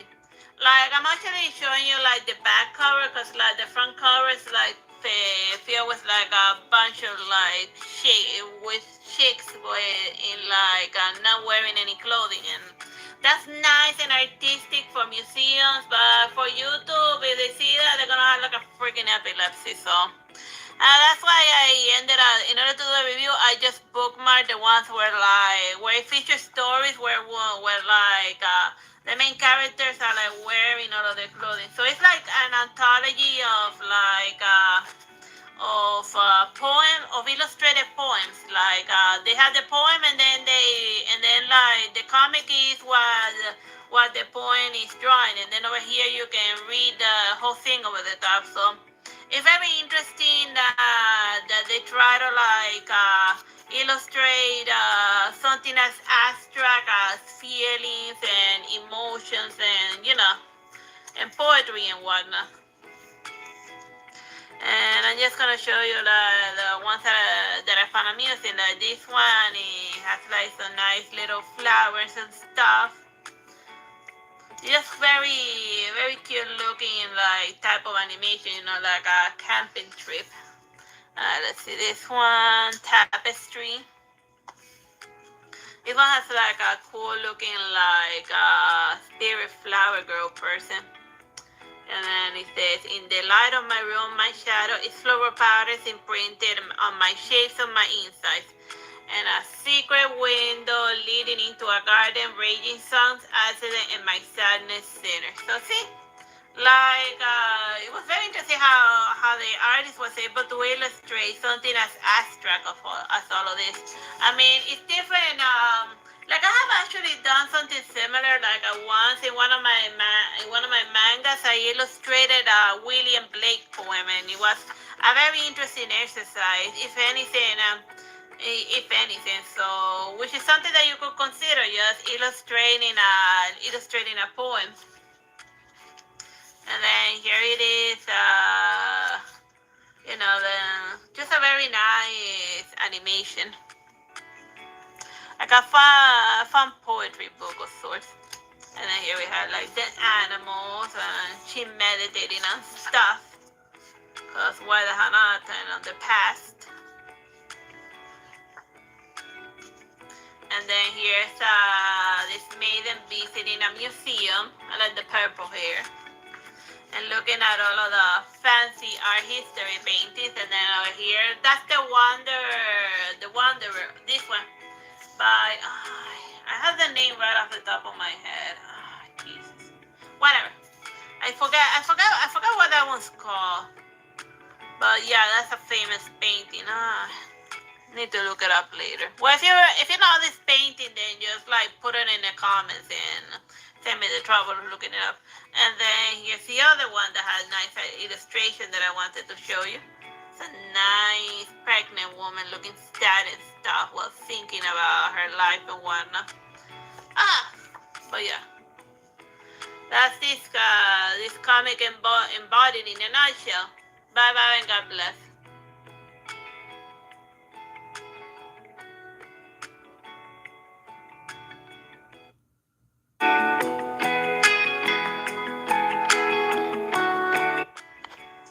Don't forget to click the join button, and for 99 cents per month, you can help grow the channel. Now sit back and enjoy the show. Hello, my name is Teresita Blanco, the Artsy sister, and today I wanted to show you this Draculina Bloodline comic book. Like, Draculina is like one of them vampires, but she's like either somebody's twin or like the clone of another one, something whammy, like. It explains like her origin story because most of these comics they're working under the assumption that you don't know the character, and that's a good assumption. Like her mother, like more than a vampire, she's actually, despite being called Draculina, she's like the daughter of a demon. So even though she drinks human blood and does a bunch of vampire scenes, since her father's like a demon and her mother's a regular human, she falls more under hell. She's more of a demon than like a vampire.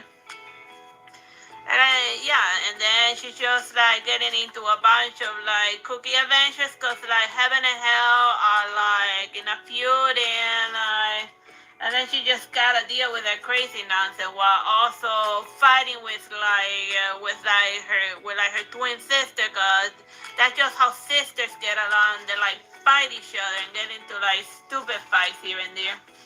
While another one of the clothes is like trying to mediate between them to keep them from like murdering each other.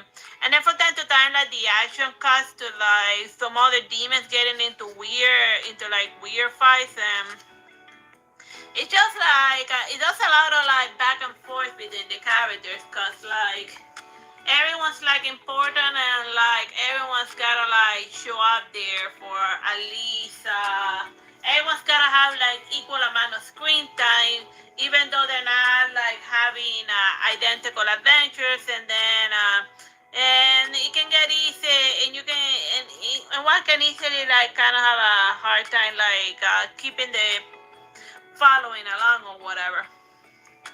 I don't know. I just wish it were like if you focus. I just wish that like my one critique is that I wish it would just have focused 100% on like the main character instead of giving screen time to a bunch of people that I don't care about. But other than that, it's an amusing comic when she's 100% on screen. But yeah. But yeah, if you wanna see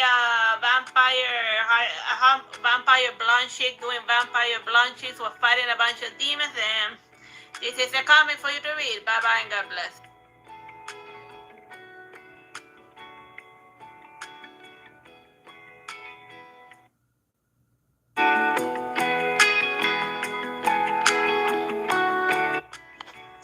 Don't forget to click the join button, and for 99 cents per month, you can help grow the channel. Now sit back and enjoy the show.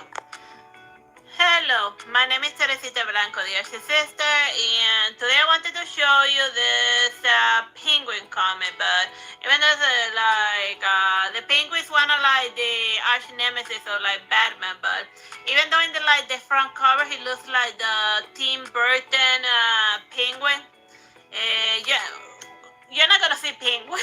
You're gonna see a couple of people in tuxedos, but not actual penguins. So if you're not familiar with the character and you're expecting to see penguins because in the Batman movie there was penguins, there's not gonna be any penguins. There will be other types of birds, but no penguins. So yeah, like it starts with like this guy, the Detective Gordon, just like investigating a crime scene and then trying to piece together everything what happened. And then we go back to the penguin who's like left Arkham Asylum for like the 80th time, and then he's just like just doing his own thing, wandering about and living his own life. And then some guy tries to shoot him, and then he gets sniped from far away. So then Batman is like getting very suspicious about like what the penguin is up to, but he's just doing his own thing. Like it's funny this little scene that they have with him and the Riddler, just a lot of asking and question riddles. So then I'm gonna read you the riddle. You answer me though, and I never ask you a question. What am I? A phone. I get wetter when I'm drying. What am I? A towel. A plane crashes between Gotham and Metropolis. Where do you bury the survivors? You don't bury the survivors, they're alive. The answer I give is no, but what I mean is yes. What is the question? Do you mind? What has 4 wheels and flies? A garbage truck. I don't get that one. Two people are playing chess and they both won. How? They had different opponents. But yeah, you get a bunch of riddles and that was like very amusing. And there's also some actual like fights in there, but not done by the penguin per se. Cause as far as like fighting is concerned, the penguin's more of a kid. Here's the penguin getting like he's getting punched by Batman, who's like trying to see like what's going on in here. You know, like ever since you got out of a prison, you've been like uber sus, and then people just keep dropping dead around you, but I haven't seen you yourself, and like, what are you up to exactly? But no, it's just that like his henchmen, even though because he spent all his time in prison, like his henchmen are like acting autonomously from him, and then he's gotta like reel them in, but that is easier said than done. So then he just tag teams with Batman. Well, not officially, he just doing his own investigation, trying to figure out like what the hell's going on, but what the hell are his little lunatics are up to. And then here's a scene with what his lunatics are up to. They're playing golf and throwing golf balls at people's mouths to break their teeth. But you know, your typical intimidation gangster stuff. So yeah, I'm not gonna spoil the ending, but yeah, this is the Penguin comic book in a nutshell.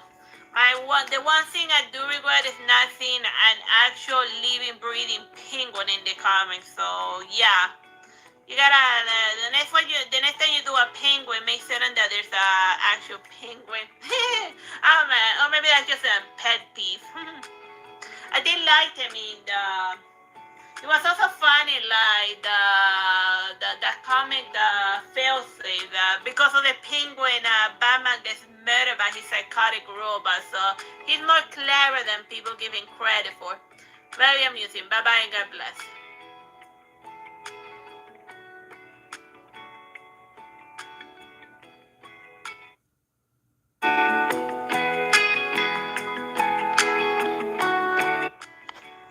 Don't forget to click the join button, and for 99 cents per month, you can help grow the channel. Now sit back and enjoy the show. Hello, my name is Teresita Blanco, the Artsy sister, and today I wanted to show you this Fantastic Four comic. But like for people that are not familiar with the Fantastic Four, they will be thinking like they're called the Fantastic Four, but in the front cover I count 1, 2, 3, 4, 5, 6, and 7. So I guess they're the Fantastic Four and the three psychics, or maybe they need to rebrand to the Fantastic Seven, depending on when they get new add-ons to their team or not. But then again, like I guess since Richard did all of the marketing for the Fantastic Four, then I guess it's too late to change the domain name. So even though they have more team members in their party this time around, they're still gonna call themselves the Fantastic Four. But that's just me overanalyzing like the current situation with their team, or just poking fun at the fact that they now have more idiots, but then they're still calling themselves the Fantastic Four. So basically, there's like this alien. A lot of the Fantastic Four's problem is like an alien falls from outer space, and then like hilarity ensues. And like seeing and like this alien wearing like those black undergarments, and I be thinking, dude, you're a blue guy with like this black line over there, and you're giving me bad flashbacks of the Watchmen. Cause like, if you ask me what is the Watchmen about, and then I be saying it's about Dr. Manhattan fooling around in Mars with his junk hanging out for like 80 pages while he's pondering like the immortality of the crab. And what's the immortality of the crab? That's like a Cuban saying that means nonsense. But yeah, over here she's like the Invisible Woman is like going there to speak with like I think his name was Fury. I forgot the guy who always assembles the Avengers. And then I'd be thinking like, you're talking to him over there in the restaurant, and then he's having a conversation and handy things. But if they don't see you, then this guy is just coming out as a freaking lunatic talking to himself, or people are gonna be thinking ghosts. or they're gonna be thinking, oh, it's the invisible woman doing invisible woman thing. So because she's talking to this guy, so then the fact that she needs to speak with her mouth, it just removes the whole reason why she went there all stealth like. So yeah, here are like the other members of the Fantastic Four, like and then like Rachel was like messing around with some weird technology, and then like the alien comes because it was like his fancy box, yeah, or the MacGuffin to be more specific, and then because he opens the box, even though they told him don't open the box, and then he made like, oh, you can't tell me not to open the box. So then since he opens the box, then like, oh, then the rest of the comic is all like the chaos that happened because he opened the box that this guy made, and then later on, things get so chaotic that the Silver Surfer has to come out from the other part of the galaxy in order to fix the problem that Rich has created for himself, because he's the one who created the Doomsday Box. And then I'd be thinking, and then like. And then I'd be thinking, and then like the Silver Surfer wondering why would he create such a thing, and then I'd be thinking like, it's just like that Jurassic Park. They worry so much about whether he could create that silly little multi-dimensional forever game boxing, but Richard didn't wonder whether he should. So then it's just the comic is driven by a problem that this guy created for himself, and then the Silver Surfer shows up in order to like go clean up the messes created by the human, cause it's hilarious and all that. But yeah, that's this Fantastic Four. I'm not gonna like spoil the ending and stuff, but yeah, that's his comic book in a nutshell. This guy creating problems for everyone around him because he just had to invent a new way to like screw with reality. Bye bye and God bless.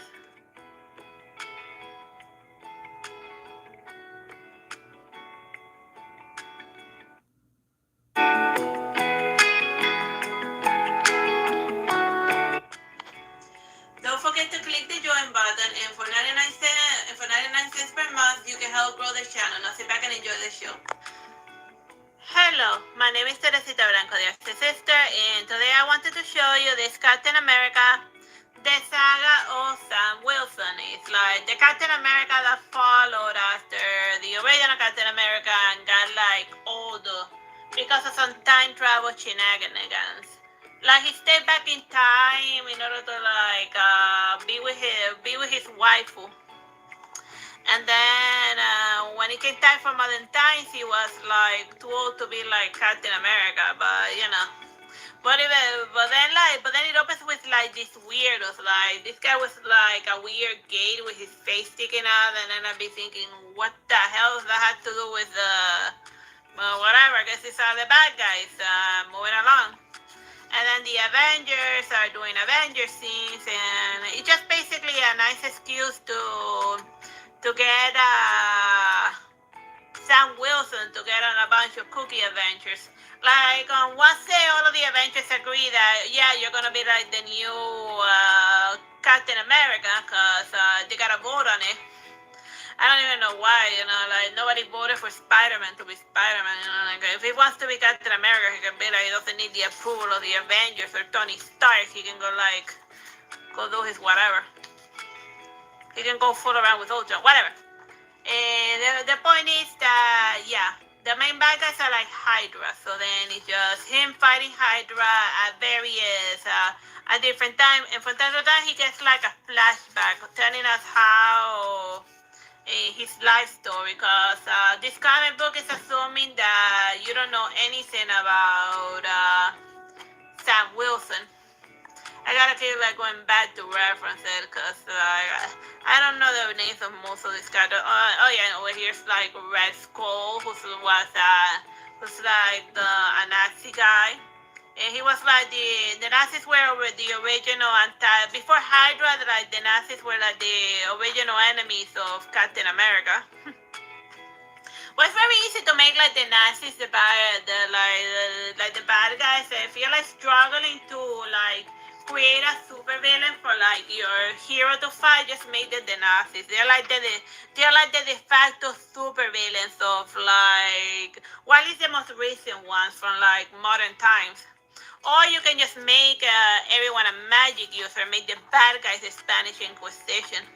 They were awful. God awful. Oh yeah, and here's like, oh yeah, there was like, oh here I found it. Here's like this weird panel of this guy getting a fight with like a bird, and they removed the scene, but I guess they did it. But ask, and then he'd be like, Red Wing. I think that guy like beat